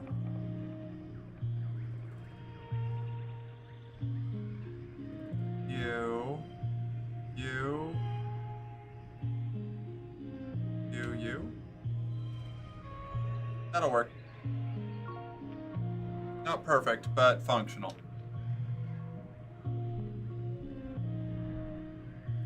That wasn't so hard. Okay. Probably not gonna get any food from this run, just like last time. Whisper back. Let's go 3, 2.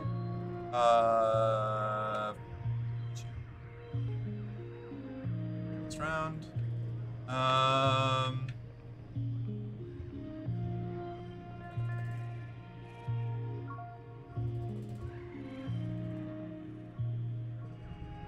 Okay. Yeah.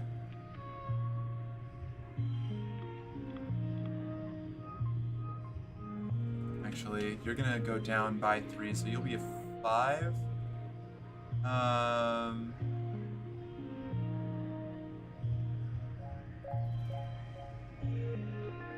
Again, not great, but something. Serviceable. Nailed it. That Octocat thing looks like a squisher from Hypnospace. It does kind of look like a squishers are really cool. Squishers are so much fun. A nearby leaf unfurls and offers you 2 large, hard nuts. You feel a sense of peace and cooperation wash over you, like you and the tree have an understanding.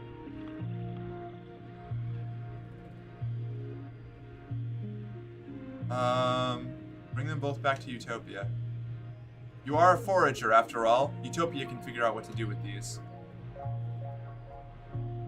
Probably should have become friends with it, but I didn't. Approach it. 3,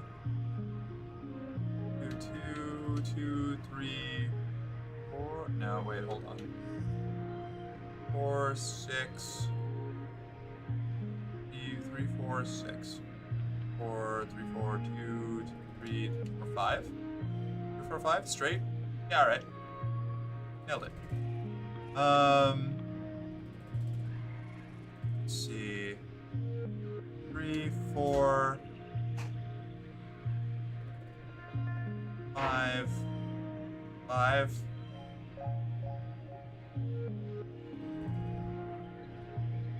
Okay. 1, 3. Thanks, babe. 3, 3, 6. You? Alright, nailed it. We're swinging by. We're making it. We're crawling past. Yeah, he lost 2-1-1, but it was a fight every match. Hey, you know what? At least it was a solid battle. We battled him, boys. You come across a cluster of mushrooms. Are they edible? Identify the mushrooms. Biology challenge. 1, 2, you. Hold on. Do it like this. 15 points for round 1. That's not bad. I'll take that. 2.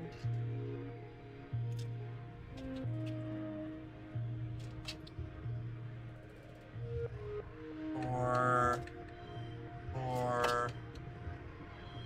Drop a 5 in there. 26 points. We need a 22, and we've got 5 cards to do it. Rad. So we can go.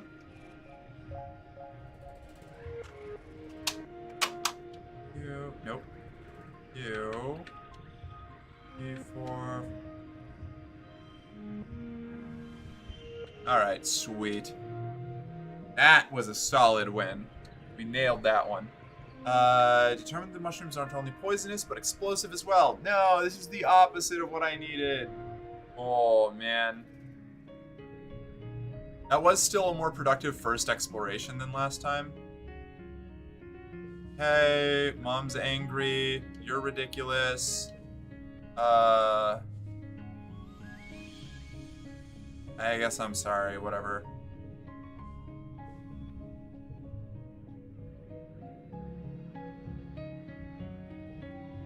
not actually sorry, but I'll say I'm sorry for the sake of the colony. Now I have to rest. We're gonna go chill. It's the spa, knock out, boring, like we did last time.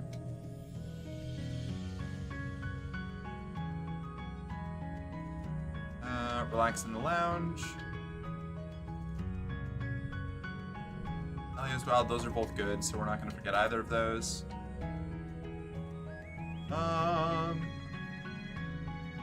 Now this will be Vertumnalia, so we're gonna go right back out expeditioning again. Forge in the valley. Hey Captain, hey Jill, how you doing? What's up?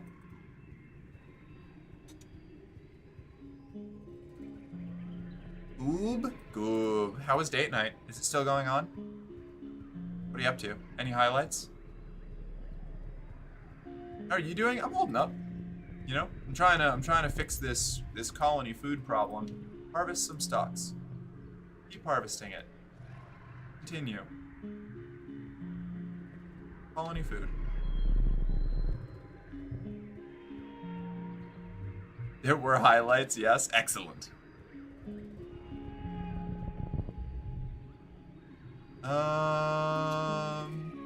Follow it? Back it.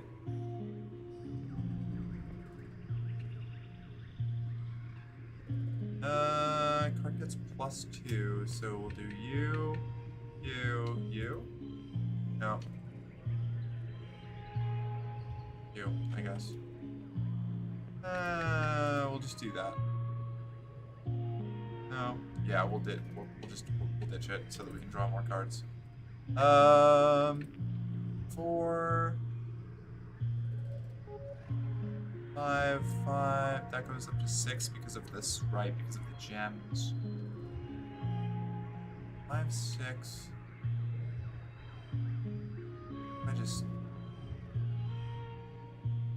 Sure.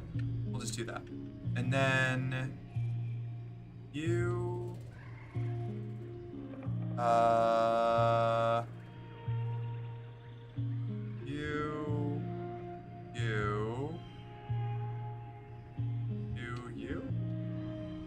Perfect. You're looking for a person, so it's a surprise when you come face to face with a weird-looking creature. It kind of looks like a person a bit. More like a tree, really. Some relative of the bush bub, maybe? But with more tentacles and slime. Like a tree oozing with goopy sap with 2 legs. Yuck! It makes sort of a baroo noise at you as you walk away. We are not finding much food this time. This is not great. Sneak up and harvest honey. Noises were made? Excellent. We love it when noises are made. +2 to last card, so we can go you. Actually, if we do this, we also get a pair out of the deal. Okay. Then 2, 2. Nope, that's gonna be a 3 now. 2, 2.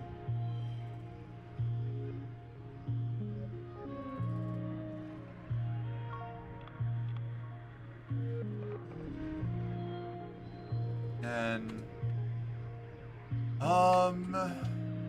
let's do investigation, talent show champion. Maybe if we go like this. 5, 1. No.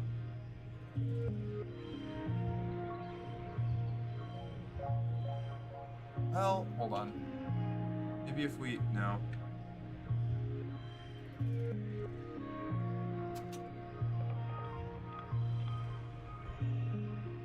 That'll do it. Or will this... That'll also do it? Yeah, either way, we succeed. I don't need to think too hard about this.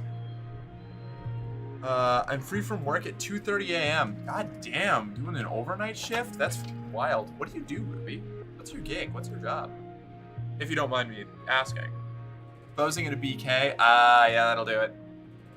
I somehow did not get caught when I was right next to someone's bed when they started to wake up. I snuck out while one was still getting out of bed and the other was getting dressed. It's like me playing Cyberpunk.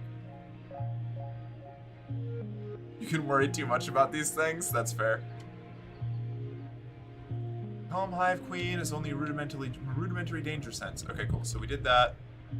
Now...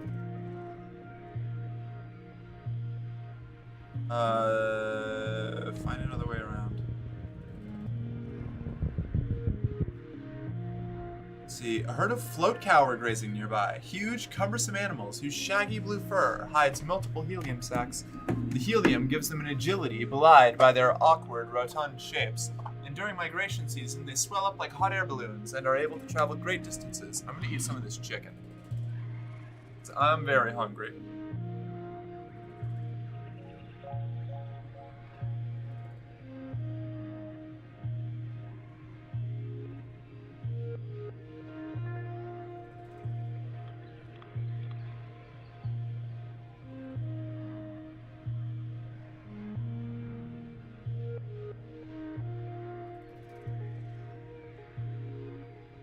Our store goes 24/7 soon, so we'll get an increase for those on the night shifts. Hey, that's pretty cool.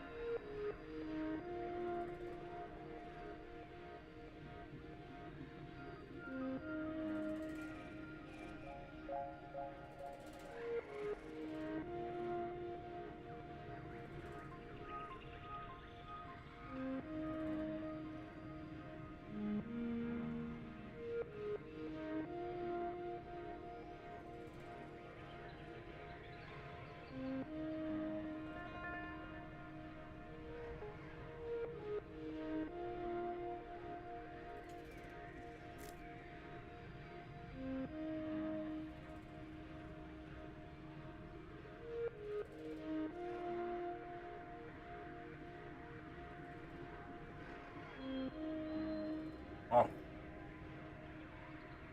I'm just gonna sit here and be quiet for a second because I need to fucking eat.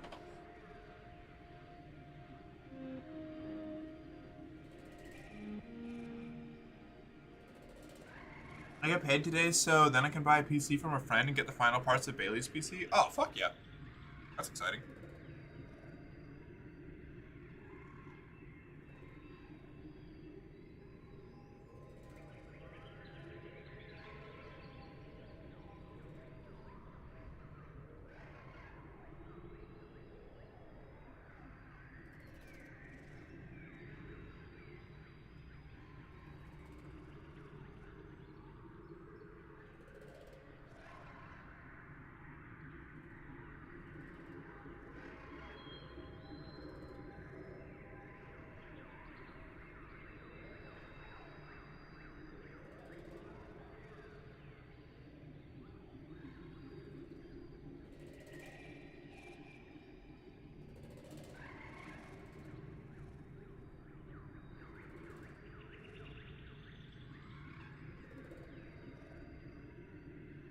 Ah, okay. This was good. No, Jill! Is it a permanent blue screen or just one of those, like, you have to restart your computer and it'll maybe be fine afterwards blue screens?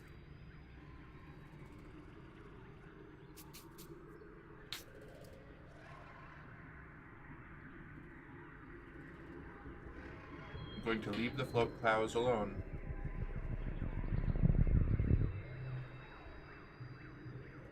A line of termite-like insects cross the path here. Curious, you follow them to their destination, a massive, sponge-like hive of crawling bugs writhing with life. The bugs are tending to... Ooh, This hello. way, please. And don't What's trip on that? the Caravaggio. Chail? Oh, chai links. I was like, Chail? Nix? What is this? The dyslexia is real. Hi, Chai. Thank you for following. Welcome to the company. You're one of us. Now, report to the arsenal for your standard issue equipment. A morale officer will be with you shortly. Pleasure to have you here. It's a squeecher hive. Harvest some sap. Meow? Woof. First or last place. It becomes a 4.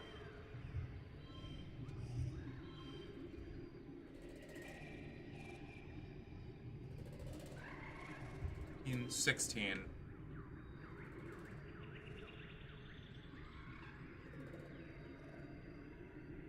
Yeah, okay, that'll work. Let's see.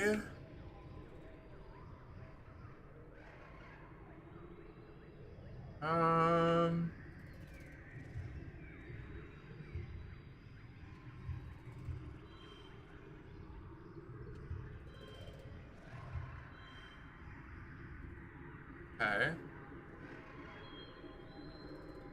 Next. Okay.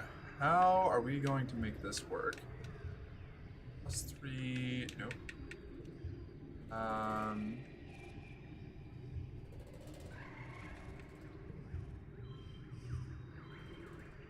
Okay. Then. Unfortunate. Okay. Maybe if I.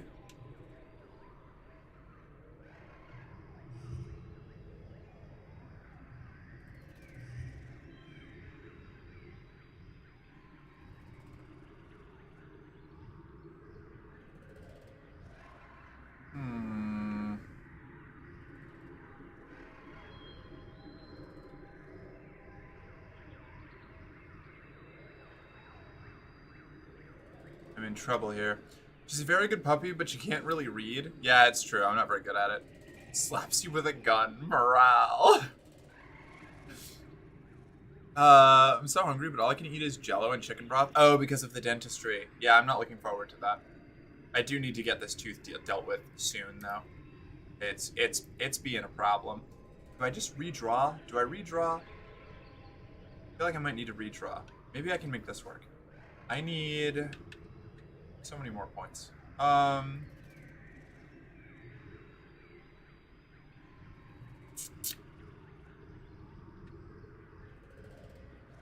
Let's redraw hand. Okay. 1, 2. Nope, don't want that. We want 2 there. It's 4. I think I'm just cooked. This is not looking good. Let's maybe mushwood log. Mushwood log. This is bad. +1 and change suit. Maybe.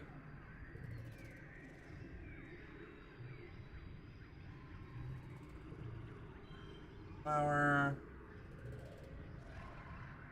Flower. We're 1 point away. Okay. So I can solve this by just doing this. That was a lot of consumables, but that's... What? Oh, no, because that's a fucking... That gets made into a 4. Damn it. Okay. There we go. All right. That'll work. Okay. I can't chew? Yeah.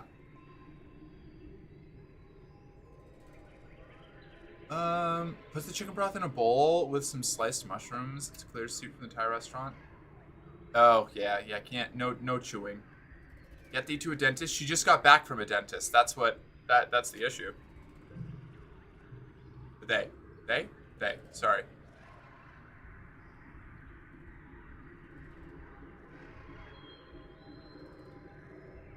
Oh, me? Oh, yeah. No, I do need to do that. I just found the list.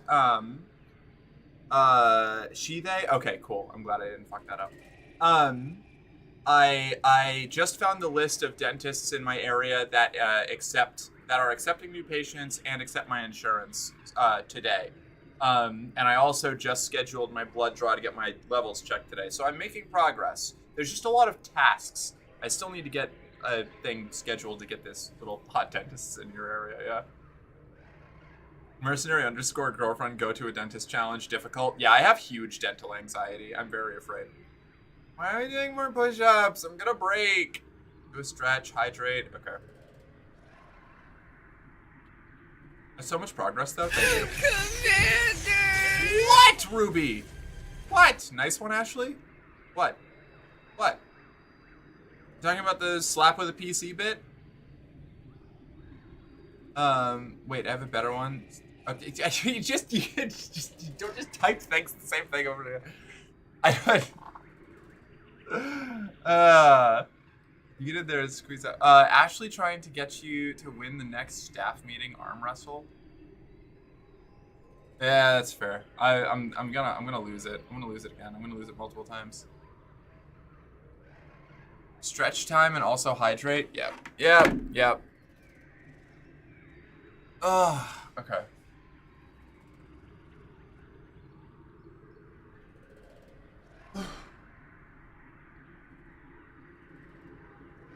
Oh. Do you really want to win? Want to win what? Oh, no, I kind of have a thing for losing. You get in there and squeeze out some jelly from one of the Hive Queen's many holes, somehow managing not to get sprayed too badly by her acid. Some lands on your arm and the back of your hands and sizzles briefly, but you keep her calm long enough to escape with your bounty. Nailed it. Milking the squeeger.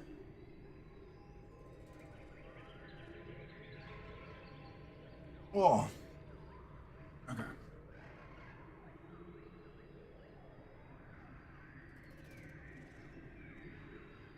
So I thought the PC one was better. I don't know. Maybe it is. I don't know.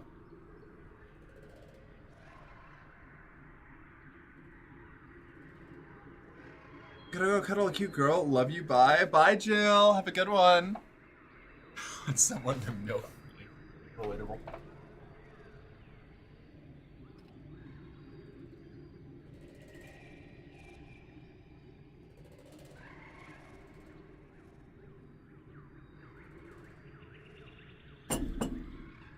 Oh, right, I still have to do the push-ups. You know you want someone to break you. True, but not like this.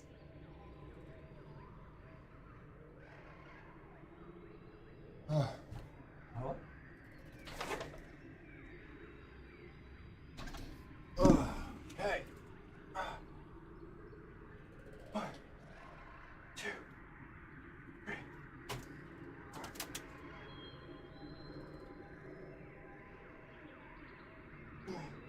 8, 9, 10. Okay.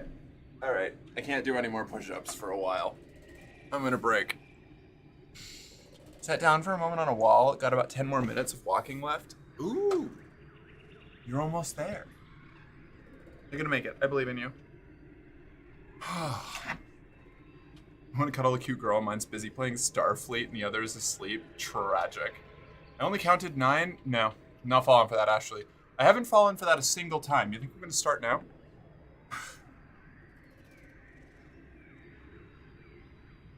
Ah. Yes. You think I was born yesterday? Manticore. Oh, I don't have the animals. I'm just going to observe the bristle slug. A bristle slug is rooting around in the underbrush. It's like a little porcupine with no legs. Well, little is relative. It comes up to your waist, and it must be at least 100 kilograms. You've seen a few of these at geoponics. They're easy to catch, and their spines and berries naturally fall off and are edible. A chewy, renewable source of food. Kind of like jerky. Maybe you could catch this one? I don't have the animal skill. Miraculously, it doesn't even notice you're here. You watch it bumbling around. It's so cute. It has no legs, just a scaled belly that it kind of flexes and undulates to get around. And unlike a slug, it isn't slimy at all. Actually, it's pretty darn adorable. Oof. I don't think I want to deal with that thing. You should go home soon. You come across a veritable feast of berry bushes. Spiky, fierce-looking bushes with glistening red berries. They look delicious. Research them first.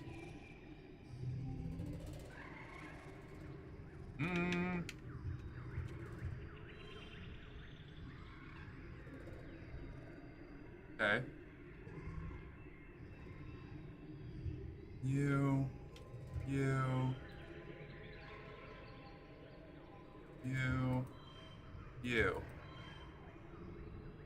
22. Okay. Okay. I've got to start culling some of these smaller cards now.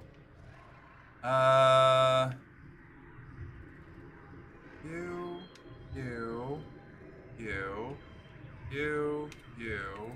No.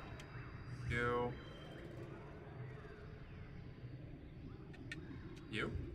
Nailed it. Victorious. Your research confirms that these red berries are highly toxic. You shouldn't even be here. Go another way.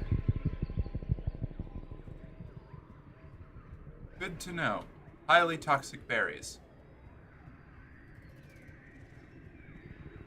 Yellow flower to the right of the manticore? Did I not get it? Oh, I can't go around the manticore to get to the yellow flower? I don't think. Yeah, I can't. I can't move past. The events like this block you from going any further. So I can't actually go grab that. Yes, actually, you were born yesterday. I have, like, over a year of streams to prove that that's not true.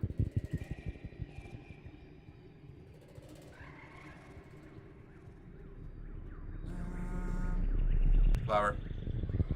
Egg.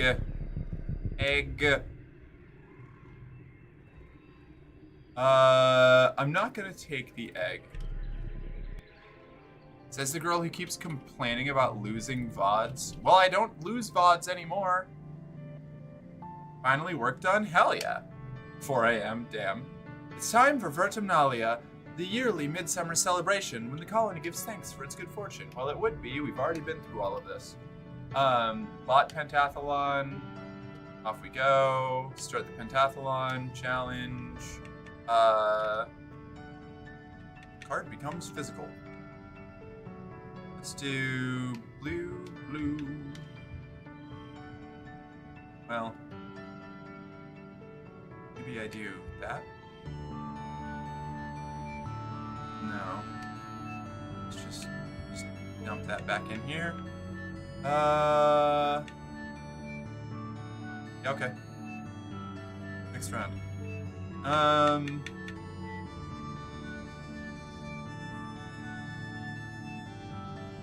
3, 4, 5. Yes, put a 2 there. 5. Next round.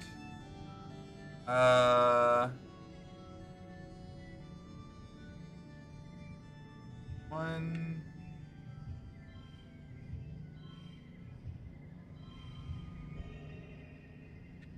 Yeah, alright, we'll take it.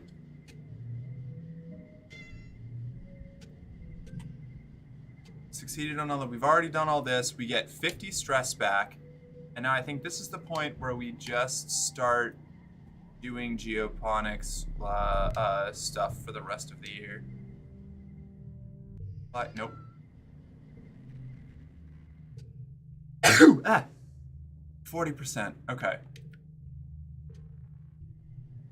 I think 1, 2, 3, 4, 5. I think we can do this. We kept South America. That's not getting independent again. They can now vote for the old politician that visited a femboy convention. Iconic.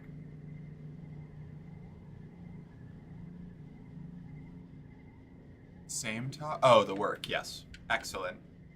Work on the farm. Here we go. This is the stolen tomatoes. Soil needs good. Thank you for being here to do the work. All cards become blue. 2, 1, 2, 3.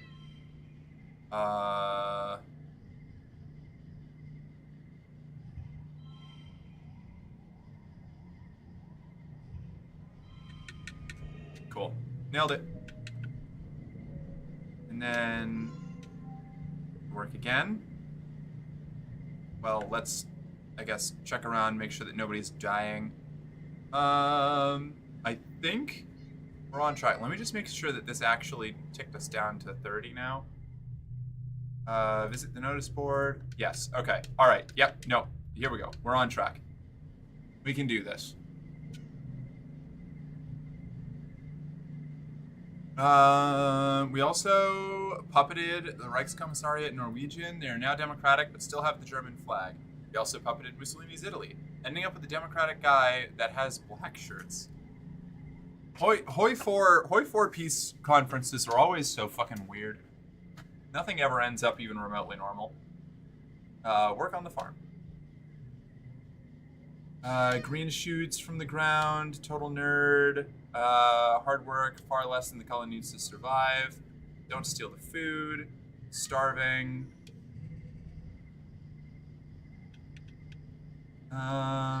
This.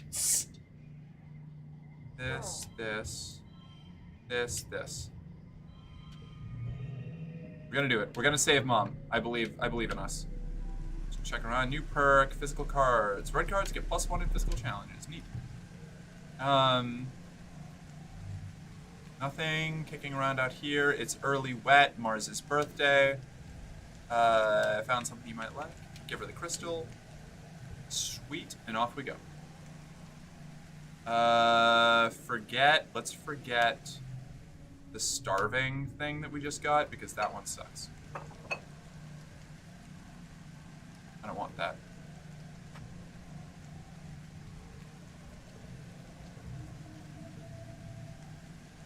And back to geoponics.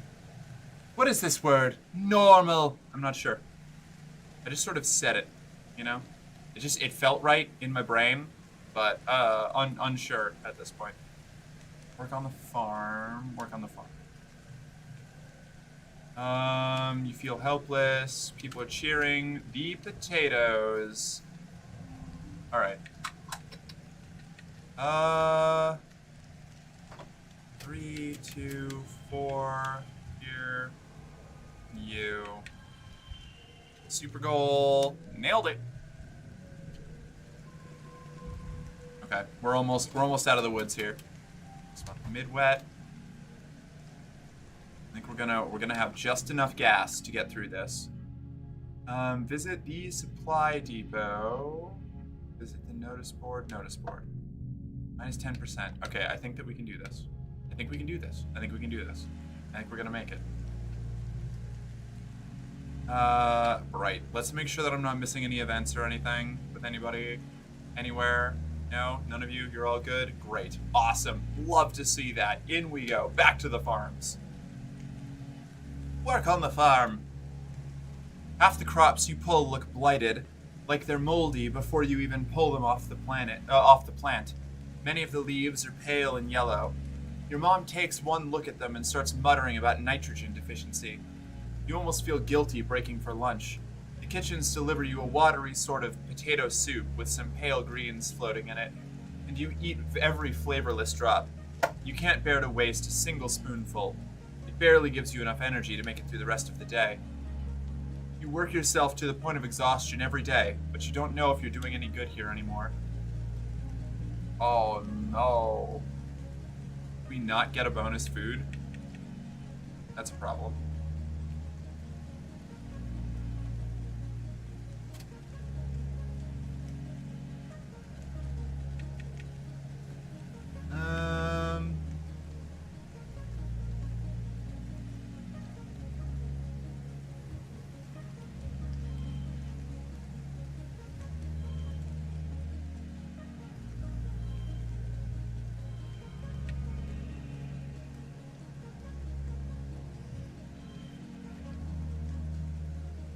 That. Oh, wait. Oh, that's the one that turned blue. Gotcha, okay. Alright. Well, this is a problem.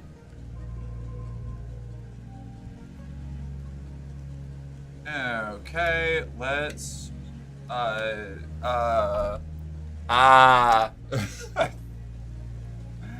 Alright, I'm gonna try this one more time. I don't know if this is a... Rice crops to flourish, this sucks, get to work. Okay, no, so... We're gonna reload. We're gonna reload that save that I just did. Okay. This is a new and exciting problem. Does working with the animals help out with food? I don't know. Notice board. 10, dangerously low.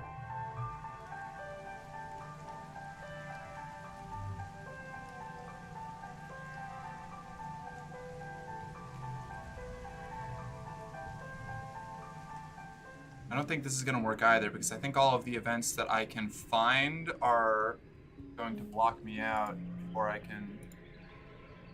Because I can only do one event, and I think the only event that I have I'm locked out of.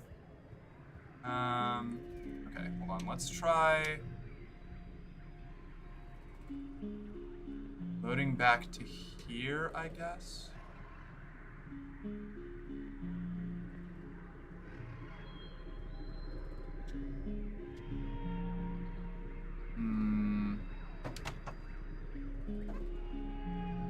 Can't go back any further. So we have to try to see what we can do to get one food. Will animals help out? Can we do 10 the animals? A little overdressed for the position.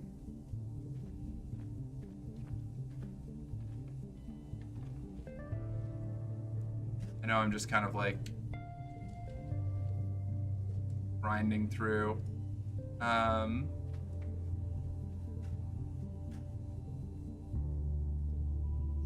That didn't help either. Fuck. We might be tanked. I don't think it worked. Damn it. Okay. Well, let's...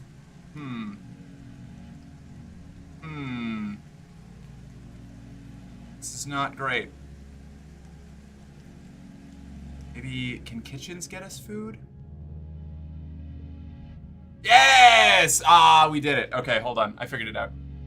I got there. I figured it out. You get to work in the kitchens. The first order of business is to find ways to stretch out what you already have. There's a kind of clay on Vertumna that's so rich in algae that it's actually edible. You boil it until it's runny, then skim the frothy algae clumps that float to the top. It reminds you of old Earth fables about peasants who would boil stones to make soup. The algae, at least, is nutritious. The same can't be said for the sawdust. You catch Aunt Anne sifting it into the bread dough one morning, but instead of shooing you away, she just gestures you to come over and watch what she does. You watch her strong, broad hands knead the sawdust into the dough. "This is an old trick from Earth," she says. Sawdust is just a kind of inedible plant fiber, like a kernel of corn. Your body can't digest it, but it doesn't hurt you. It just comes right back out looking the same as it went in. And, in the meantime, she continues, we make enough bread so that everyone gets a piece, and it makes them feel full. She sighs and rubs her nose with the back of her floured wrist. Most of our job is just helping people feel less hungry, Merc. We can't make anything more nutritious, or serve more than we have. Making a little feel like a lot is something that people like you and me have been doing for their families since humans first started warming up their food over a campfire. Anne winks at you. Our family is just 100 people strong. I understand. She pats you on the shoulder, leaving a flowery handprint. I'm glad. I could use the help. Alright.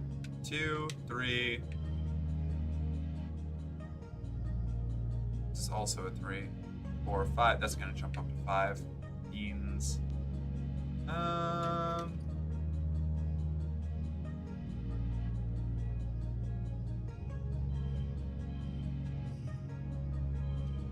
Yeah, alright.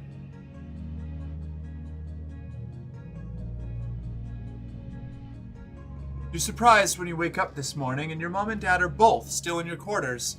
Usually they're gone long before sunrise. You pull back the curtain and they look over at you with big smiles. Merc, your mom says, cradling a mug of blep tea in her hands as your dad rubs her feet. Good morning. Good morning? Someone didn't hear the good news, your mom replies cheekily. We're announcing it later today, but Guess what, kiddo? I think we're gonna be okay. She chuckles at your sleepy, confused look. The famine, she explains. We still need to do the work, but we pulled out of it. We got out of the spiral. We're going to be okay. Between farming and foraging, we've secured enough food to make it through until harvest next year. Well, that's great. I definitely didn't do any kind of time travel shenanigans to make that work. Nope, it was all you, Mom. Congratulations. I hope you don't feel bad about yelling at me earlier.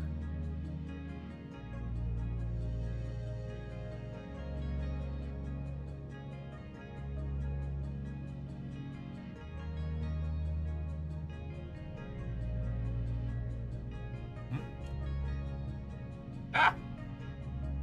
Hold on.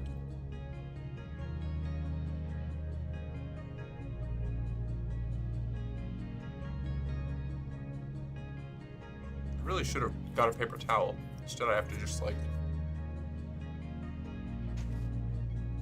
There we go.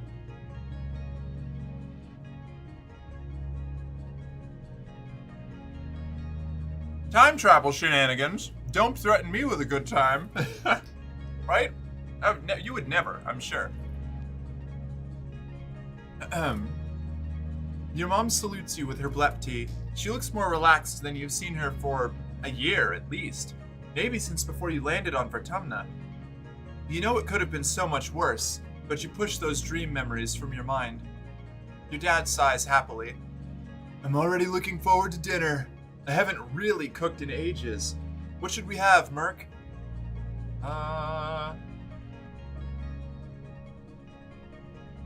Trippet steak. Are they plant or meat? You're still not sure.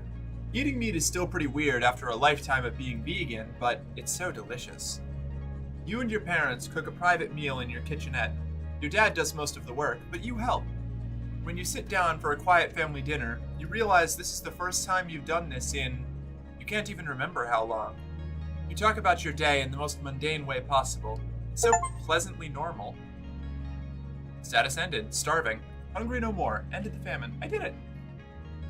You don't even get close to clearing your plate, since your body isn't used to so much food. But that's okay. You eat slowly and savor it. Every bite is heaven, and made even better by knowing that you had a real impact on the colony's future. And now I'm giga-stressed, so I'm going to take a nap.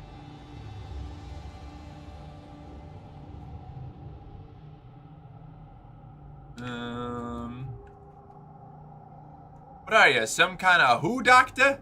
Yes, I am the who doctor.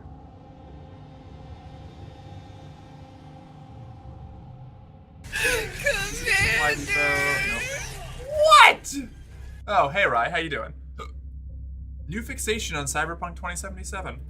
Standing at an intersection for hours, waiting to see a Quadra Type 66 Avenger with the blue and orange Gulf oil looking twin tone. I saw one early in the game and didn't know how twin tones worked. I didn't know I had to scan the thing. I don't know what a twin tone is. What is that? What does that do?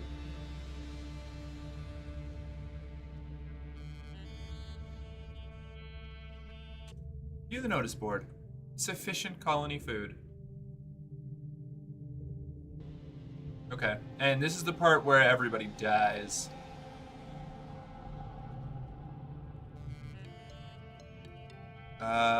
Visit the spot. Get rid of...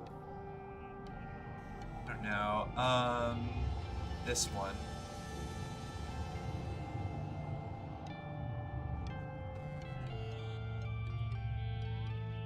Relax in the lounge. You nestle in the cushions, close your eyes, and listen to music. You have an archive of over 100 years of music to choose from, but still, you wonder what new songs they're writing these days, 10 million light years away on Earth. The only new music you've heard is when the adults have come up with a new space shanty. It's nice, good music for harmonizing with your friends as you work, but it's not really something you want in your ears all the time.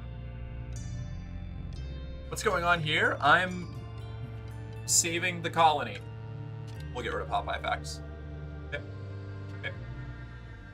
The roar wakes you up. It would wake the dead. It shakes the walls, rumbles through the ship's hull, and makes your heart skip a beat. You're paralyzed by a sudden... God damn it, I didn't change my gear out again. You're paralyzed by a sudden clench of fear in your gut. Through your porthole window, you hear metal screeching and people shouting. Then another roar, guttural and rumbling like the sound of a mountain collapsing. Something enormous is out there. Run out to face it. You don't know what gives you the courage, but you run out to the fields to face the horrible creature face to... Yep, this is the big one. It has no face. In place of a face, or even a head, its body just unzips, revealing a mess of writhing pink tentacles and blinking eyes, pocked with jagged, asymmetrical teeth. It stands on 4 enormously powerful legs, each as wide across as tree trunks.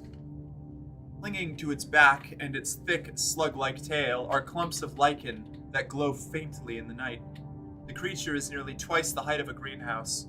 It's standing on top of a flattened one, the wreckage of lattice and plants all around. Flickers of light from plas rifles and stun gloves light it from underneath, and the stench of ozone is thick in the air. The fuck is that thing? It's just a guy. Just a little guy. It sounds like my ex. Twin tones are like you scan a car with your cyberware and you can apply that paint job to your personal version of the car. I got the Avengers specifically for that paint job and I'm gonna find it. Damn, I didn't know you could do that. That's really cool. As I thought, yeah. You see Anemone and her brother Comb darting in and around its legs with their twin shocks of red hair. The faceless creature lurches into another greenhouse, oblivious to the soldiers trying to herd it away. The monster left a trail of destruction from where it smashed right through the walls. Smaller creatures are pouring in through the gap and they're heading straight to command. You watch helplessly as the hordes of animals storm command, sneaking through torn away panels and smashing through windows. It's too far away to hear the screams, but Governor Udicott is inside. You have to do something. I'm pretty sure Comb dies no matter what you do. I'm gonna go save Governor Udicott this time. The smaller creatures are making a beeline for command, slipping into the heart of the colony while the defense squad is distracted. The line of slinking, many-legged beasts pass by much easier targets, moving with wait, no. I wonder if I can save Comb with fucking past memory. Hold on. I'm gonna try that. We're gonna try that. If we don't have a past memory option, then I'll come back here and we'll go save Udicott. But I'm curious, I want to know.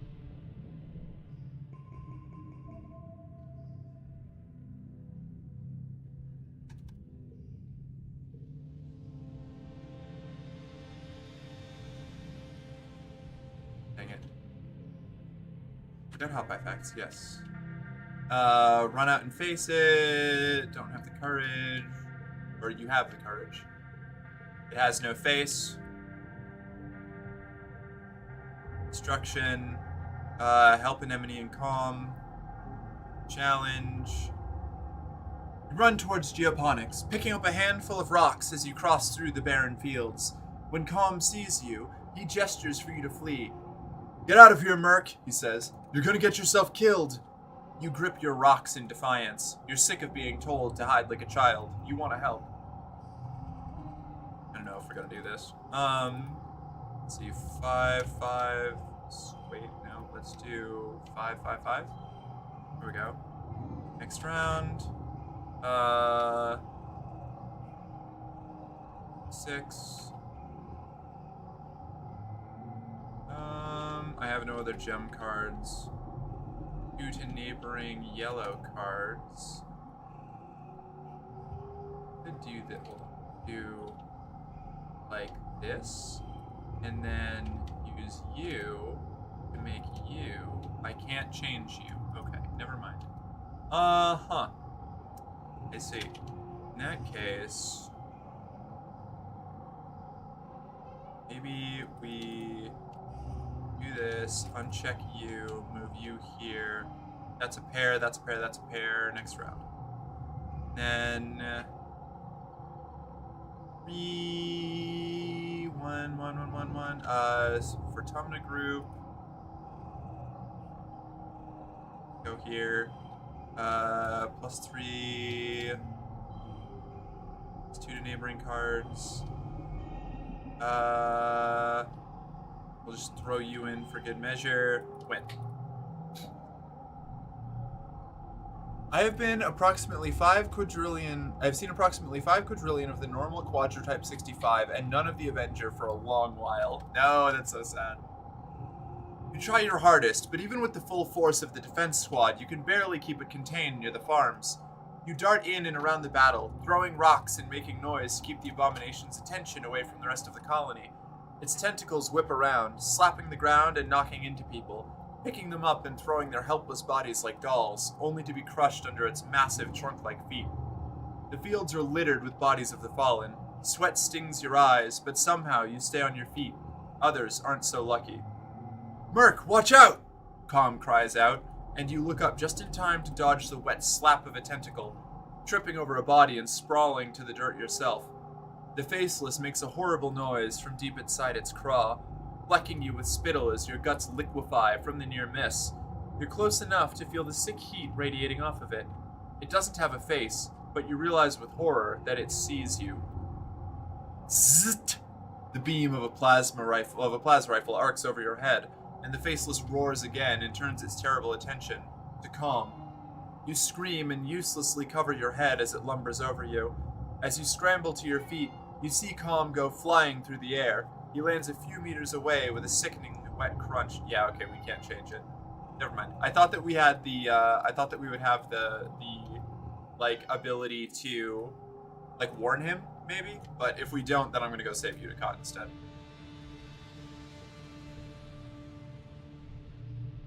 Woof. Wait. God damn it, I keep forgetting to... I could use the... Do I want the Plas Cutter, or do I want the...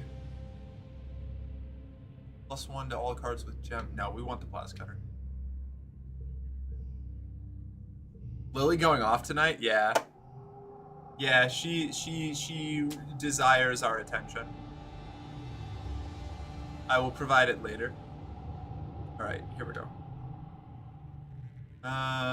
Relax in the lounge. Done. Relaxing, you took the month off. Forget Hop-Eye facts. Okay. Run out to face it. Don't know what's up. Faceless. Has no face. Whole bunch of descriptions we have read already. Help save Governor Unicott. What's happening? You have to stop them. Scene in command is in chaos. Alright. The scene in command is chaos. The blast doors that would have protected the bridge from... goddammit. Would have protected the bridge from depressurization in space are held open by a mound of corpses, both human and animal, and inside you hear Governor Unicott screaming for someone to help her. Alright. Then... this is one of them story challenges. 4... Yes! Wait. That. Here we go. 18 for round 1. That's not bad. 2... no. Let's do... 4, 5, 6... 7? Yeah. Sweet. And then... let's do you. 1. It's gonna be a 2, I think. 4, 5, 6. 5, 4, 2, 4. Good. If I ditch that, then that's 4. Alright, cool. Yeah! Big moves. Big moves.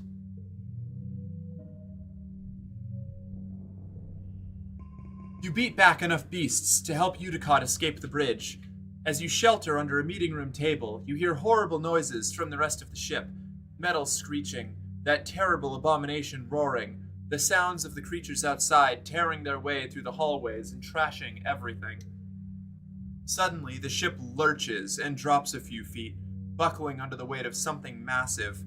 Out the porthole window, you see a fleshy pink tentacle slap against the side of the ship before the faceless abomination outside crashes to the ground, taking the entire outer wall of the ship with it.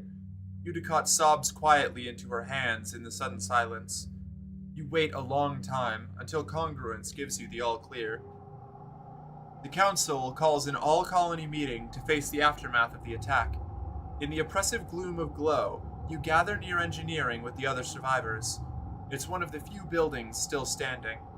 The corpse of the Faceless still sits in the caved-in wreckage of the stratospheric, spilling its flaccid pink tentacles from its horrible zipper-toothed maw. It's already beginning to stink. At least the governor survived. Governor Udicott takes the stage and thanks you, personally, for rescuing her during the attack. Because of your bravery, the colony still has its leader. She also acknowledges the bravery of the defense squad, citing their heroism in finally taking down the Faceless. If only it hadn't gotten away from them and stampeded right into the stratospheric. At least they stopped it before it got into engineering, as it would have activated the reactor and left a crater the size of an asteroid impact. Geoponics is gone, the greenhouses destroyed and fields trampled. After a year of suffering, starving, and only barely scraping by, you're not just back to where you started.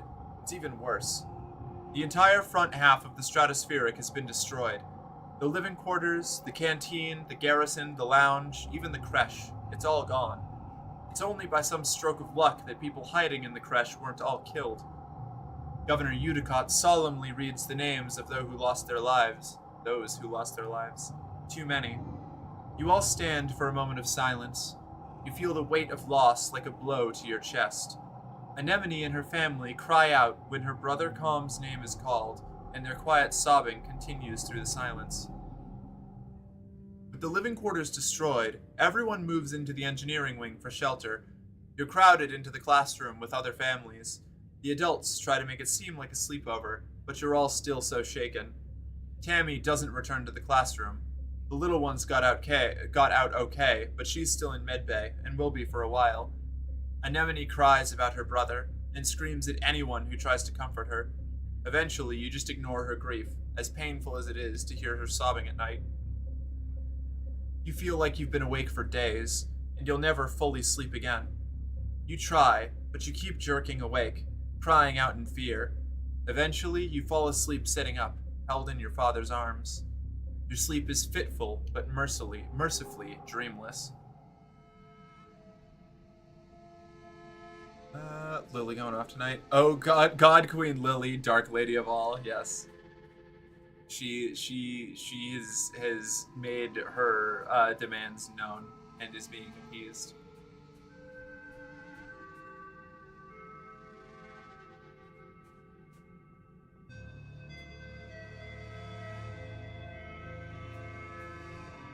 This run seems like suffering. This run's going better than the last one did. This game is a lot of suffering.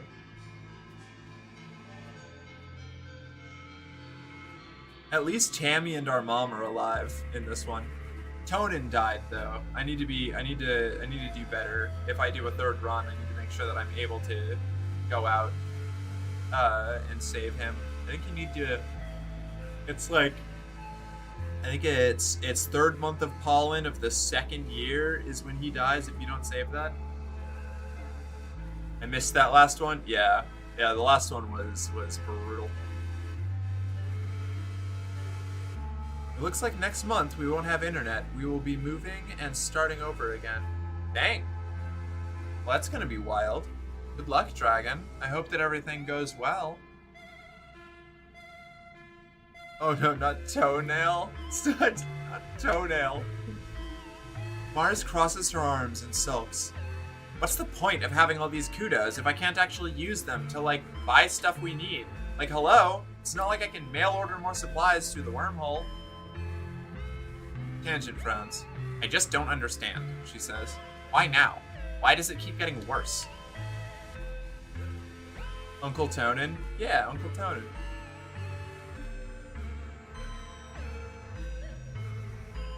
Dis is examining a bit of rubble, turning it over in his hands. I wonder if we're ever gonna find, like, alien tech, he says. Wouldn't that be cool? Cal puts on a brave smile. We have a lot to be thankful for, he says. We're still alive. That has to count for something, right? Like the other people in geoponics, your dad has been working day and night to salvage what he can after the attack. It's gonna be okay, he promises. We just need to work hard. Your mom looks overdrawn with lack of sleep. Be careful out there, she says wearily. Don't want anything to happen to you, too.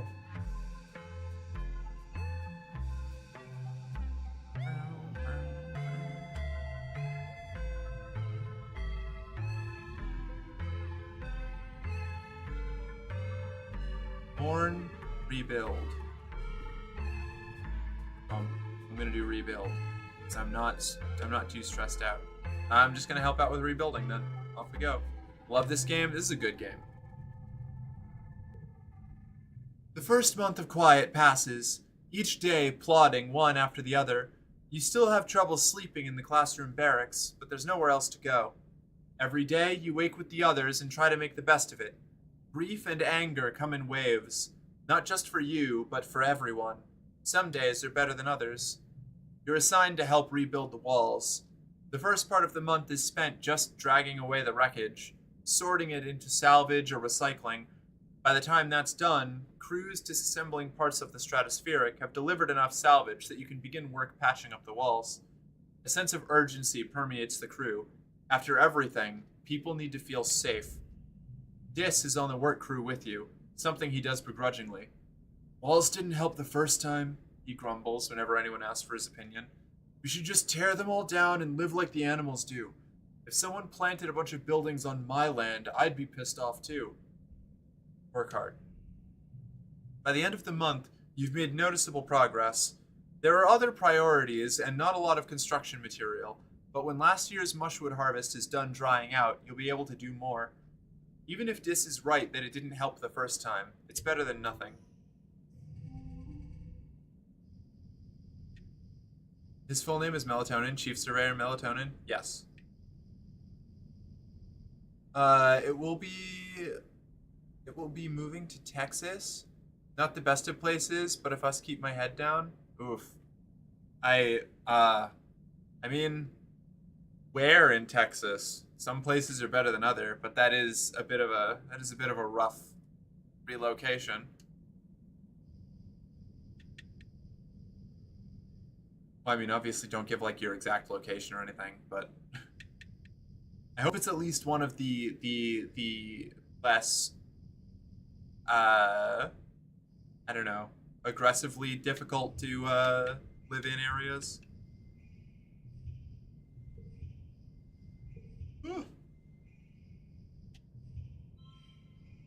6, 8, 5.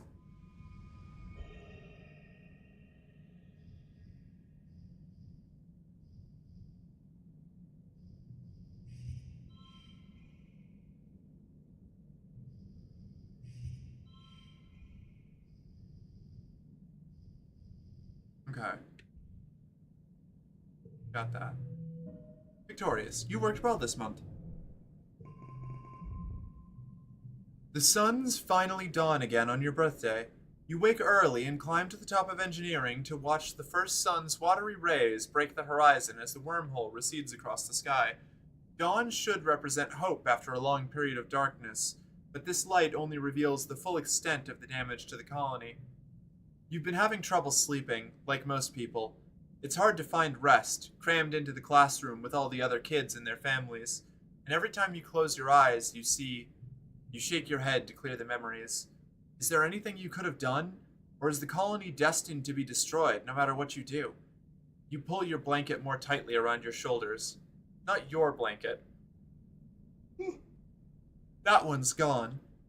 And stare out at the sun as the sun rises on the horizon, meager and sickly. Hey kiddo, you hear. Then your mom comes and sits down beside you. Thought I'd find you here. You both sit in silence for a while, watching the sunrise pick out all the broken glass littering the fields, glimmering like a field of stars. After a few minutes, your mom nudges you with her elbow.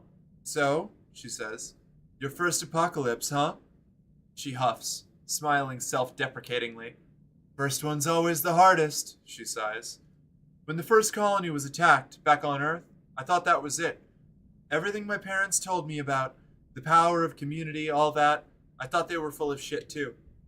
She turns and gives you a serious look. It's okay to be sad right now. And mad, too. I'm mad as hell. I want to get out there and rip every goddamn mushroom out of the ground, and that's keeping me going for now. But that's not going to be forever, Merc, she continues.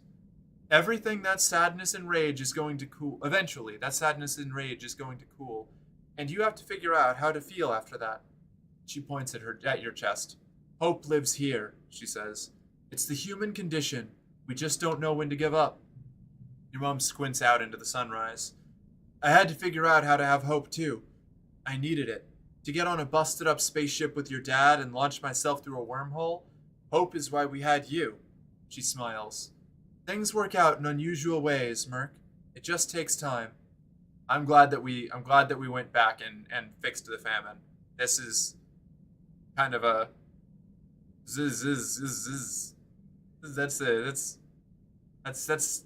that's a lot. That's good stuff.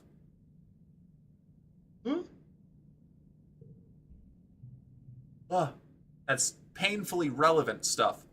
Good, painfully relevant stuff, but painfully relevant. You watch the sunrise together for a few more minutes. After a bit, your mom pulls out a little box tied with a piece of gardening twine. From your father and I, she says. Happy birthday, kiddo. You know what it is before you open it. Your old medallion, the one your dad made, with the sun on it to represent Earth, was broken during the attack. In all the chaos, you didn't even notice, but your parents did, and made you a new one. It's just like you remembered. A similar design, with a wormhole this time, to represent Vertumna. You thank her, and squint out at the swirling wormhole still barely visible in the brightening sky. It's so massive and awe-inspiring this time of year, but it always seems to herald disaster. You're happy to watch it fade away into the daylight. Your mom lets out a dark chuckle and slaps you on the back. What a birthday. Here's to another one, right? First apocalypse? Yeah, exactly. You both head back downstairs to the wreckage of the canteen, where they've put up temporary roofing with whatever tarps and scraps could be found. Colony nanoprinters, the few that still run, have been working day and night to replace the necessities of life, but larger construction projects are going to take some time. Aunt Anne has coaxed the kitchen nanoprinters into making soy gruel and pressed bars. Life's sustaining, but depressing. You and the other colonists eat your breakfast in stony silence as you mentally prepare for the day. Governor Udicott looks more frail than you've ever seen her, but her eyes remain determined. Last week, they held a mass funeral for everyone who died. There's talk of turning the Stratospheric's destroyed front half into a memorial shrine after everything useful has been salvaged. There's still so much to do.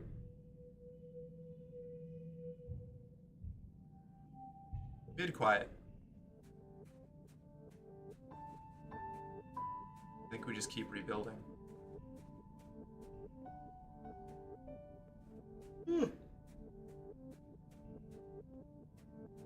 Very yawny today. Wait.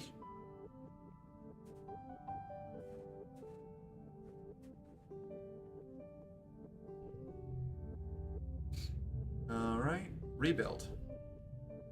You're assigned to help out in geoponics. The agriculturalists have been hard at work trying to salvage what they can of the ruined fields and the destroyed greenhouses, but there's still a lot of work to be done. Your mom is in fine form in her role as chief cultivator. She'd never admit it, but managing a crisis is what she's made for. Cal's working in geoponics too, of course. He smiles when he sees you. Hey, Merc, there's a lot of stuff to do. What do you want to work on? Repair the greenhouses. The geodesic domes, miraculous prefab modular structures your parents brought from Earth, are in shambles. Much of the glass and metal is beyond repair, destined for the recycler. You and Cal help clear away the debris, and when that's done, you help drape tarps over what's still standing, so that the drifting spark snow doesn't pile up inside and affect the soil acidity. Anything that can't survive outside a climate-controlled greenhouse needs to be harvested and sent to the kitchens, so that it can be preserved. Canning, jarring, dehydration, Ancient techniques you've learned about in school, but didn't think you'd have to put into practice so soon. Tammy visits almost every day. She says it's to pick up the day's harvest, but you know it's just so she can visit Cal. Everyone is worried that this will be the final nail in the coffin for your food supply after the famine last year. You try not to think about it too hard, instead focusing on just doing what you can to help rebuild.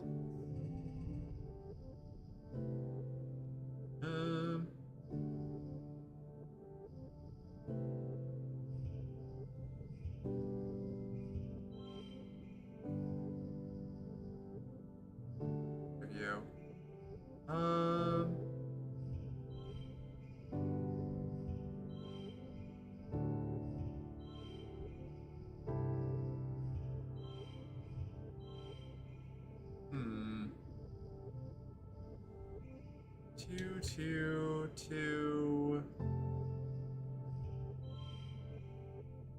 No.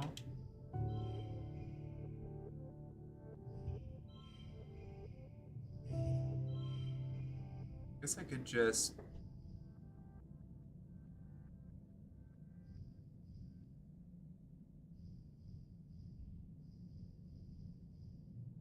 mushwood this guy here. Yeah, that'll do it. Oh.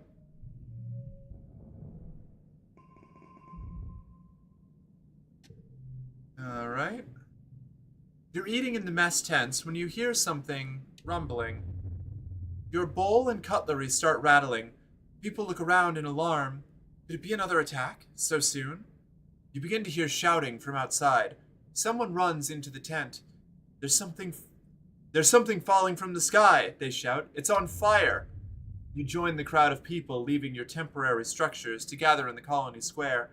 People are squinting up into the milky, quiet sunlight, pointing and gesturing wildly. It's impossible to miss the thing hurtling towards you from space, like a great big ball of fire coming straight for you. Is this it? Is this the end? After all you've been through, a meteor's gonna land in the middle of your already ruined colony and kill you all.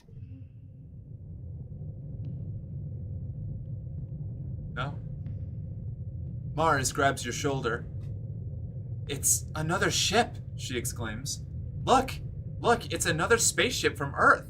Excitement ripples through the crowd. Could it be? You stare up, unbelieving, at the rapidly approaching ship. The flames of its entry into the atmosphere dissipate, but a thick column of greasy black smoke trails behind it. Soon, you can hear the whistle of it ripping through the atmosphere at terminal velocity. That is not a controlled descent. It's an enormous ship, coming at you way too fast. The ship's reverse thrusters fire, trying to slow it down so it doesn't smash into a billion pieces when it hits the planet. Everyone scatters to take cover. You crouch behind some rocks, throw your arms over your head, and squeeze your eyes shut. You hear the massive spaceship touch down in geoponics, plowing through the fields and grinding over what was left of the greenhouses. You're thrown to the ground from the force of the impact as shrapnel and small rocks zing past your head. It grinds along like some roaring monster, cutting a great scar through the colony and kicking up an enormous cloud of dust. Finally, the ship comes to a creaking, shuddering halt. You and the other colonists carefully crawl out of your hiding places, coughing and rubbing your eyes. The new ship is half buried and obscured by dust, but you can tell it's from Earth. You squint to make out stenciled letters, Heliopause. A hatch opens at its side and silhouettes begin to emerge, silhouettes with guns. Soldiers march out of the dust and quickly surround all of the remaining colonists. More soldiers form two parallel lines from the ship to the square, their guns in parade rest, and a lone figure strides down the center towards you. Greetings, fugitives of Earth, the man says, spreading his hands wide. A dismayed murmur ripples through the crowd. The adults exchange significant looks. Chief Engineer Instance tries to slip out of the crowd, but she's stopped by the line of soldiers. The man smiles. He has a broad, easygoing smile that doesn't match the threatening aura of the soldiers, nor the smoking ruin of the ship behind him. I am Commander Lum, he says proudly. As captain of the Heliopause, I have come to render aid and bring you to justice. Try to sneak away. The Heliopause soldiers have the colonists surrounded. and shove you gently but forcefully back into the crowd. Play with your holopalm instead. Well, you may be stuck here, but they can't make you listen. You tune out the pomp and pointless adult talk. Yada yada, Governor Udicott knew this ship was coming. Blah blah blah. Now this new Lum will be the governor, and he's some kind of space cop, but whatever. All adults are basically the same, and equally boring. The crowd disperses slowly, and the council members follow Lum back into the heliopause, presumably to talk about the future of the colony. You hope. Wait, actually, I don't want that. I thought I didn't think that through all the way. Can I quiet 2? Quiet 2. Let's reload this. It's this dickhead. Yeah, it's this dickhead. Rebuild. Yep. Repair the greenhouses. Yep. Get to work rebuilding the colony. Is this the same? I feel like this is... Hold on. Go here, you go here. Go here.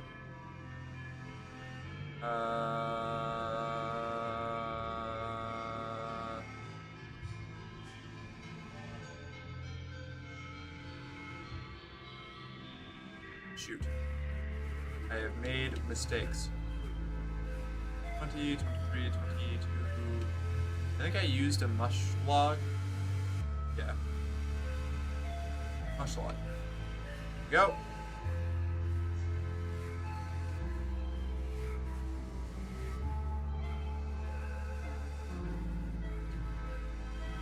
Fine. Okay. Victorious, you worked well this month. Stress, kudos. You're eating in the mess tents when you hear something rumbling. Bell, bull, fire from the sky. Yes, excellent. I'm gonna actually listen to the bit. That is not a controlled descent. Heliopause. Governor Lum. This asshole. Listen with the others. Udicott steps forward out of the crowd. You're not the commander of the heliopause, she says firmly. Where is the person I was speaking to? Commander Morikawa. Everyone is surprised. Udicott has been in communication with this ship? For how long? I am captain of the heliopause, Lum repeats stubbornly, then adds.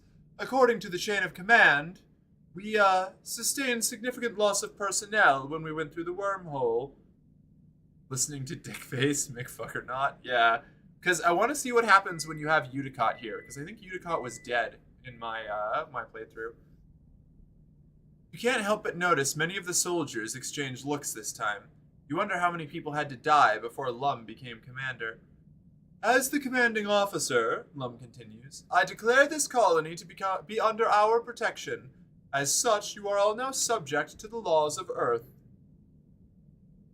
To be quite blunt, young man, it appears you need us as much as we need you, Udicott replies primly.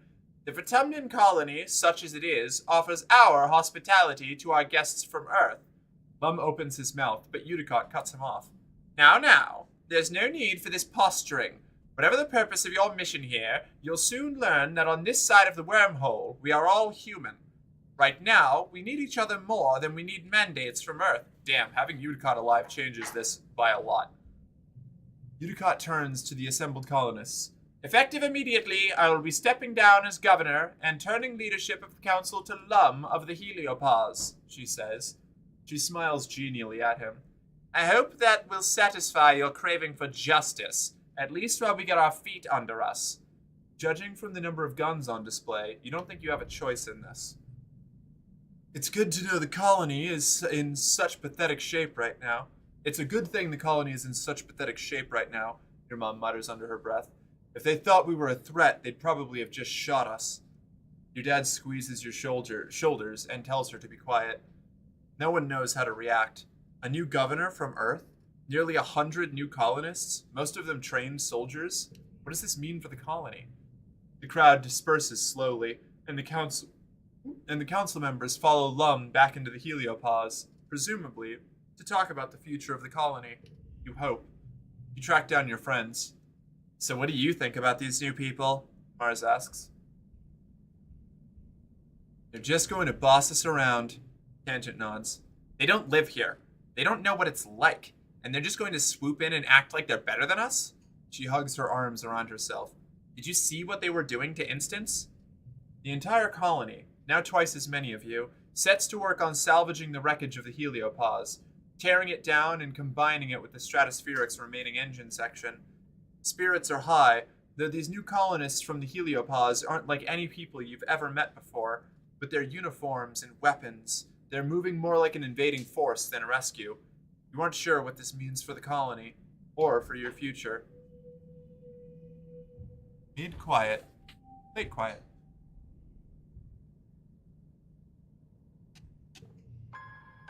I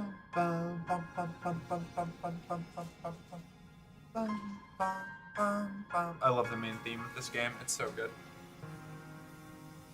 As the dust settles, you rebuild your colony around this new ship, the Heliopause. The new arrivals, soldiers mainly, are aloof at first. Many see you as fugitives. Together you build new walls, living quarters, greenhouses, and a massive bunkered garrison. The Stratos engineering wing is the only reminder of your old colony. The Heliopause brought enough rations for another 5 years, as well as a rich seed bank and working hydroponics.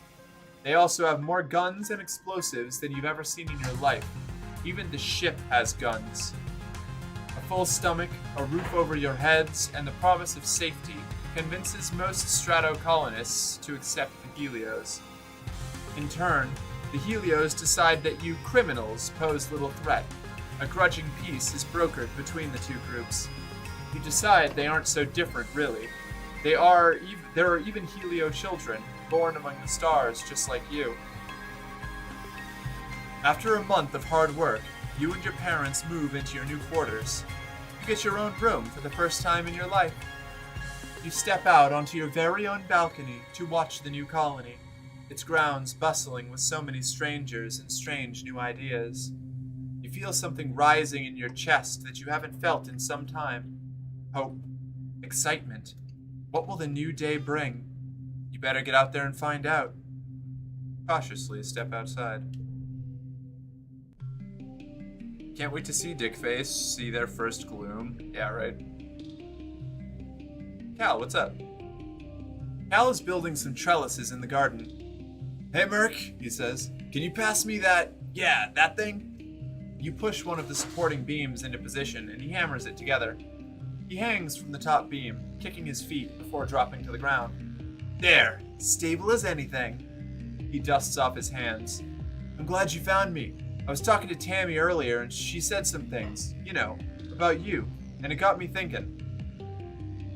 He looks around, making sure you're alone.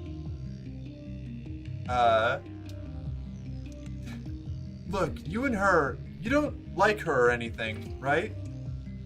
Just ask her out already, nullhead. Cal blinks at you, then laughs. Oh, I guess it's really that obvious, huh? He scuffs his foot in the dirt. We've been friends forever, Guess I was kind of waiting for her to, give me a sign or something that she wanted to be more... You've met Tammy, right? Cal laughs. Yeah, I guess that was a little silly. She's way too shy to make the first move. Thanks, Merc, he says. I'll talk to her about it myself. I just needed a pep talk, I'm back. Who missed me? I missed you, Ashley. Google says his full name is baculum, which is like a bone in some mammal's dicks. I doubt it's canon. His full name is recalcitrance. That's like the actual name. His mom says it if you get a friendship event with him earlier in... Oh, Lum? Oh. Yeah, no idea. That would be funny.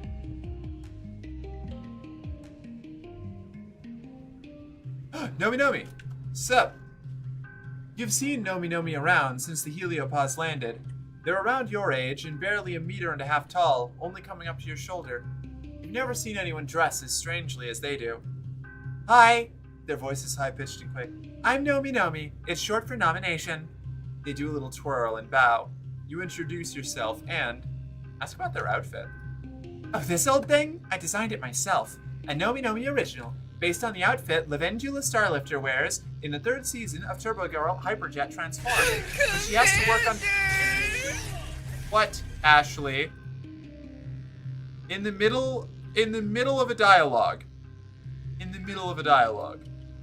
How dare you? Mark, intergalactic matchmaker. Yeah. No kidding.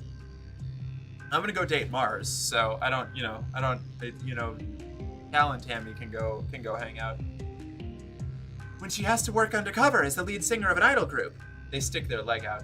Only I changed the bottom part, and of course I have to wear my gaming gauntlets. I call them gaming gauntlets, but they're really Envirosuit gloves that I modded so I could play holo games through them. Do you like games? My faves are Laser Fable and Digger Dog.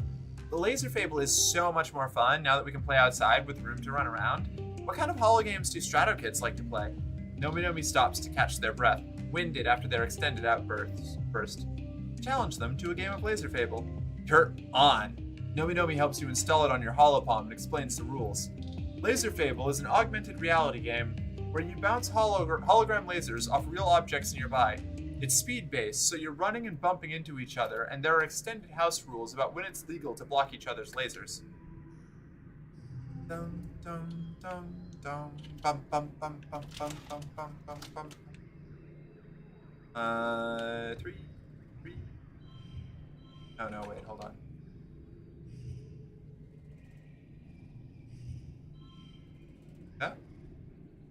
Yeah, we'll do that. I'll do the push-ups in a second. I did it pay attention to me and she literally ignored my message and redeem. Yeah, I did. Also, I didn't ignore your message or your redeem. I said that I was going to do it in a minute. Or maybe I didn't. Maybe I just thought that. I'm going to do it in a minute. That's what you get for doing it pay attention to me when I'm in the middle of a character bit. That's on you, frankly. You should be better behaved, Ashley. That's not a me problem.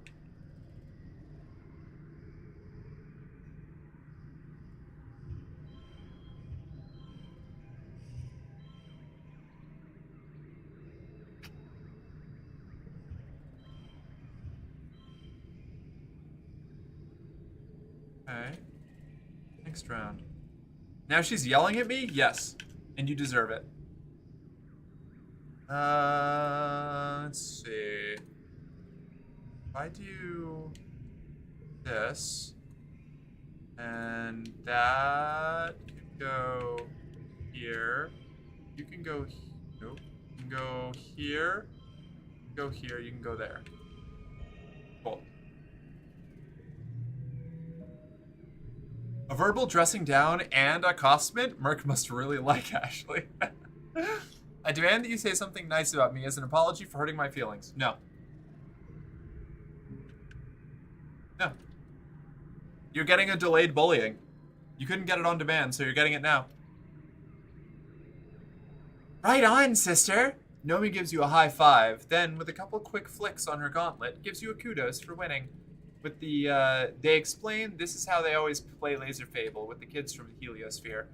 Except they mostly don't want to play anymore. They say they're too old for it. They just want to be soldiers now. Except Rex, he's still cool. Rex is still cool. The colony is full of new people. Everywhere you look, you see a stranger. It's disorienting.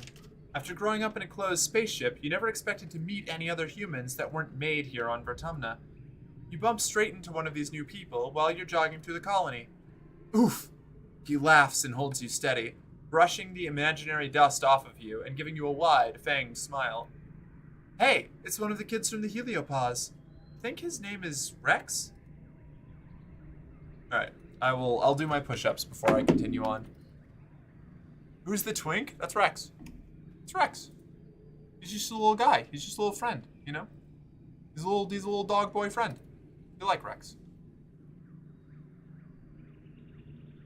Oh.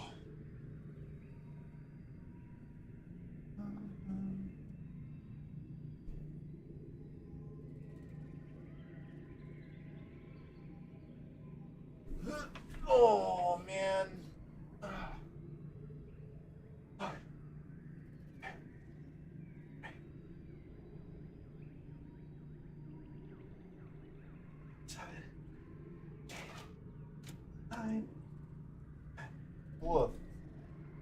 Ugh. Ugh.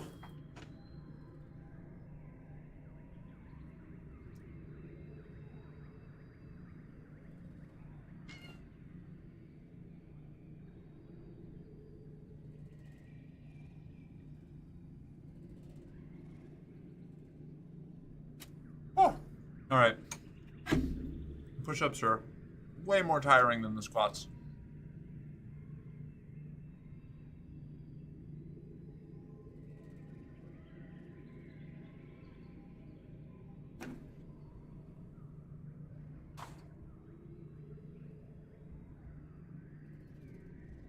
Hey, I'm Merc. Welcome to Vertumna. I should finish chewing before I go back to reading.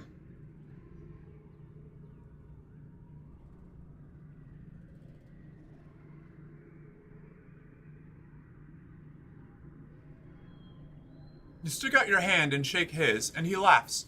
You notice he's wiggling his dog ears. They can really move independently. Pleased to meet you, he says. I'm Rex, and I love to shake a paw. I know a ton of tricks. He winks. Rex puts his hand against his cheek, looking cute and lost. Hey, since I'm new here, do you think you could help me find the construction yard? Thought I might apply for a job here.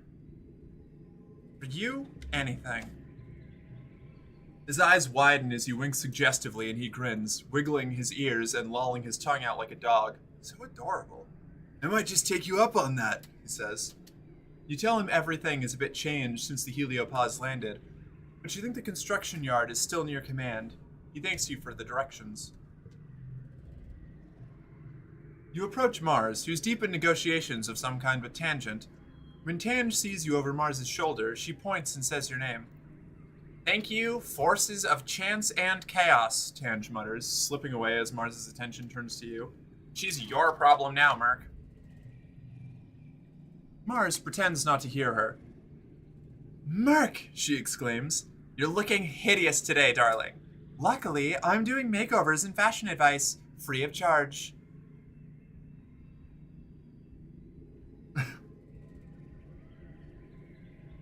What's the catch? What's the catch? Mars smiles. No catch, she says smoothly. You just have to try on my new line of clothing and give me your honest opinion. Come with me, Mars says, directing you to her room. I've been working on these designs for weeks. They're fresh off the printer and I'm dying to see how they look on a regular person like yourself. Mars's room is a riot of sparkling fabric. My first fashion line is all about dressing for the seasons of Vertumna, Mars says as she ushers you inside. Yellow and angular for dust, airy and pink for pollen, stuff like that. If we ever make it back to Earth, I want to be known as the visionary who brought Vertumna home. It's a great idea. Mars shrugs. I know. Mars indicates the pile of outfits on her bed. Well, what are you waiting for? Chop chop.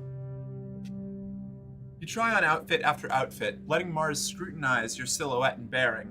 She seems genuinely focused on how the clothing performs. Wah. Here we go. That's better. Forces of Chance and Chaos. Wow, that's my partner's name. She seems genuinely focused on how the clothing performs. Finally, you finish trying on all the outfits. I think the glow jumpsuit is the winner. Go ahead and put it back on, Mars instructs. Then we'll do your hair and makeup. You sit on her bed as Mars pulls out her box of cosmetics. A day look, she asks, or something more bold for nighttime. Something flashy. Mars smiles at you with all of her perfect teeth. A woman after my own heart. Mars does your makeup efficiently, then pulls out a bottle of bright blue nail polish. One more thing, and the look is complete. Mars paints your nails, humming tunelessly while she works. And voila, she says when she's done. I like dressing up. For you. Mars doesn't miss your tone, and smiles as she caps the bottle of nail polish. Is that so? She says, voice warm and teasing. What else would you do for me? She bursts out laughing before you can respond. Don't even go there. Your nails are wet. If we mess them up, I'm gonna scream. Perfect. Relatable content from Marzipan. Ugh. I hate this boy. This new boy from the heliosphere is a couple years older than you. He's very handsome, and the missing arm gives him a heroic battle-scarred vibe. He stands tall and ready for action, even though it's a normal, boring day. The other recruits milling around the garrison give him a wide, respectful berth. He sees you, staring, and gives you a curt nod. "My name is Vase, Lieutenant Olivatius," he says, considering you with a glint of challenge in his eye. "And you are?" "I practically run this place." His expression doesn't change. "Is that right?" he says, with the air of a boy who's hard to impress. "Nice to meet you, Merc. I hear it's been a rough couple years for the colony. Lucky thing our heliopause came along just in time," he continues.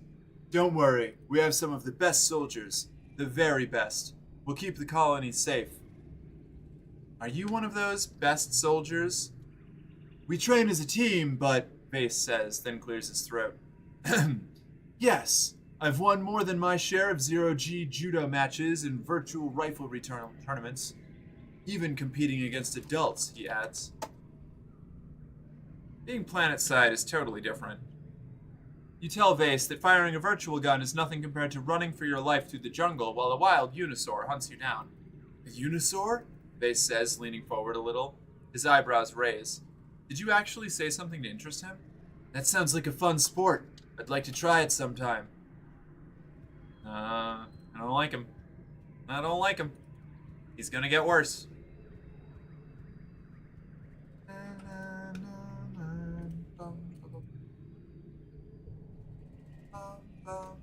Early pollen. Is early pollen anybody's birthday?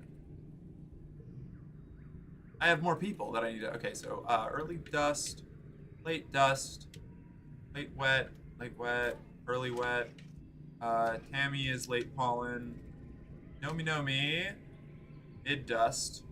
Rex, early pollen. Alright, yes, we will give Rex a stick. I don't like Vase, so I don't care. Let's see here. You. Rex, I got you a present. It's a log. Woohoo! Rex howls with happiness as he takes the mushwood from you. "You remembered my birthday and brought me the perfect stick for my collection." Nerd.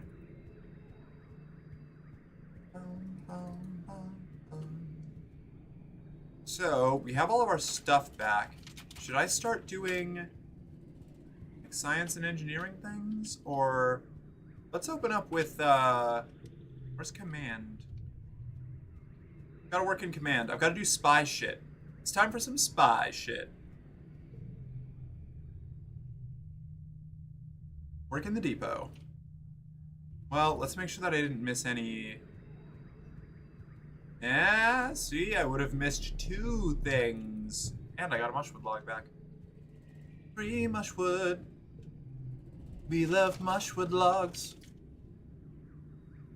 You catch your parents muttering about the new governor and the people from the heliopause.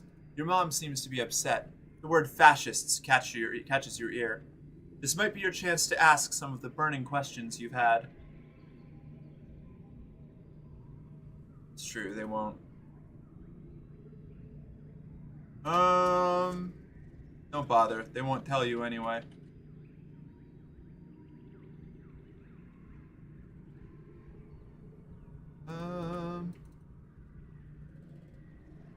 Why did the Helios know about Mom? Your dad looks startled and tries to muster a friendly smile. You overheard us, eh, kiddo? Your mom gives him a warning, sideways glance. Listen, Merc, he hesitates, whoops, and looks around nervously, as if afraid you're being watched. You're just going to have to trust us adults on this one. There are things you're still too young to understand. I am not too young. Your mom stiffens, but your dad motions to calm her. I thought the same about myself once, he says gravely. I was wrong. The Helios came here just like us, looking for a better life, he tells you. Some of them had other reasons too, but now that we're here, we have to learn to work together. When your mother and I were young, on Earth, we learned a hard lesson, he gives a grim smile. We learned a lot of hard lessons. One was that it's safer to be led by one dangerous person than be attacked by an army of them. He lets that sink in. Another was that sometimes, when adults tell you not to worry, you should listen to them. Go on, enjoy your youth. He gestures towards the heliopause. Go get to know some of those new kids. I'm sure you'll find they're a lot like you. Before you can say another word, they're called back to work. There's still so much to be done to rebuild the farms and geoponics greenhouses, and you can see people from the Helio helping your parents. Maybe they aren't all bad. Mother, we must fight. You've barely seen your mom since the heliopause arrived. When you do, she looks frail. Like all of her strength got used up last year, and she's only just starting to recover. Except, instead of relaxing, she's hard at work rebuilding the geoponics domes. It must be hard for her to shake the fear it might happen again. Being able to load your tray full of food at the canteen is still a luxury you don't take for granted.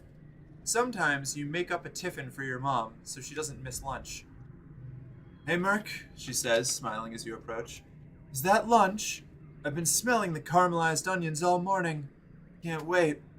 You deliver the tiffin into her grateful hands, and she cracks the lid and takes a big inhale. She smiles. You know, people used to give thanks before meals, back on Earth. I think I can understand why. I'm just thankful you're here, Mom. She reaches over and ruffles your hair. You're a good kid, Merc, she says. She looks at you a second, weighing whether to continue.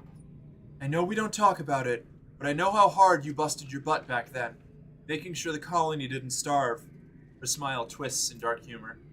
I didn't think you'd ever come around to corny bullcrap like doing what's best for the colony, she mutters like it's a secret.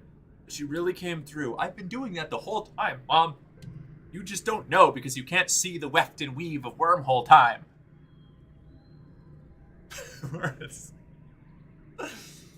When you're fighting for your life, that's when you know the true measure of a person, she continues solemnly. I wish you didn't have to be tested at such a young age, but you really showed what you were made of. I'm so proud of you, my daughter. Mom's love. +1 skill on challenge win? Holy shit, that's a crazy card. Okay. Fuck yeah. Thanks, Mom.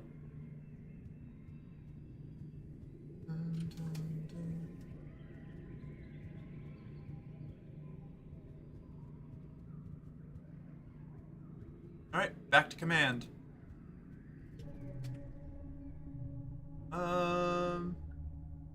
Notice board.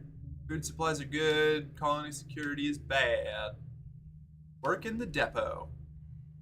OMG, Mars enunciates, drawing your attention from stocking the shelves. Did you see the new requisition come in? It's from Rex. I wonder what he wants, she says, scrolling through it. Ugh, he's so hot. I hope it's something for me. He knows I like gifts, right? You pull up the requisition on your holopalm and it's a mess. Rex has no idea how to fill these things out. At the bottom, under additional comments, he's written, Lamau, sorry, I don't know if I did this right. Help? You and Mars exchange looks. If you want an excuse to spend some one-on-one time with Rex, you'll have to fight her for it. It's your turn to stock the shelves. Thank you so much for helping me with this, Merc, Rex says when he comes in, looking at you with big, helpless eyes. He rests his hands lightly on your forearm. I've never really done this before. It's just a lot to take in, you know? Now, I'm going to flirt with Rex because flirting is fun, but we're going to date Mars, so that's our endgame. Don't worry, we'll go slow. Rex snickers, delighted that you continued the innuendo. Okay, thanks. Unable to stop herself from spying on you, Mars resorts to stocking shelves nearby. She makes a gagging noise. Get decked, Mars. I've got to beat her at trying to date Rex so that I can then prove that I'm the only one that she should be trying to date.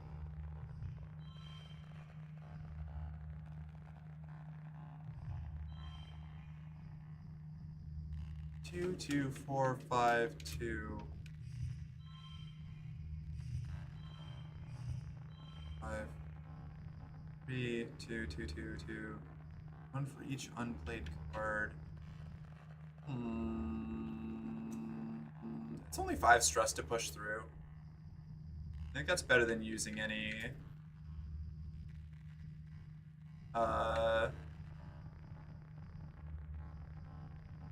of my other cards.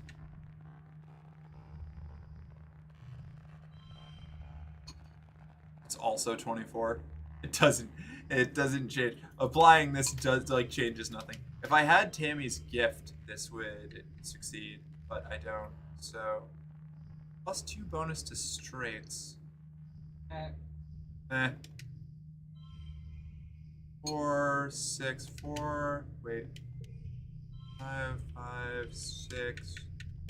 4, 5, 6. Can't do a 3. No. Damn, that's close though.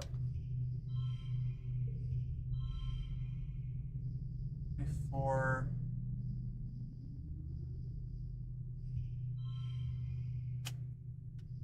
Fascinating. We'll just push through for 5. Victorious, you worked well this month. +1 organizing. That was a rough hand. Organizing 1, persuasion, kudos. Okay, great. Early pollen, mid pollen. I never saw what happened on their first gloom. Does it get wild? Oh, it gets wild, yeah. Yeah, the talking about more guns and explosives than you've ever seen is distinct foreshadowing for what ends up happening. I'm just gonna keep working in the depot because I want to unlock other things so I can spy on people. I think, well, actually, let's go do some engineering shit. Study engineering. Oh, I don't have reasoning 30 or greater. After school tutoring, no, okay. Can't very well teach others until you learn the material yourself. Okay, I was hoping that I would get a tangent event, but I didn't. First collectible use is free. That's exciting. Ditch that. 4, 2, 6.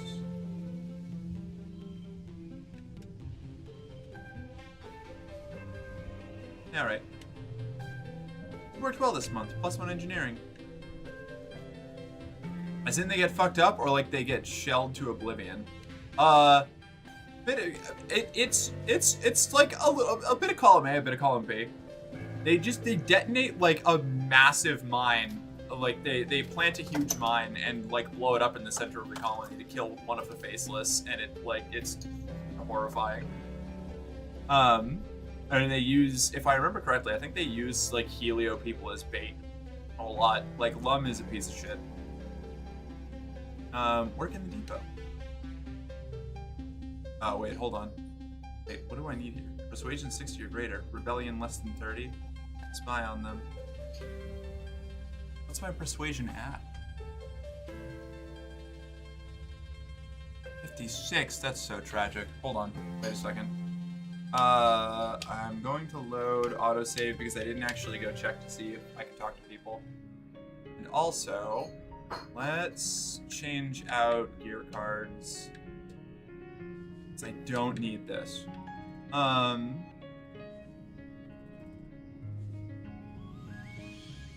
have 50 kudos. Do I have anything that can increase my persuasion for a month? Maybe. Supply depot. Biology, 5 persuasion. Take it. Pastel Merc? Yeah! We're all pasteled up. Here, cool jacket, doll, bonus to pairs. Anybody back here need anything? No.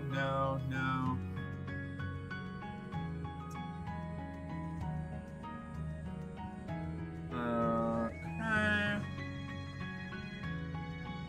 We don't have any events. It doesn't look like we have any items. I think I have my bunch of persuasion now. Yeah, alright, cool.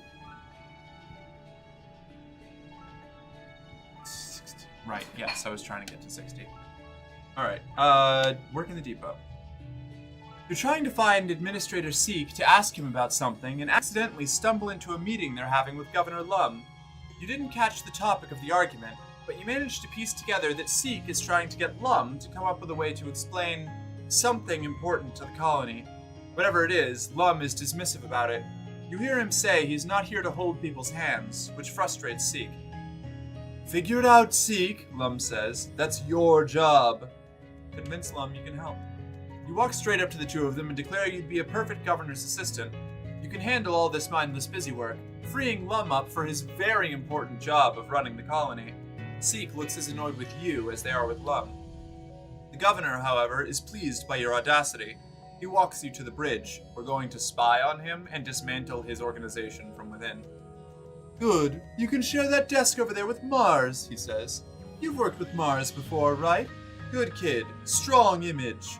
She handles my social media presence. Unlock administration and command. Yes. Excellent. That's important. That was worth the save scumming. 4, 6.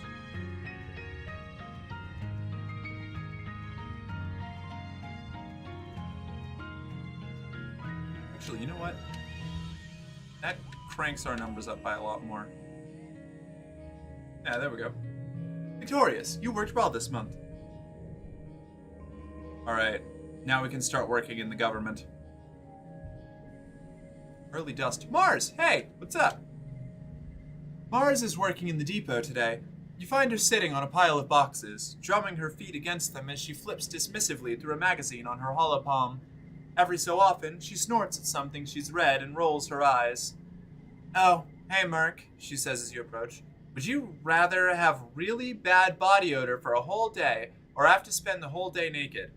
I'd be fine being naked. Me too, Mars says. I mean, if anyone can still be fabulous with no clothes on, it's probably you and me. Accurate, true, correct. I'm reading some of the teen magazines from Old Earth, Mars says. You know, like fashion and makeup and dating and stuff. She turns to a new page and reads out loud.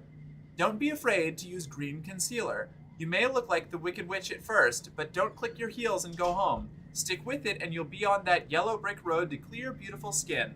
Mars laughs incredulously. What does that even mean?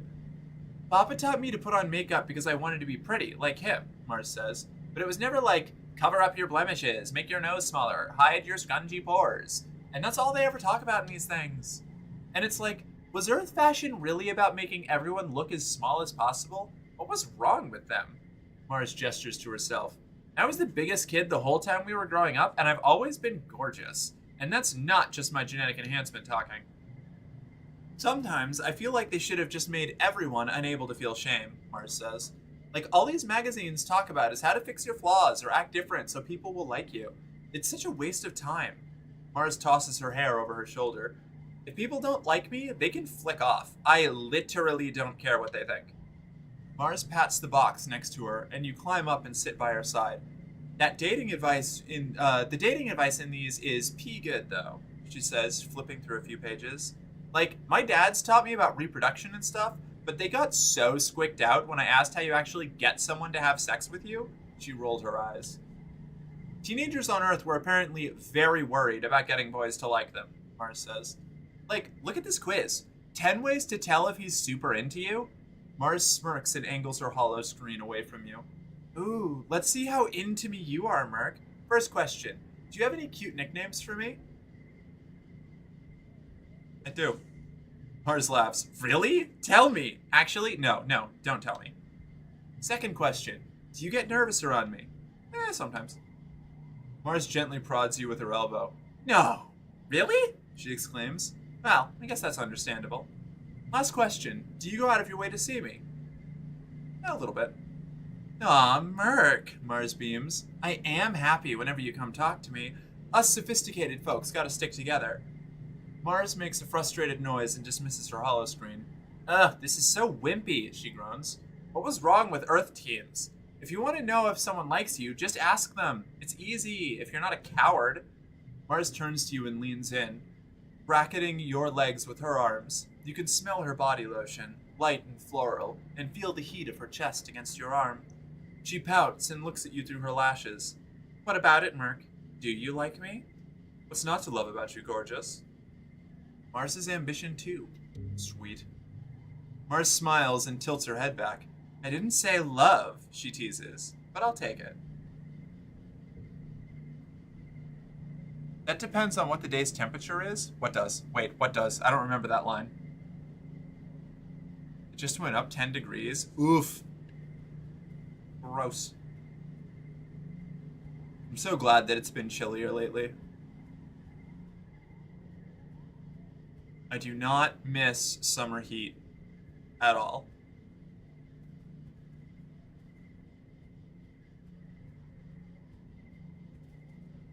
Oh, whether I would rather be naked or smelly for a whole day? Oh, okay, yeah, no, I would take naked either way.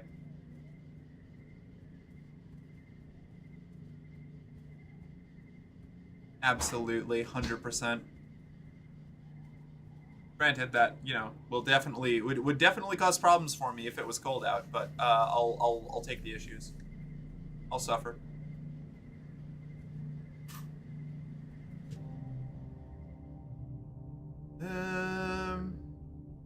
Assist the governor. One of your first tasks as an administrator is to format the monthly report to Earth. It's full of boring, carefully formatted data.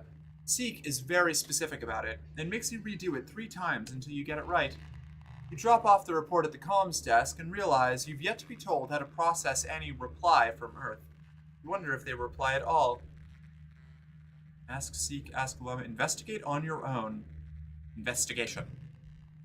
You sneakily read through the administrative HoloNet files you're allowed to access now. There's a huge backlog of messages, all dating from during the 20 years the Stratospheric was in space. You scroll the preview text quickly, not wanting to draw too much attention to yourself. The majority of the messages are updates from the colony's allies in the Vertumna group, but every so often there's a message ordering the ship to cease and return to Earth, putting an end to their illegal emigration and return their stolen property. If the Vertumna group weren't outlaws on Earth before, stealing congruence and the gene tech definitely did the trick. These messages are angry. There are no messages from any time after the Stratospheric landed on Vertumna. Maybe nothing can get through the wormhole. Maybe the communications system was damaged, and it wasn't until the heliopause landed that communications could be restored. Or maybe both planets are just shouting into the void. It's impossible to say. Administrating. +1 to social cards. You. Leave her. Toss you and you up there. Yeah, alright. Yeah, we'll take that. Victorious, you worked well this month. The Vertumnalia Festival is a welcome day of normalcy in an otherwise chaotic year. Despite some lingering rivalry between the two factions, Vertumnalia is a chance for the Helios and the Stratos to come together and appreciate the bounty of the planet. At least, that's what the adults say. As Governor Lum takes the stage to address the colony, you can't help but notice the crowd has segregated itself according to their ship of origin. Rex shoots you a wave from over on the Stratos side, and Nomi makes a silly face. Vase is surrounded by other young soldiers, all looking sharp in their heliopause uniforms. With Mars standing beside you, you wonder if the two ships will ever feel like one colony. A fanfare plays over the square's announcement system. Lum's honor guard do a complex drill with their drone rifles. Greetings, people of Vertumna, Lum says, his voice ringing out over the square. We may be far from our beautiful Earth, but we can still celebrate and be thankful for what we have here. We've worked hard to save this beleaguered little colony from the brink of destruction, and should be proud of our work. The Helios cheer. Your side of the square is more quiet. I hate that guy, what a dick. We all hate this guy. Well, you might have a different tune when it's negative 20 degrees C outside. No, I wouldn't. I've lived in very cold temperatures, Kat. I would still go naked. Now, I wouldn't go anywhere, but I would still rather spend the day naked than rather spend the day with really bad body odor. You never know. I could be naked right now. I'm naked under all these clothes. I know, right? Isn't that terrifying? I know. Yeah. Avert your eyes. My brand. I know some of you have been asking, Lum, how are you going to do it all by yourself? How are you going to run the colony, solve everyone's problems, turn this planet into a paradise, and look this good? Lum strikes a pose to a smattering of polite applause. Well, I have the answer for you, he continues. The old council made a lot of bad choices, like illegally leaving Earth. But I believe in second chances, so I've appointed the original department heads to my own council, Lum's Council 2.0. Better not disappoint me. He laughs and makes finger guns at the department heads at the foot of his podium. Stay on your toes, Stratos. I also want to promise everyone here today that we're going to make Vertumnus safe for humans, Lum says. The next time those bastard Xenos attack, we're going to blow them to so many little pieces there won't be enough left to wipe off our boots. We've already got the defenses, he says, gesturing broadly to the new, taller, thicker walls. And we're building homes for everyone. Homes where people can raise children again, knowing that our military men and women are keeping us safe. Big cheers from both sides this time. Some of the colonists around you even have tears in their eyes, especially those who lost family in the last attack. Lum goes on for a while, lionizing the Heliopause's military strength and casting subtle digs at your failed colony experiment. Finally, the crowd disperses to set up the square for the afternoon festivities, some traditional, some new. At the tables, Aunt Anne and the kids are setting out the spread for dinner. There's an unimaginable amount of food thanks to the Heliopause's huge ration surplus, and the piles upon piles of xeno meat from the hunting parties for those who can stomach it. Anne is all smiles, clearly making an effort to move on, as Lum mandated, despite still mourning her lost son, Combe. But not even the festive atmosphere can force a smile onto Anemone's face. Who do these Helio jerks think they are? Right? Mars exclaims. This Lum guy is a tool. Did you hear what he said about us? How crass. Like, have some respect. Dis arrives, carrying a big tureen of stew. And now they're just taking over, and everyone is okay with this? The adults are bigger cowards than I thought. Mars looks at Dis in shock that they agree on something for once. The chime sounds to announce that the square is set up for the annual competitions. What do you choose this year?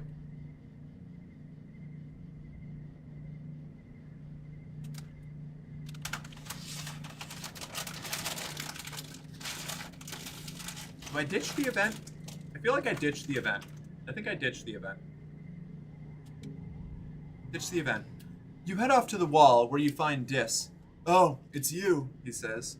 The slightly cooler breeze coming from the forest gently tussles his hair. What do you want? Just getting some time alone. Yeah, me too, Dis says, staring at you. So, I'm going to go over here now. By mutual silent agreement, you and Dis stake out places on the wall a comfortable distance apart. It's peaceful. This place sucks now, Dis says after a few minutes of silence. I can't believe we got taken over by a bunch of stupid soldiers and everyone's down there, playing nice with them and pretending like they're going to help us. He looks out towards the wilderness. What's out there is bigger than their guns. I know it. After the festivities, the mood in the colony is a lot lighter. You see people smiling easier, and often see mixed groups of Helios and Stratos socializing together. Feels like the first time people have actually let themselves relax. Early dust. Mid dust. Mars is poring over a real book. I need persuasion 80, holy shit. Poring over a real book with real paper. You crowd around to take a look at it. This belongs to that new kid, Nomi, Mars says, lifting her voice like a question. I told them I was looking for someone to draw designs for my new fashion line, and they just handed me this. The book is filled with character designs, giant robots, and pictures of characters kissing. It's so good, Mars says, turning the pages. This is what we need here. People with talent. No, it's mid-dust. I missed Anemone's birthday again. Oh well.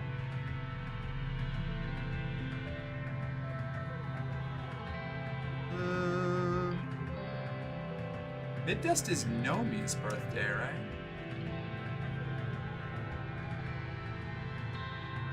Yeah! What kind of stuff do you like, Nomi? Oh, this sounds sweet. Hold on. It's so cool you guys have people who aren't boys or girls too, Nomi says, twisting a long piece of their hair around their finger. Mom and Dad told me that sometimes people on old Earth didn't understand stuff like that, and that your ship left Earth before us, so maybe it was even worse then. They give you a bright smile. But they were worried for nothing. Everyone's so nice here. Let's make stuff. My attempt to eat potato soup is pitiful. That's so sad. I'm so sorry. You keep missing Nem's birthday? Yeah. Nomi, I love them so much. Yeah, Nomi's fucking rad. I bet you shower naked, you slut. It's true, I do. TOS? Yeah. I could simply take a shower to get rid of the stink. No, you have terrible body odor for the whole day. The conditions don't change. That's like saying, oh, you have to be naked for the whole day, but I could just put on a jacket if I wanted. You have the body odor regardless, Kat. You can't get rid of it. You have it for the whole day. Like, you're either naked for the whole day or you have terrible body odor for the whole day. I'd rather be naked for the whole day. 100%. No doubt. I'd rather be naked.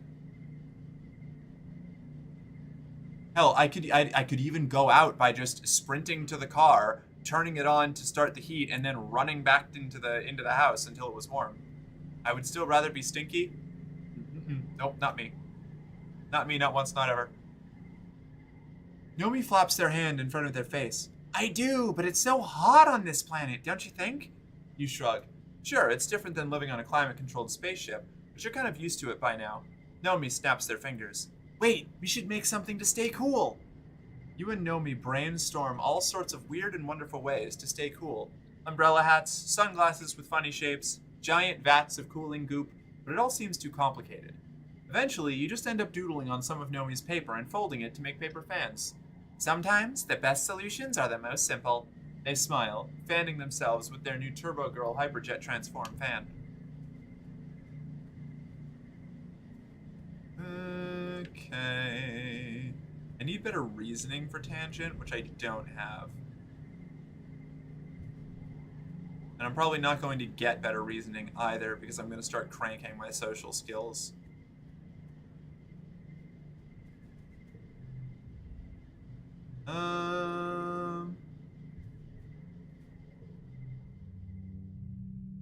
Assist the government. Wait. Gotta make sure I didn't miss any gifts. Any locations, any stuffs. No, we're good. Alright. You get a bobber fruit next month. Alright. Assist the governor. The mood is somber as Mars calls the secret Fun Times Club meeting to order. Anemone won't be joining us today, she announces. Or, probably ever again. She told me she's too busy with training and stuff, and she didn't want to do any more sneaking around, she sniffs dismissively. It's okay. She was kind of a square anyway, but we need someone to replace her. So, we're going to investigate the people from this new ship, she says. What are they like? What do they like to do for fun? More importantly, can we recruit them to the SFC?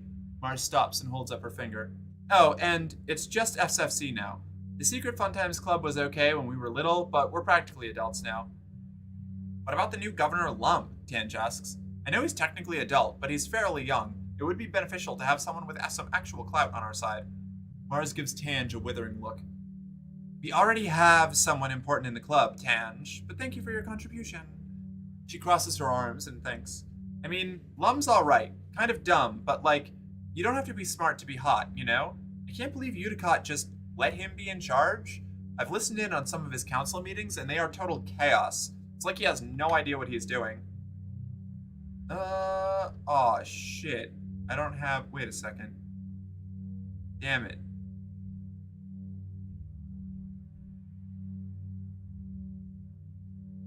Oh, I didn't give Nomi her birthday present. Oh my god, I'm such a ditz. Hold on.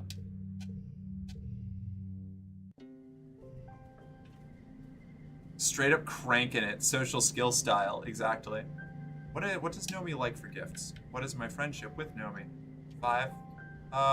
Mid-dust. They don't know. Crystal clusters. Strange devices.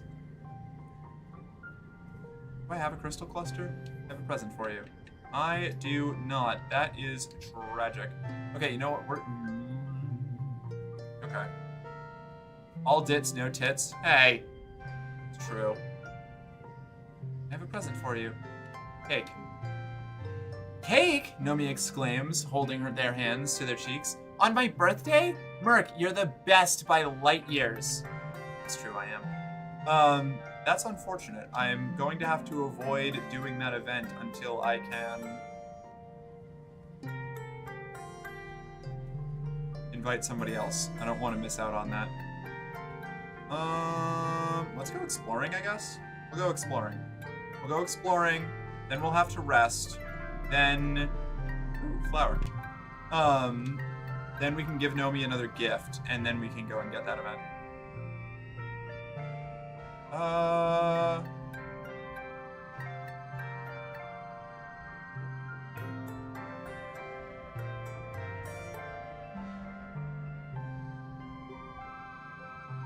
Survey the plains? Survey the plains. Captain S. Lovely tits. Thank you. Nomi! When you report for surveying duty, Nomi is here. It's their first day as surveyor. They smile widely when they see you, smiling exuberantly. Oh, you two know each other already? Utopia says, looking to you, then Nomi. That'll make this easier. Merc, I'd like you to keep an eye on Nomi while you're out there. Utopia continues. Going to assign you to the same regions for the next little while. Just make sure they don't wander into a nest of snap bladders, okay? Yay, hooray! Hey, there it is. There's the last little friendship we needed. Nomi cheers and gives you a high five. As Utopia explains to Nomi and some other new Helio surveyors about the surveying tools, Nomi starts to get bored and wanders a little way from the group. You see it happening, but are powerless to stop them from tripping and nearly landing in a nest of Popeye eggs. They're just about to crash into the delicate spun glass cocoon when Utopia materializes as if out of nowhere and scruffs them by the back of the collar. Nomi, pay attention. Nomi giggles, like they didn't even realize the danger of being stampeded by the upset Popeyes beginning to gather around. Utopia ushers them back to the group before things can get tramply. Nomi asks a million questions about the eggs. Are they edible? Do they have hard shells or soft? What is the cocoon made out of? How long until they hatch? Utopia sighs. Just get out of here, you two, she says, before the cute little varmints turn ugly. Sai, hi! I agree, but how did we get on this topic? I don't remember. I was thinking about tits and that I have great ones. Ashley's being blasphemous. I completely understand. No further explanation necessary.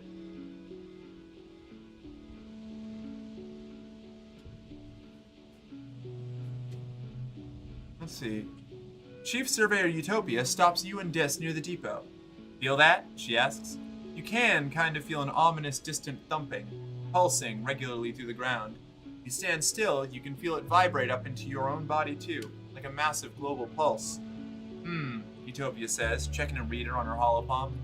I reckon it's naturally occurrent, she concludes. But it's given me the willies all the same. You two better check it out. Mind you stick together and take readings on the way in case it's dangerous. You and Dis look at each other, excited. You follow the thumping, now an audible noise, growing louder, west, until you've roughly triangulated its location. You know you're getting close, but it sounds like it's coming from all around you, and your instruments aren't precise enough to help. Follow the sound. Story. This is a story challenge. Also, pain meds making me so tired and a little loopy, but no pain, so like win-win. Win-win. Tired, loopy, and no pain is a win-win. Okay. Let's go 1.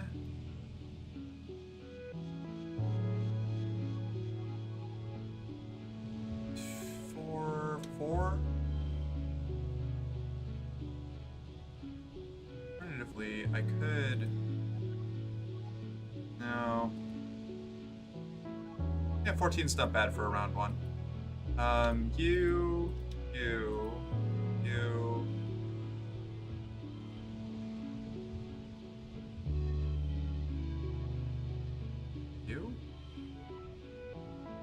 22.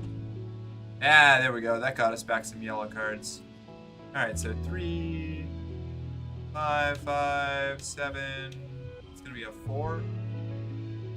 Yeah, rad, okay. Victorious. You find a machine? An ancient, broken down machine. Like a small, pyramid-shaped building made from some kind of dark stone or bone that looks almost like it grew that way. Except, it isn't broken. It's just so very old and overgrown. It looks more like a pile of rubble and roots than a building or engine or whatever it was. Still, a thumping noise comes from inside it. The vibrations are strong here, making your guts feel weird. I don't have engineering 20 or greater, no. You don't notice it at first, but there's a curious path on the ground moving away from the machine. A line half a meter wide where the dirt is a little more worn and bare. It heads off in a straight line to the west, or coming from the west. Could animals have made this path? Or the thumper itself? Engineering. How much did I wasn't even close, was I? No, I would need a lot more. I'm fucking cold personally. It's below 30 out and I've spent the entire day in a crop top and a sheer overshirt. Worth it. No, yeah, worth it. I need to get some sheer overshirts. You run your hand over its pitted, vibrating surface. How could something so unbelievably old still work? It's definitely not natural. You can even see something like something like writing carved deep into the not quite rock.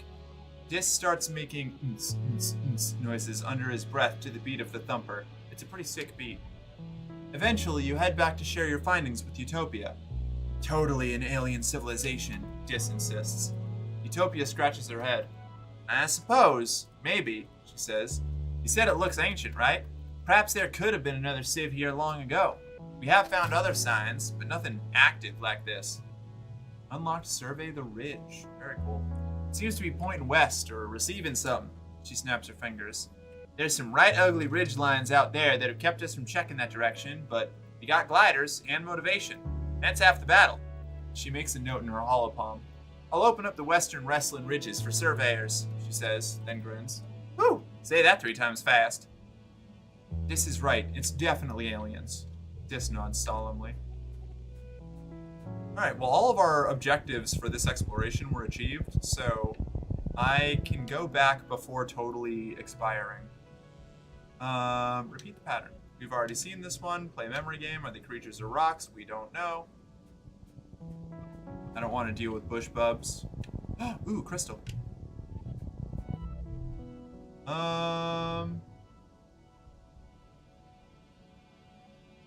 Playing in the snow is a decent card. I'll take another playing in the snow. Get creativity. Time passes. 15 stress. More crystals. Gotta get them crystals. I'll fist fight you. I think we both don't. You're so brave to say something so false. Yeah, I don't know. Sai's pretty intimidating. I don't think you stand a chance, actually. Blast your way through it. Oh, I can do this. Hold on. Gear. You. Swap out for you. Do I have 60 persuasion now without that little 5? Yes, I do, so I don't need to wear that anymore. No, I wanted to blast my way through it. With my little zappy gun. Good thing you brought a plas cutter with you. You cut a hole through the bushes and set a bunch of the surrounding forest on fire while you're at it. That'll teach those bushes to get in the way. That was a little destructive. Maybe I shouldn't have done that. Bush bub. Bubba Bush. I wouldn't expect to win a fist fight with Sai. She's vicious when she needs to be or wants to be. Yeah. Sai's intimidating and then she gets clammed up. Oh yeah. I wouldn't want to hurt perfect Sai, and so I would have to take the L. Getting glammed up as part of the intimidation, 100%. You're crossing a clearing when you hear a terrible cracking, pounding sound. A bush bub bursts through the tree line, barreling straight towards you. Whatever's making a bush bub run, you're pretty sure you don't want to be on the business end of it. Bravely stand your ground. Easy bravery challenge. You. 14. You. Oh, that's an unchangeable card. Never mind. So you.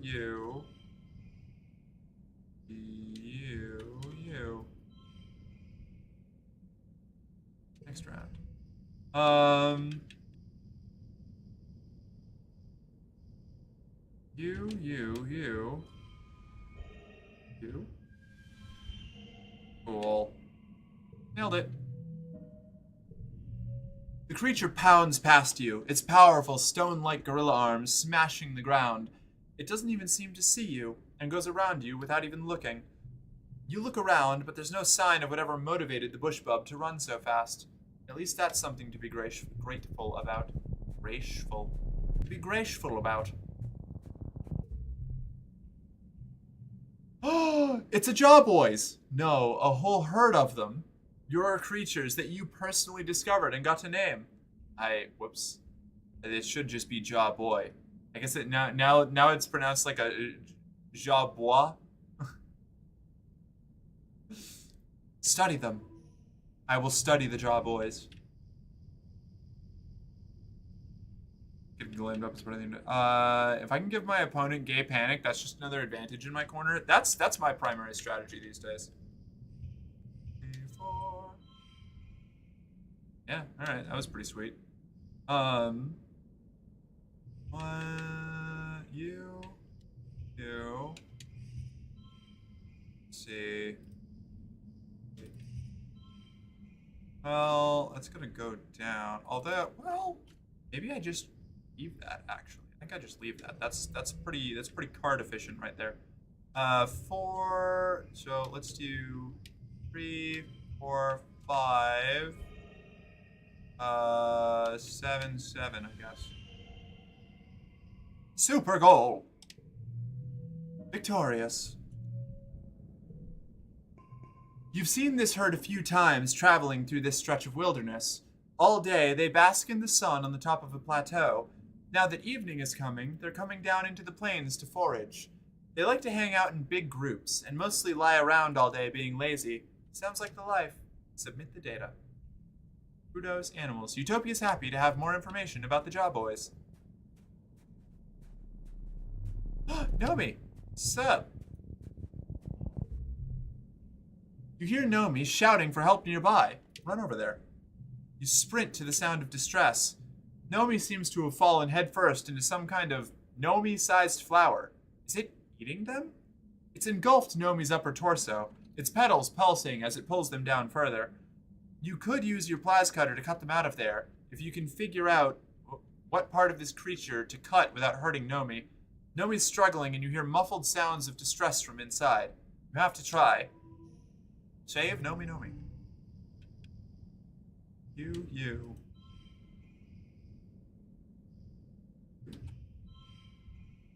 That'll work. 15 points for round 1. I'll take that. You.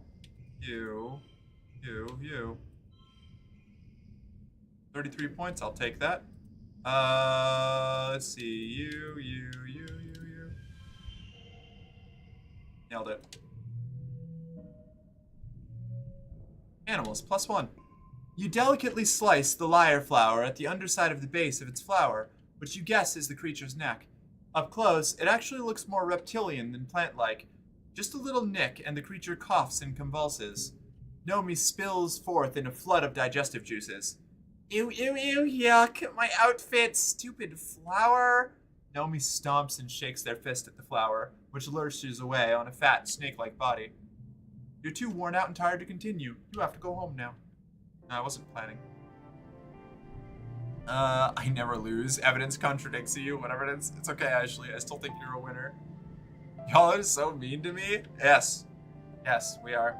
As if you don't love it when we're mean to you.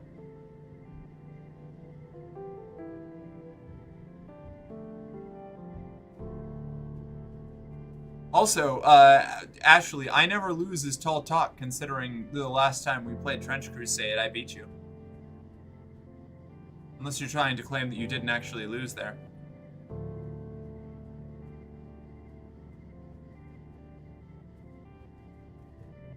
I just want someone to be nice to me, flirt with me and cuddle me, and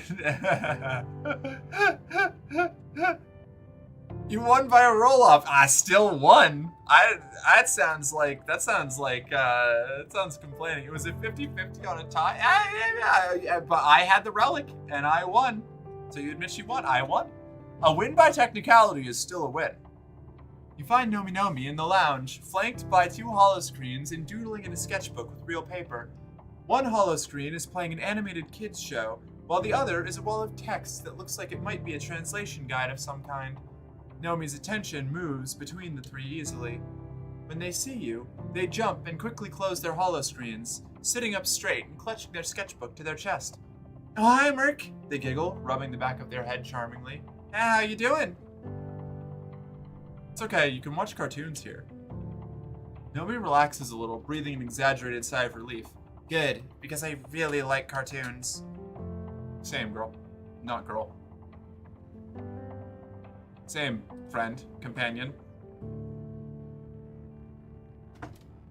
"Mark, I'm leaving and I'm going to cry." Sounds like the dice told their story, and the story is that Merc won and Ashley lost. So true. Get shredded, nerd. Nomi set their sketchbook aside and looks around, conspiratorially. "I thought you were gonna bust me for jailbreaking my holopad," they say. "All the Helio kids have restrictions on what we can watch and for how long, but you guys have so many more cartoons than we had." Nomi throws their arms in the air.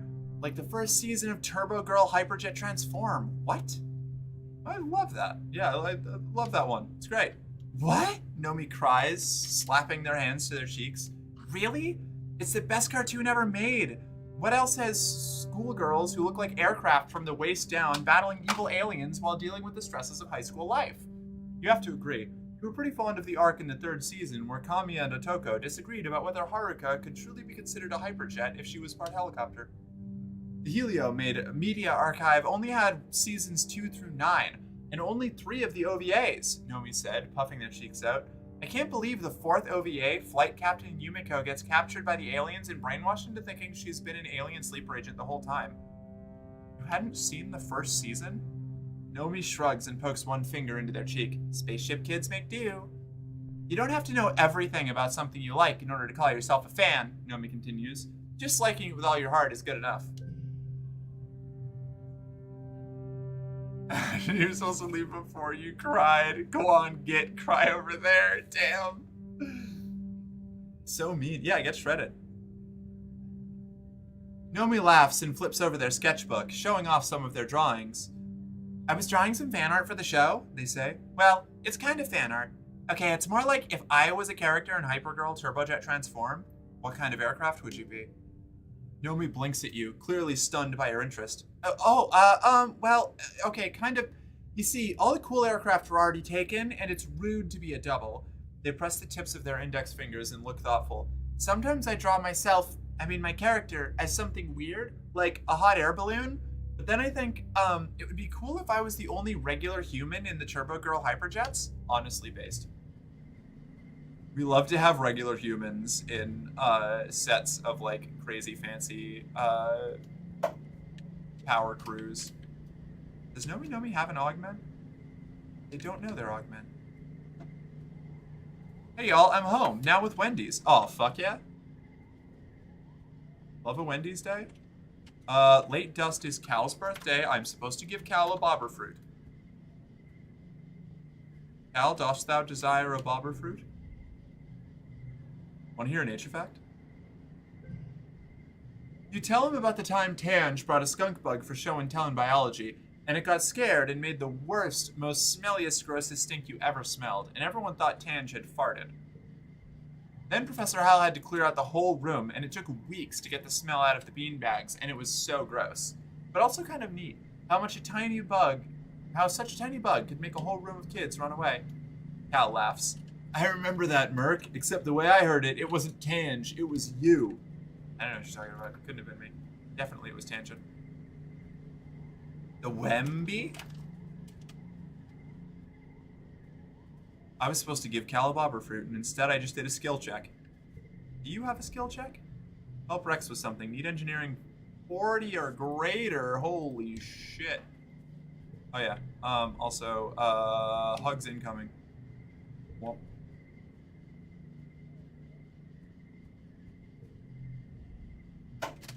You pass a group of soldiers from the heliopause leaving the garden. Oh no, I don't need this. Here, take a bobber fruit.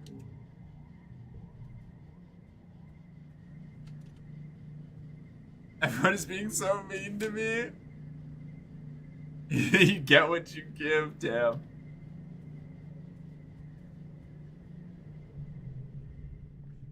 Want to train together? Anemone suggests you practice some hand-to-hand combat, then kicks your butt in the absolute most literal sense. She leans over to you while you're lying on the floor, completely gassed. You okay? She laughs. I didn't go too hard, right?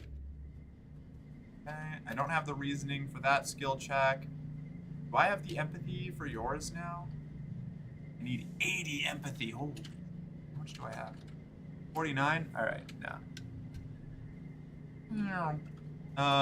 Now we can go rest, right? Yeah, we got the birthday. Visit the spa. I don't have enough kudos for the spa. Relax in the lounge. Friendship with Tammy and Rex, or... What's my friendship with Dis looking like? My friendship with Dis is actually pretty okay. Alright, solid.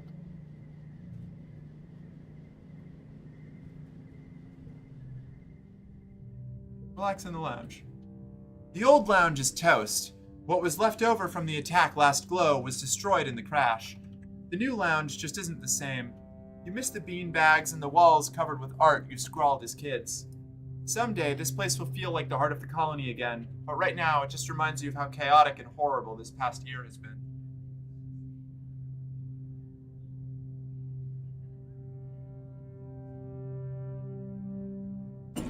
I haven't been mean.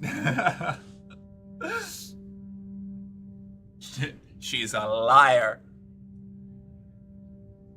How do I give good, comfy warmth? Do I need to bend over? In some cases.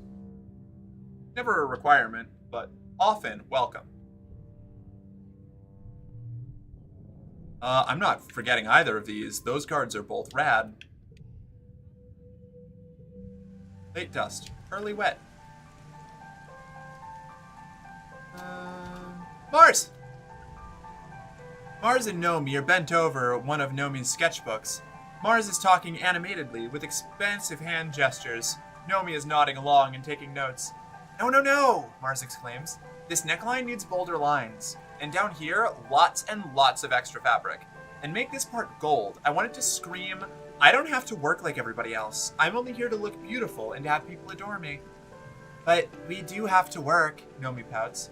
Nanoprinting's restricted for these kinds of materials. It costs kudos. Mars rolls her eyes. That's the point.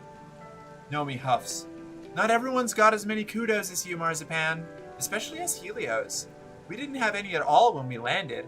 If I want to wear something other than uniforms, I usually trade or mod old clothes instead of printing new ones. Mars looks appalled. You trade clothes? You don't even sell them to each other for kudos? Nomi shrugs and tucks their hair behind their ear. It's just, some kids can't afford to print this kind of clothing, right? So you're losing out on them as potential customers.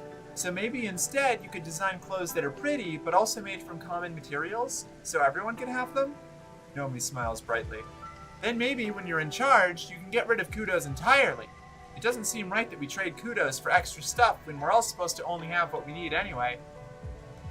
Nomi packs up their sketchbook and leaves, and Mars turns to you with a thoughtful look. No, Nomi. Doesn't know that I was the one who started selling things for kudos in the first place. My dad keeps saying I shouldn't do that, because hoarding kudos and treating them like currency will cause, she makes quotation marks in the air with her fingers, wealth inequality. Do you think they might be right? Nomi's right, the Helios are broke. Oh, Mars says, tapping her chin. I mean, I knew the Helios were tragic, but I just thought they had terrible taste. You know, the uniforms and haircuts. I didn't know it was because they were poor. I really don't think kudos make everything unequal, Mars continues. Like, you can always work harder if you want something nice, right? That's what I do. Mars looks genuinely troubled. It's great that we have everything we need, well, as long as there's not a weird disease or a famine or whatever, but we're still poor, you know? She sighs. We're poor in culture. Like, yes, every colonist has a steaming pile of mashed trippet every morning, noon, and night, but what if I want to watch a holovid I haven't seen a million cajillion times? Mars puts her hands on her head. When we only focus on survival, who's making the holovids, and the symphonies, and the gourmet food?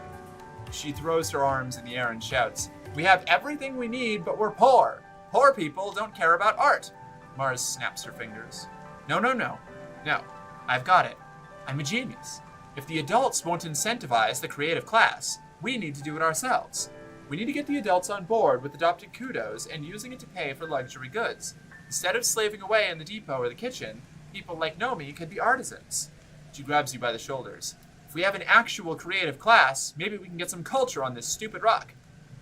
I can't believe I never thought of it before, she says, clearly possessed with a beautiful vision. I'm the richest teenager in the colony, but what good is it if there's nothing to buy?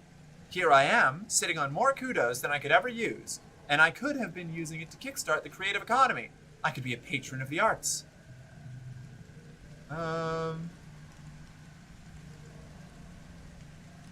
Mars releases you and pulls up the finances screen of her holopalm.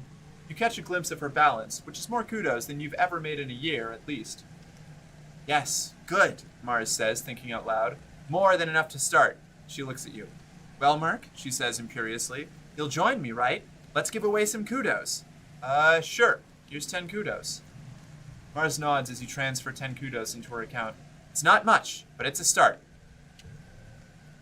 I don't have the money for more. I spend it all forgetting things. I found something you might like. Crystal cluster for your birthday. Anybody over here need stuff? No, you're good? You're all set? Alright. Everybody over here all good? What to Julia? Oh, is Mom alive? Yes, Mom is alive. I reloaded the year and I made it. I just barely scraped it by. It was good. Hell yeah indeed. Flap, flap, flap, flap. Get pregnant, get pregnant, get pregnant, get pregnant. Thanks, Phoenix. Assist the governor. Here we go. Anemone won't be joining us. We need someone to replace her. So we're going to investigate the people. It's just the SFC now. New Governor Lum. Lum's an idiot. Nomi. A club? Nomi asks when you bring it up. Well, maybe. I am looking for more people to play Laser Fable with me. It's no fun with just me and Rex. They brighten. Hey, wait, can Rex join? Because Rex is my best friend, and anywhere I go, he comes too. It's been that way forever, since we were kids, and there's no way I'm letting him feel left out. Looks like you got another 2. Perfect. The plan succeeded. You. You.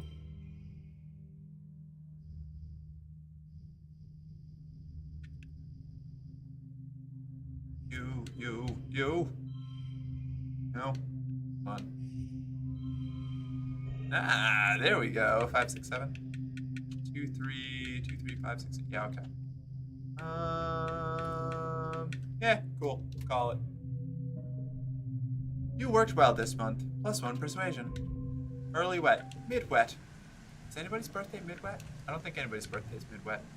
Maybe Vase, but I fucking hate that guy. Fuck that guy.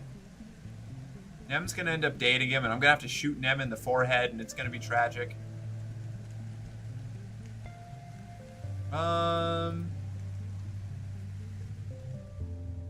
Is this the governor as an organizing and persuasion and friendship with Mars and kudos and stress? Okay.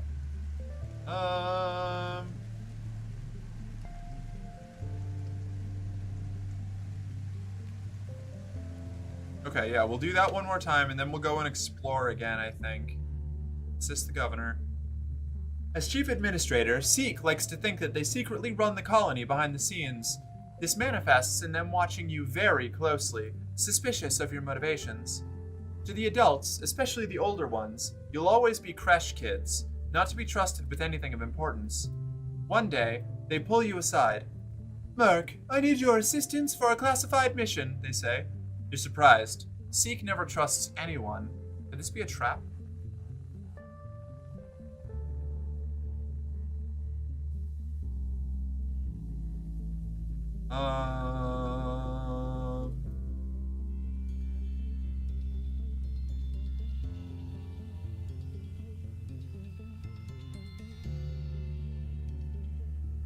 Interesting.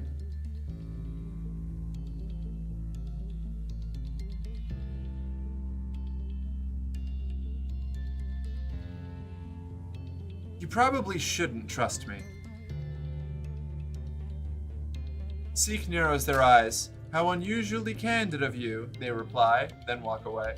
No, I don't like that. I was wondering what the option would be. I'm gonna reload. I'm gonna reload. I don't like it. I don't like that. I don't like that. I don't like that. I don't like that one. I was wondering if it would give me a fancy, fancy thing. It did not. Oh. Let's see. It was assist the governor. Seek. Dispatch your sculptures. Not another word, Seek hisses. I don't know what you're talking about. Just tell me what you need. Oh, well, if you're busy, Sneak sneers. Nope, okay.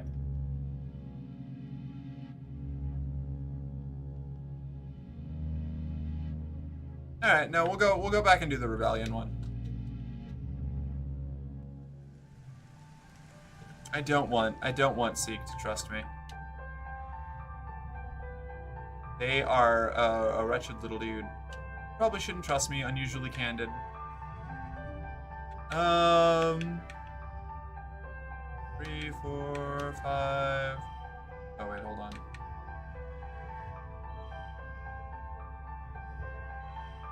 Why is it a 4?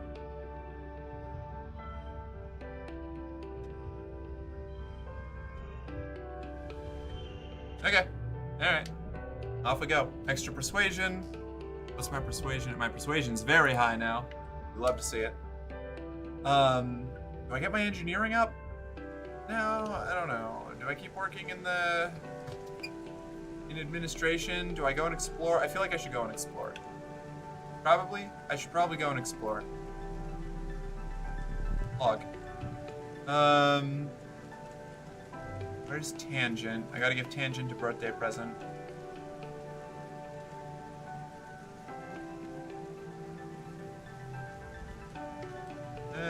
Have something for you. Flower, okay. Hope you find it useful. Oh, Tangent event. Cool. Tangent looks up from her hollow palm, blinking as her eyes refocus on the middle distance, and then on you. Her previously long hair is gone, buzzed close to her scalp. You almost didn't recognize her when you first saw her. You wonder if it was caused by a lab accident or something. Hello, Merc, she says, already cagey. Did you need something? No, I just came by to say hello. The faintest hint of relief passes along Tange's face. You get the impression that not pressing her on her personal appearance was a wise choice. Oh, well, hello then, Tange replies. She raises her hand as if to push her hair out of her face, but stops when she realizes what she's doing. I'm rather busy at the moment, actually, so if you don't mind, you can take the hint. Alright, cool. Gotta give Dis a medicinal root. Hey, bud. Does this interest you? You like root? Hey, bud. You like roots? Did you give these to me because it's my birthday? He asks. I actually hate it when people make a big deal out of my birthday. It's, look, maybe you should go do something nice for Tange. She actually likes the attention. I wanted to give you a root. I'm just giving you some roots. Of course Rex can join. He's the goodest boy. Yeah, Rex is a delightful little guy. Do I want to go do the exploration stuff? Or do I want to just keep doing command organization bullshit? I guess I should probably go survey the ridge at least once. Hey, Topia. The only way to the wrestling ridges is by glider. Part vehicle, part kite, and all adrenaline. You land on the rocky, broken-up spine of the nearest ridge and nearly fall over when you look down at the plummeting slope into the basin below. You are a long way up. Dis and Utopia glide in beside you. Whew! Utopia exclaims. You handled that glider like a champ, Dis. You too, Merc. She peers down over the slope of the ridge. A lot more exciting than the swamps, right? I want you two to stick together out here. It's dangerous in those ancient Convergent Domain ruins. Convergent Domain ruins? You look around. The landscape is like nothing you've ever seen before. Dry, cracked soil gives way to steep cliffs, and what little vegetation here is brittle and sharp. You can feel the dry air wick away the moisture in your lips. Wait, what the heck is that? Flirt with Utopia. I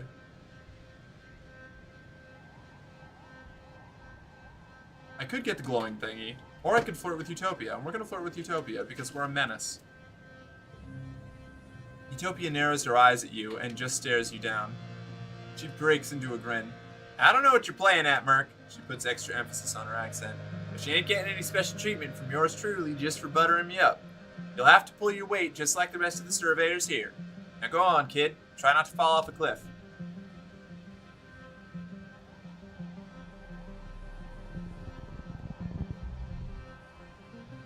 You come across a particularly flat area, a large field of obsidian. Well, obsidian is the only word you have for it, but you've never seen obsidian this bright. It's like a rainbow is trapped underneath its glossy black surface, like the entire ground here is polished black opal. The field glints under the sun at certain angles, momentarily blinding you. It looks slippery and shiny. Carefully walk around the edges. You find a patch that's a little different and take some readings. You confirm the material is not natural. It must have been created by the Convergent Domain, because it's the same stuff they made the Thumpers out of. Silica, mixed with some trace organic elements. By looking at the striations in the cliffs nearby, you determine that this entire region used to be covered in a thick sheet of this dark glass rock. In most places, there is now a layer of soil over it, but if you dig down far enough, you'll probably find this layer everywhere, like the whole place has been glassed. No wonder there are so few plants here. The Convergent Domain must have paved this area to discourage plant life from growing, all except for the crystals, which seem to sprout happily from the obsidian pavement. Fascinating.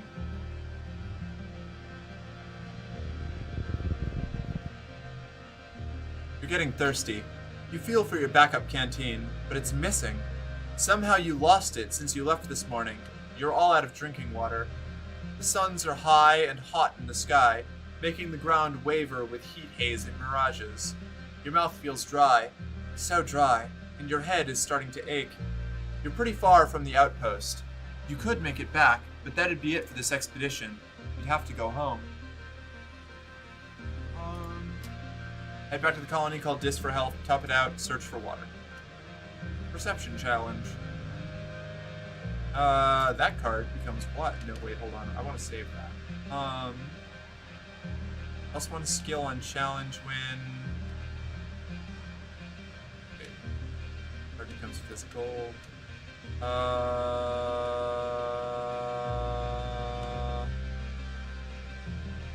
Yeah, just... Yeah.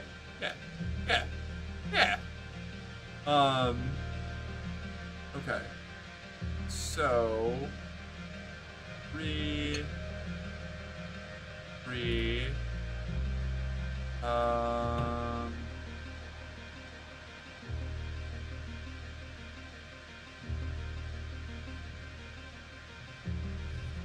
5... So that's 6... This be... No. 7, no. No.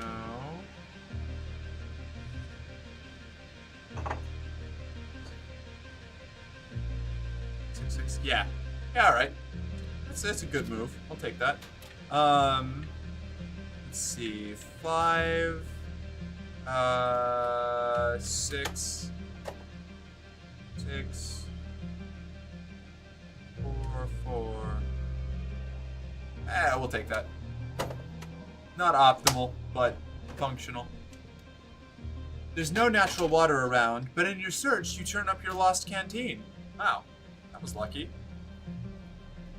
Time passes. 15 stress. Strange device. What is this strange device? What could it be? Who could have left it here? Where has it gone? Into my pockets. Did Tammy ever figure out how sex works? We don't know that yet. Potentially. You're trudging along when suddenly you're buffeted by a hot wind. No, like a very hot wind.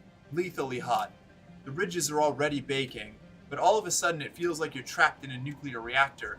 Your skin dries out and your lips begin to crack. Your eyeballs feel like sandpaper. Find the source. You take careful readings from a distance, triangulate them, and discover the source of the wind. A red, sports ball-sized crystal emanator hidden in a small crevice. When you smash it, it doesn't shatter like crystal. It almost looks as if it could have been organic. But was it some kind of defensive barrier? Yet another weird mystery of these ridges.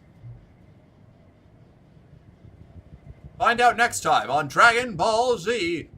Maybe the real sex were the friends along the way. That is an insane sentence. There is a strange heat haze shimmer across the path ahead. Oddly, it doesn't clear up as you get closer. The mirage effect is very strong. The refracted air makes it look like there's a pool of water on the ground and plants waving around it, but something is just off about the illusion. You can't put your finger on why. Investigate.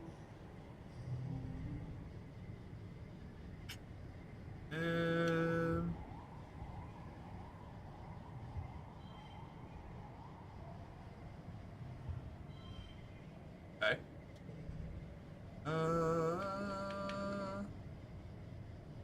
Alright.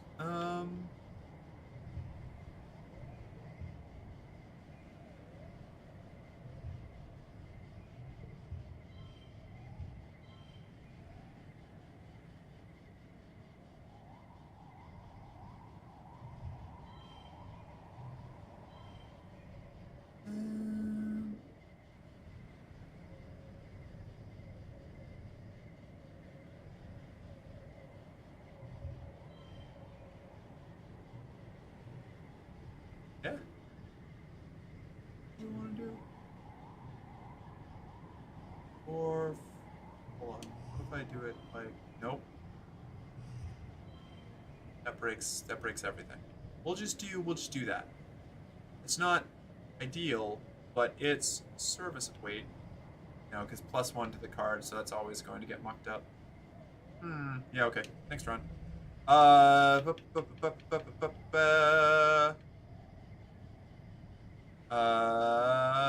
4, 5, 4, 8, 4, 5, 5, 5. Too shy. Okay. Interesting.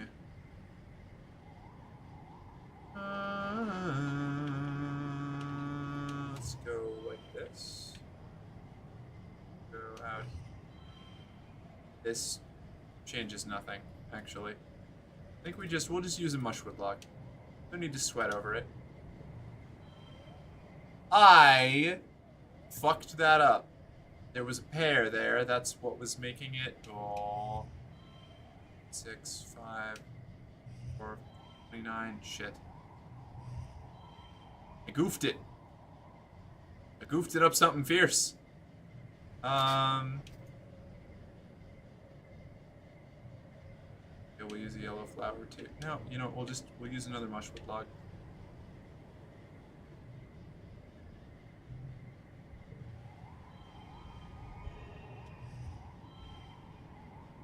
Alright. Well, that's awkward. Oops. Oops, all fours. Like, sometimes you learn things about yourself and your friendships get stronger. That's fair. Hi. Hey, Panda. How you doing? I'm a goddamn menace. I need to be stopped. I just broke into a shop, was finally able to pick a hard lock, and stole the entire inventory, plus the 900 money they had. That sounds like Kingdom Come Deliverance. The faster you move, the faster the mirage disperses. You approach cautiously.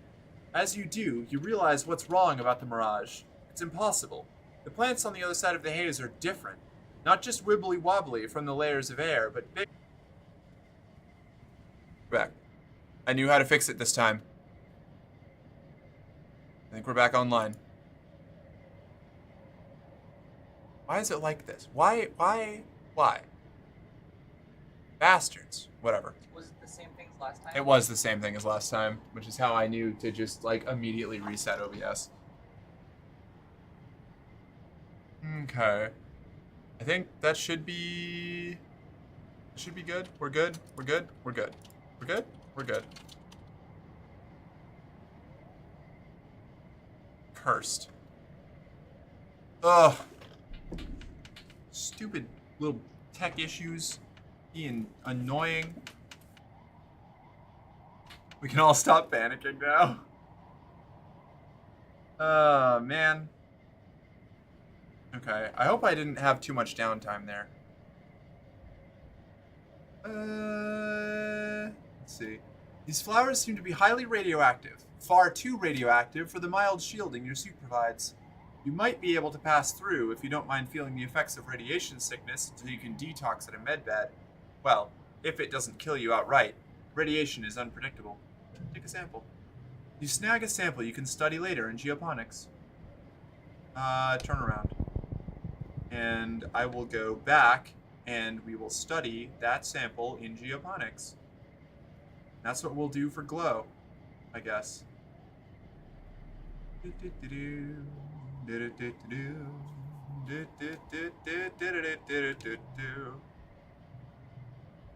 Go home. Yes, go home.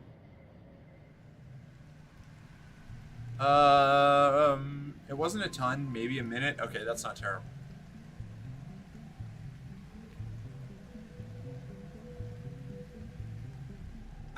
That upped my engineering by a decent amount. 22. Okay, cool.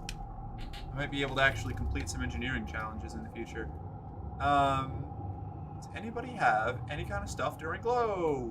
Any kind of stuff during glow? Any kind of stuff during glow?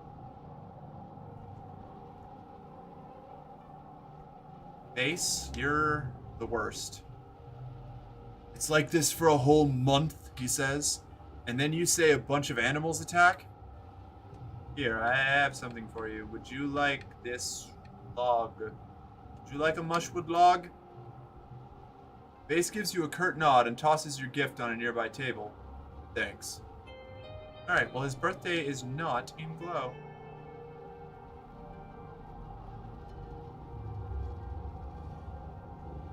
Okay.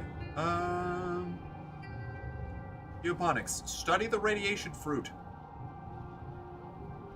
Geoponics is over here now.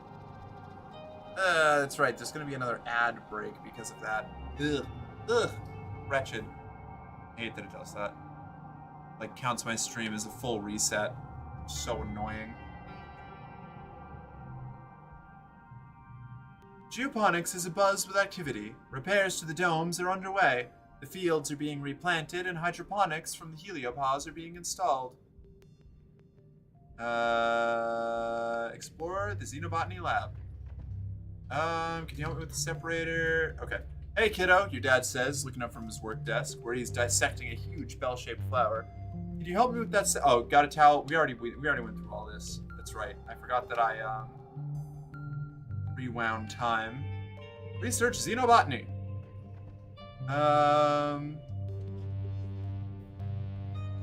Carefully find the on switch. Stick something in a hole. Press buttons at random. Yo, yo, yo, congruence, get to work. Study this mushwood. You examine the mushwood under a microscope and take notes on its cellular structure. Part of the right, this is what gives us the defense thing, yeah. +2 biology, we already did this. Gives us extra colony defense. Researching xenobiology, bonus to straights. 3.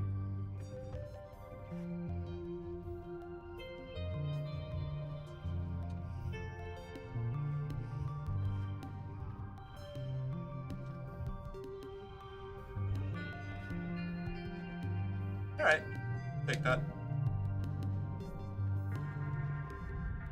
You're relaxing in your quarters with your dad when you hear the colony siren. The enemy is here. Your dad looks up from his shovel. From his novel. I've got farming on the brain. Huh, seems early this year. We should head to the shelter in the lounge. We've been drilling on new evacuation procedures. What? I don't have enough bravery. New evacuation procedures for the past month. There's no need to be a hero now that there are so many new soldiers from the Helio. It's probably best if you just follow instructions and head to the lounge with your dad. The mood in the lounge is anxious, even though the colony's defenses are much better this year. Over hushed conversations, you can hear the younger children crying inconsolably. Mars and Tangent are here, quietly reading something on Tange's holopalm. Some of the civilian kids from the Heliopause are here too, including Rex and Nomi. Base and Anemone are absent, probably serving guard duty. The only two missing are Cal and Tammy. Your dad runs a query through congruence to find them. After a few seconds, he smiles and quickly closes the window. "Don't worry, kiddo," he says. "They're okay." You settle in to pass the time. Someone brings word that it's not a faceless out there, at least. You hear a few loud booms from outside, so strong you can feel their shockwaves in the floor.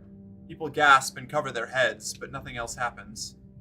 After the attack, Lum gathers everyone in the lounge and holds a big celebration for the soldiers.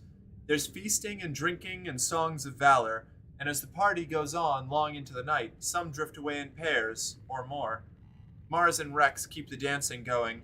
Even Anemone seems to relax, especially when the other cadets invite her to drink with them. Cal and Tammy sit together and talk all night, giggling about something and going quiet whenever anyone comes near. One colony defense. Tonight, everyone seems convinced that this victory means the colony will be safe forever. Maybe it will be. You sure want to believe it, too.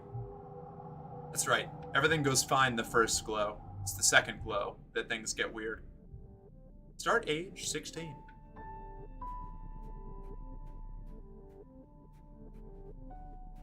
What's up, Cal? You catch Cal at the gate to the gardens. He's carrying a big bucket of rocks. "Hi, Merc," he exclaims. "Hey, did you know they're opening a new park near Geoponics?" Cal says. "It'll be nice to have a calm place to rest in nature, but still be safe inside the walls." He smiles. "I helped build it." "Cool, we can relax in the park. We need a break soon. But not yet. I need to study the radioactive plants."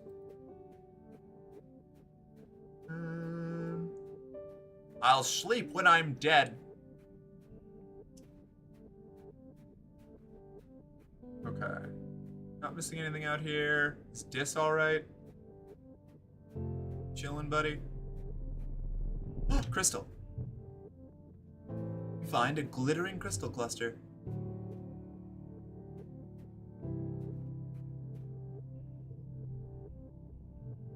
Research xenobotany. Back in the lab, you have all the right equipment to properly examine that radioactive plant you found. Maybe you can find a way to protect yourself from them so you don't need to drag a radiation-proof envirosuit with you every time you go to that part of the planet.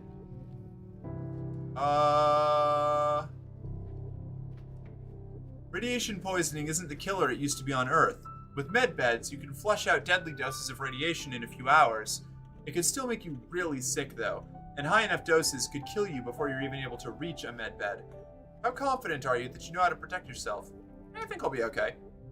You take a careless approach to protecting yourself from the radiation. It can't be so bad that you won't be able to get to a medbed in time, right? You wear gloves and a face shield and get to work. Joke's on them, I had to rest after this anyway. After about a few hours, you start feeling dizzy. The dizziness quickly becomes nausea, and while you're puking your guts out in a bucket, you have to admit that you're probably feeling the effects of radiation poisoning. Radiation poisoning? Who could have predicted that? You're not done with your experiment, though. Keep going, it's fine. In status injured. That's fine. Oh, indestructible youth. What's a little hair loss and diarrhea? It's just a plant. You're better than a plant. This might be one of the dumbest things you've ever done. You'll be in medbay wishing it killed you for at least a week, but you did complete your experiment. You discover that the radioactive part of the plant is confined to the carpel of the flower, its reproductive organs, and that the petals act as a radioactive shield to protect the rest of the plant. If you press the center of the flower, the petals close and block the radiation enough that a person can pass by without feeling sick. Neat. You should be able to use this to protect yourself next time you encounter this plant in the wild. Hold my radioactive beer, Merc. Yeah, precisely. Let's see. All cards become blue. Blue. Wait, no. Blue. If I do this instead. And then just do that. No, the flush is going to be worth way more. So then 4, 5? Yeah, okay. Dorius, you worked well this month. The suns rise again after glow, heralding a new year. It's your 16th birthday. You wake in your quarters, blinking into the watery sunlight. Dust motes float through the air, and you take a moment to enjoy the perfection of your bed while you listen to the sounds of the colony waking up outside. So much has happened in 1 year. Just a few short months ago, you thought your life was over. Now it's better than ever. There's plenty of food, and the colony is safe. You even have your own bedroom. You're considering snoozing until your parents wake up when your reverie is interrupted by someone knocking on the door. It's Mars.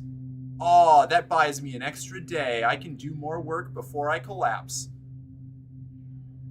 Happy birthday, beautiful, Mars says, breezing into your room and depositing air kisses on your cheeks. Mwah, mwah. She steps back and tussles your hair. I'm loving this bedhead look, she says. Très chic. It's so cool to look like you don't care what other people think. She sits on your bed and primly crosses her legs. Speaking of what other people think, have you heard the gossip? Apparently Cal and Tammy are a thing now. It's true. I saw them cuddling in the lounge. Your parents wake up shortly after that, and you order up your traditional birthday breakfast feast. Your dad gives you a big, squeezy hug and tells you he's proud of you. Doing great. Get quiet. New perk. What did I get? Biology level 2, more collectibles. Collectibles respawn faster and more slots are filled. Oh, sweet. Okay. Let's go work in Ooh, Tammy. We'll talk to Tammy and then we'll go work in admin. I'm an EP. I'm EP Mork. Come cuddle. All right, I'll be right there.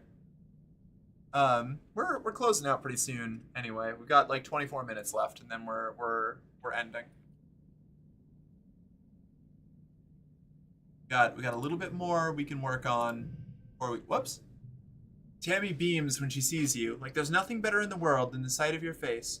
Happy birthday, Mark! She exclaims. Oh wait, yes, this is the normal cupcake event. I mean, that's good. We like that, but an already understood event it is. Let's see. Where are those? It's my birthday. Nobody has duplicate birthdays except for Tange and Dis, as far as I'm aware. No collectibles. All right, fine. We'll just go work in organization, and then we'll take a nap. Mars! You find Mars frowning over a textbook on her hollow. She flips through the pages with growing disgust, until finally she gestures angrily to dismiss the screen, then drags her hands down her face. Ugh! She exclaims. People totally suck. You slide into the seat next to Mars, and she sighs. I told my dads about my plan to get the adults to adopt kudos as a way to encourage the arts, and they got really weird about it. Like, they think it's a good idea, but then they told me that I should read up about Earth's history. So I did, and you know what I found out? People suck. The whole reason we left Earth was because trading money for stuff was a bad idea. It made a few people rich and everyone else poor, and it destroyed all the culture, and people fought and killed each other over it. By the time our parents left Earth, almost everyone worked super hard and was super poor, while like 100 people barely worked at all and owned private spacecraft. That's so dumb. So dumb. Night-night, thanks for stream. Good night, Ashley. Have a good one. This colony is the closest humans have come to income equality in thousands of years, but we don't have any passion. And Earth's history is full of people with passion who end up turning into supervillains while everyone else starves. Mars says, crossing her arms. Is that all we're capable of? Really? She looks at you intently and puts her hand over her heart. I'm a passionate person, Mark, she says. Is being a despot all I'm capable of? You're gonna have to work at it. Mars nods with conviction. You're right, Mark. I'm glad I can always count on you to remind me to be better. There has to be a middle ground between austerity and inequality, Mars continues. I don't want to have everything while everyone else has nothing. Like, yes, obviously I want to colonize this stupid rock, Mars continues. I want massive cities and glass skyscrapers and flying cars. I want to not have to fight off aliens every year. I want to pave over all these scungy pollen trees and kill the stupid bugs. I want air conditioning. I just want everyone to have everything, even the stuff that the adults think doesn't matter. We can't live like animals just because of the boogeymen of our past. One day, I'm going to be running this place, Mars says. Just you wait, Mark. I'm not going to let us fall into the same patterns we did on Earth. We have to take care of each other and master this planet, but we also can't forget what makes life worth living. Luxury. What do you think, Merc? Mars asks. Do you think I'm on the right track? How do we avoid past mistakes? Well, Mars starts, then furrows her brow in thought. I guess I thought because we're already starting out equal, people would just be better? She frowns. You're right. It seems like wishful thinking, doesn't it? Well, at least I have you to bring me back to Earth. For Tumna. I like your socks, Mark. Thank you. I like your energy, Di. It's good. It's a good vibe. Mars smiles and clasps your shoulder. Thank you, Mark. You always think of things I don't. I really appreciate that about you. You do have great energy, Di. You're a very, very good girl with an immaculate vibe. You always brighten the room every time you step into the function, and it is a pleasure to have you here. My good girl. An immaculate what? Vibe, Vibe. Interpret that how you will. Do I go get the organizing? I'm gonna assist the governor. The next SFC club meeting, Mars swears in Nomi and Rex. Do you swear that you will, to the best of your ability, protect and defend this colony against our enemies, and faithfully keep this secret oath forever and ever? Nomi and Rex both agree. The pledge sounds a lot more political than you remember. Mars hands them both pins with the SFC Club's logo. The first order of business is, apparently, dishing more about the governor, Lum. What do you think about him? Mars drills Rex and Nomi. Is he as ignorant as he looks? He's not, pretending to be a nullhead to lull us into a false sense of security, right? Nomi and Rex look at each other awkwardly. Rex clears his throat and scratches behind his ear.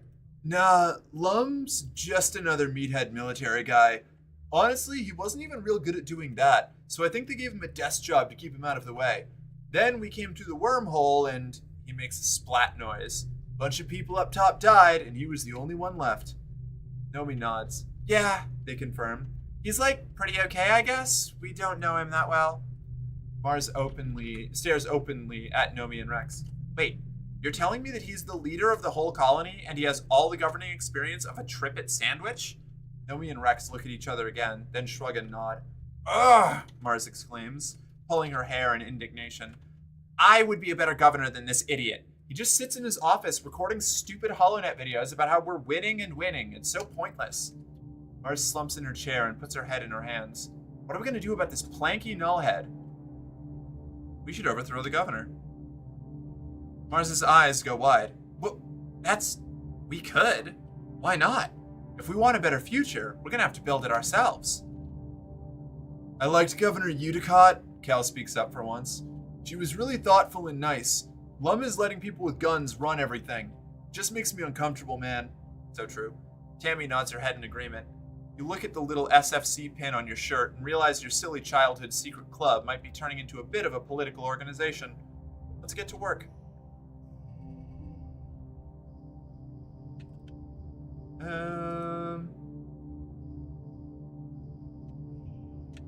You go here. Value is wild, so you are already a 3, but the value is wild, so we can make a cool straight out of that. You're a 5, you're a 7. 5, 6, 7, that's a straight. If I bring this back here, I can put that up there, and that gives us a bigger straight, right? 5, 6, 7, 8. That should be a straight. Why is that not a straight? Whatever. We succeeded. Oh, it is. It's just not showing up. Okay, cool. Super goal. Victorious. You worked well this month. +1 persuasion. All right. That's not quite an organizing thing, but we're almost there. And I'm going to have to take a nap because I have overextended myself, what with the radiation poisoning and all that. The eyebrow waggle, I'm weak. Did I do an eyebrow waggle? I don't even know. do a little. We're gonna do some plotting. We're gonna do a little over. We do a little bit of a coup, you know, for the bit. You did when you called Squirrel a good girl. Oh hell yeah. I need time off. Do I go to the park? I don't have any animal friends, so I'm just going to go back here. Visit the spa. Let's get rid of.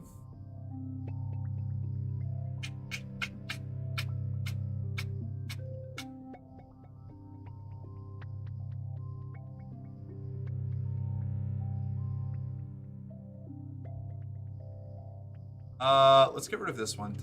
This is a menaceful little guy that I don't like anymore. Forget, yes. Relax in the lounge. You nestle in the cushions, close your eyes, and listen to music. You have an archive of over 100 years. Oh, I've already read this. I don't want to forget either of those. They're both good. Keep your memories. Make quiet. Cal, sup? You spot Cal heading towards the barns at the far end of the farms.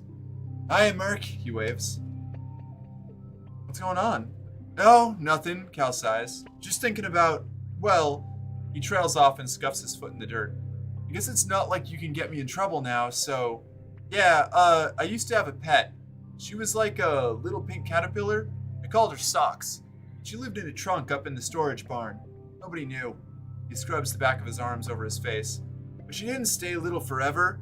Eventually she got big. Like, real big. And I couldn't figure out what to feed her, so she ran away. Cal sighs and looks wistfully up at the sky. I just hope she's doing okay, wherever she is. It's just a little scungy caterpillar rolling around being a legend. And I'm not injured anymore, which is a plus, so I can do physical tasks now. Rex. You find Rex playing cards by himself in the lounge with an actual physical deck of cards. He looks up at you as you approach and visibly brightens when he sees you, sitting up straight with his dog-like ears on alert.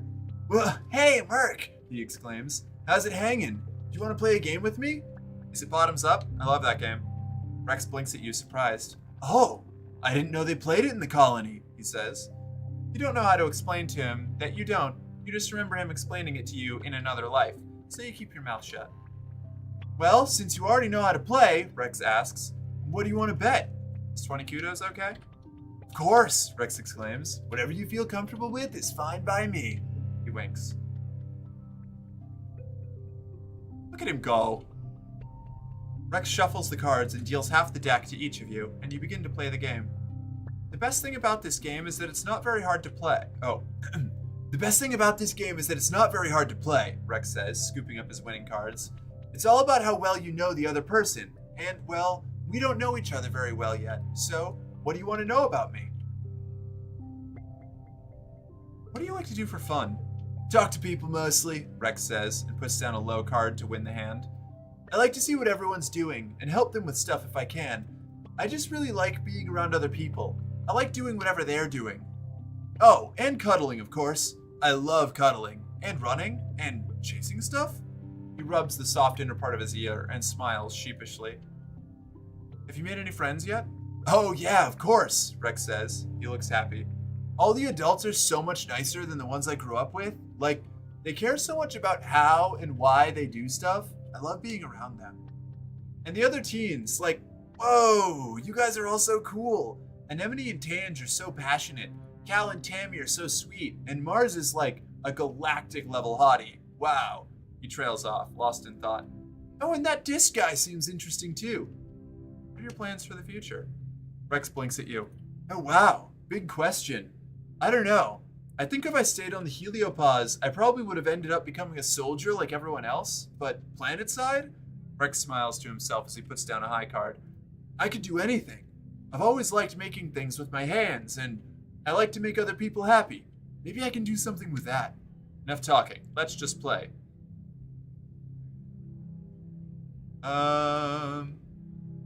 We have played this game before, but I have the empathy. You play out the rest of the cards, staying fairly even in points until Rex is left with only one card, and you have two. You're trailing, but not by much. If you play your low card for an easy win, you'll gain enough points to make it a draw. If you gamble on the slightly higher card in your hand, you might lose entirely, but you could win. You. Check Rex for tails. You scrutinize Rex. You're not sure why, but you get the sense he's not really confident he'll win this hand. If you want to win, you should play a high card. You've played this game before. A memory jolts through you from a past life. Rex's last card is high. You can definitely win this, even with your high card. Play a high card for the chance to win. You put down your higher of your 2 cards, and Rex shouts, "Are you for real?" He laughs. "That was a really risky play. You're lucky I only had a high card left." He turns over his card. It's even higher than yours. You win the game by a comfortable margin. Collect your winnings. Rex blinks your hollow palms and transfers you your winnings. "It's a good thing I love helping so much," he laughs. "You can rack up kudos pretty fast." I love that you remember your previous lives. Yeah, it's very cool. It's a neat mechanic. And it doesn't come in too often, so you still have to, like, there's still a lot of strategic consideration you have to do. There's a birthday in early pollen, isn't there? Maybe not. Aldous, Tammy. Rex? Yeah, it's Rex. Hey, Rex, you want a stick? Hugs incoming. Here. Stick. I only have 1 left. Take care of it. Are there any objects fucking around out here? I don't think so. No, there's not. I think I am going to do 1 more administration day, maybe? 1 more administration day. Assist the governor. Though most people have made great efforts to find common ground, unrest between Strato and Helio factions is common. The colony was founded with peaceful, egalitarian goals, and the soldiers and scientists of the Heliopause represent everything your parents and the Vertumna group were trying to escape on Earth. This fundamental cultural shock can be difficult to navigate, even for those with cooperation in their hearts. Then there are those who do not wish to cooperate. Instance barges into command while you're on shift, not waiting for an audience before she starts barking at Lum. "Governor Lum," she snaps, "tell your soldiers they are not, and will never be, welcome in my lab." Lum blinks. "Soldiers," he says. "Do you mean the researchers?" At Instance's terse nod, Lum smiles and puts his feet up on his command console. "We brought Earth's finest scientists with us, Instance," he says condescendingly. "Experts in their fields, every one of them. I thought you'd be grateful for the help." "As assistants," Instance snaps. "Not as lab heads. You can't just come in here and instate." "I can, actually," Lum says, spreading his hands innocently like it's not his problem. "Look at this place, Instance. Your weird hippie experiment failed. If it weren't for us, you'd be burying each other right now. Everyone has to work together." Just then, the aforementioned researchers catch up to Instance and all start talking over each other, demanding that the governor order Instance to stop treating them like interns and start promoting Helios to lead positions. Instance starts yelling back, and command becomes a chaos of scientists screaming and waving their arms in consternation with each other. Side with Instance. Helped tangent. Instance is right to protect the colony from presumptuous eggheads with Earth's poisonous ideas in their head. If the researchers want to help, they can do as they're told. You add your voice to the din, though probably only Lum hears you. He frowns. Lum tells you to ignore them and get back to work. Listen while you file reports. You can practically write these reports back to Earth with your eyes closed, or, in this case, with your ears open. You half-heartedly type up a report and continue to listen in. "If you think I'm going to just hand over classified colony intelligence to a bunch of space cops," Instance spits. The researchers all clamor to deny their relationship to the Heliopause military. "Don't you pretend like you don't want to send me back to Earth in chains," she snaps right back. "That's why you're here, isn't it? You don't care about Vertumna, you care about recovering your master's stolen property." "Udicott, Hal, Fluorescent," she says. "You're just here to arrest us all." Instance stands ramrod straight, her face crimson with fury. Well, you're not going to get me, and you're not going to get my work either. Lum steps in, finally. Now, Instance, he says, you're right. We were sent here to bring you to justice, but now we're one colony. Neither ship is leaving Vertumna again. I sent a message to Earth telling them that the colony was a failure, and justice had already been served. No one's coming for you. How can you know that? Instance says. We haven't heard anything back from Earth since we went through the wormhole. They could be sending a new fleet of ships right now. A strange expression crosses Lum's face. I've been in contact with Earth, he says, with an air of finality. They told us to stand down and refocus our efforts on colonizing Vertumna. The room once again erupts into chaos. You try to get back to work. These reports to Earth that you thought were just busy work may be more important than you realized.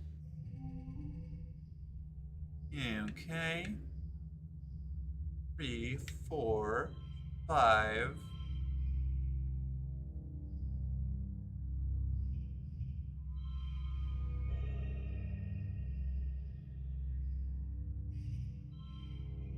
It just makes it the same. Okay. Yeah, that'll do. Sure. You worked well this month. +1 persuasion. And that's a new organizing perk. You're woken by the buzzing of your holopalm. It's a colony-wide alert.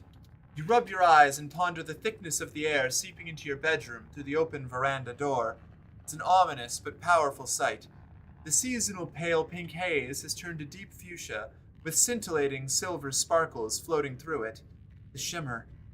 Thankfully, you've all been inoculated against the shimmer, because this looks like a bad year for the airborne spores. To be safe, you stay inside and seal your door and windows tightly. You spend the time playing holo games with your dad. After a couple days, the pollen fog passes without incident. Well, at least we survived that. Made a pollen. What did I get? Why do I have brain? Oh. Organizing level 3. Optional card skip. You can choose not to take new cards. What? Why would I want that?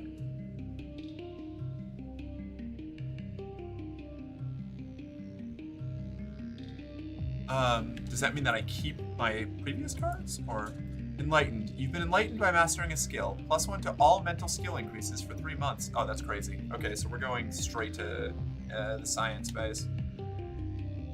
You're looking for Mars, so you just follow the sound of arguing until you track her down outside the bridge.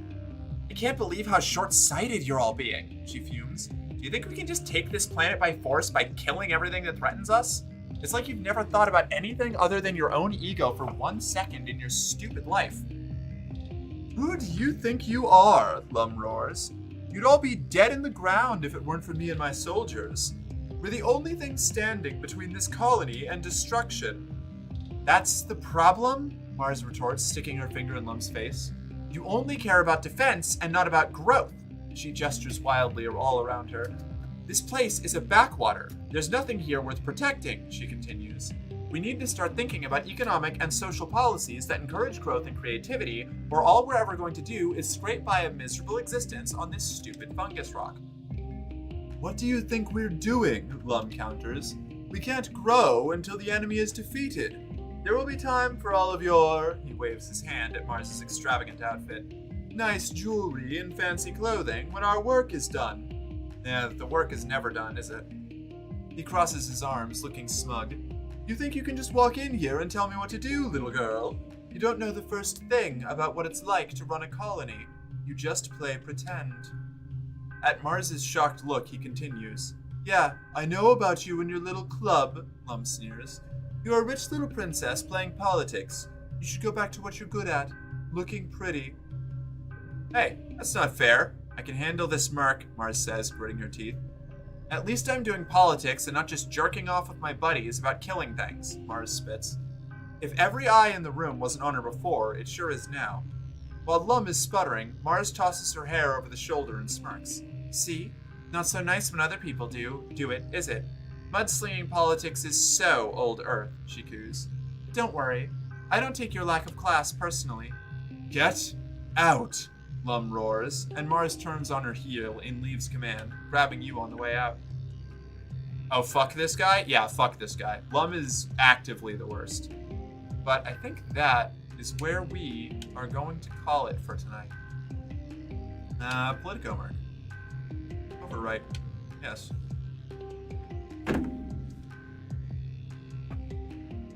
Alright, let's swing this up to just Mark. We'll kick that up ever so slightly. Why are you back? I fucked up my chair cover there. Oh! Alright. Let's drop that. Okay. And try to find somebody to raid. Thank you all for sticking around. I hope y'all had a good time. I had a lot of fun. I think I want to do another just chatting stream soon. So I'm probably gonna put up another one of those polls for like what's it called? Like conversation, like topic suggestions and all that. So everybody keep your eyes open for that. I would like to do a lot more just chatting as we go forward, because I really like doing that when I do it. I just need like some sort of guideline to like keep me on task instead of just like staring off into the distance. So we'll definitely have to do a bit of that. Let's see, let's raid. Jen's playing StarCraft 2. I think we're gonna raid Jen. Let's get in there. Cool. All right, everybody. Thank you all so much for hanging out. I will see you probably tomorrow. Tomorrow's not Saturday, right? What's tomorrow? Thursday? Friday? Friday. Probably more Exocolonist, but I'll be setting stuff up for just chatting. Maybe we can do it on Saturday if I get enough responses. I'll try to put the poll up tonight, like do an announcement. Anyway, all of you have a lovely night. Sleep well. Have good dreams. Mine are usually shit, but yours should be nice and pleasant and friendly. Bye.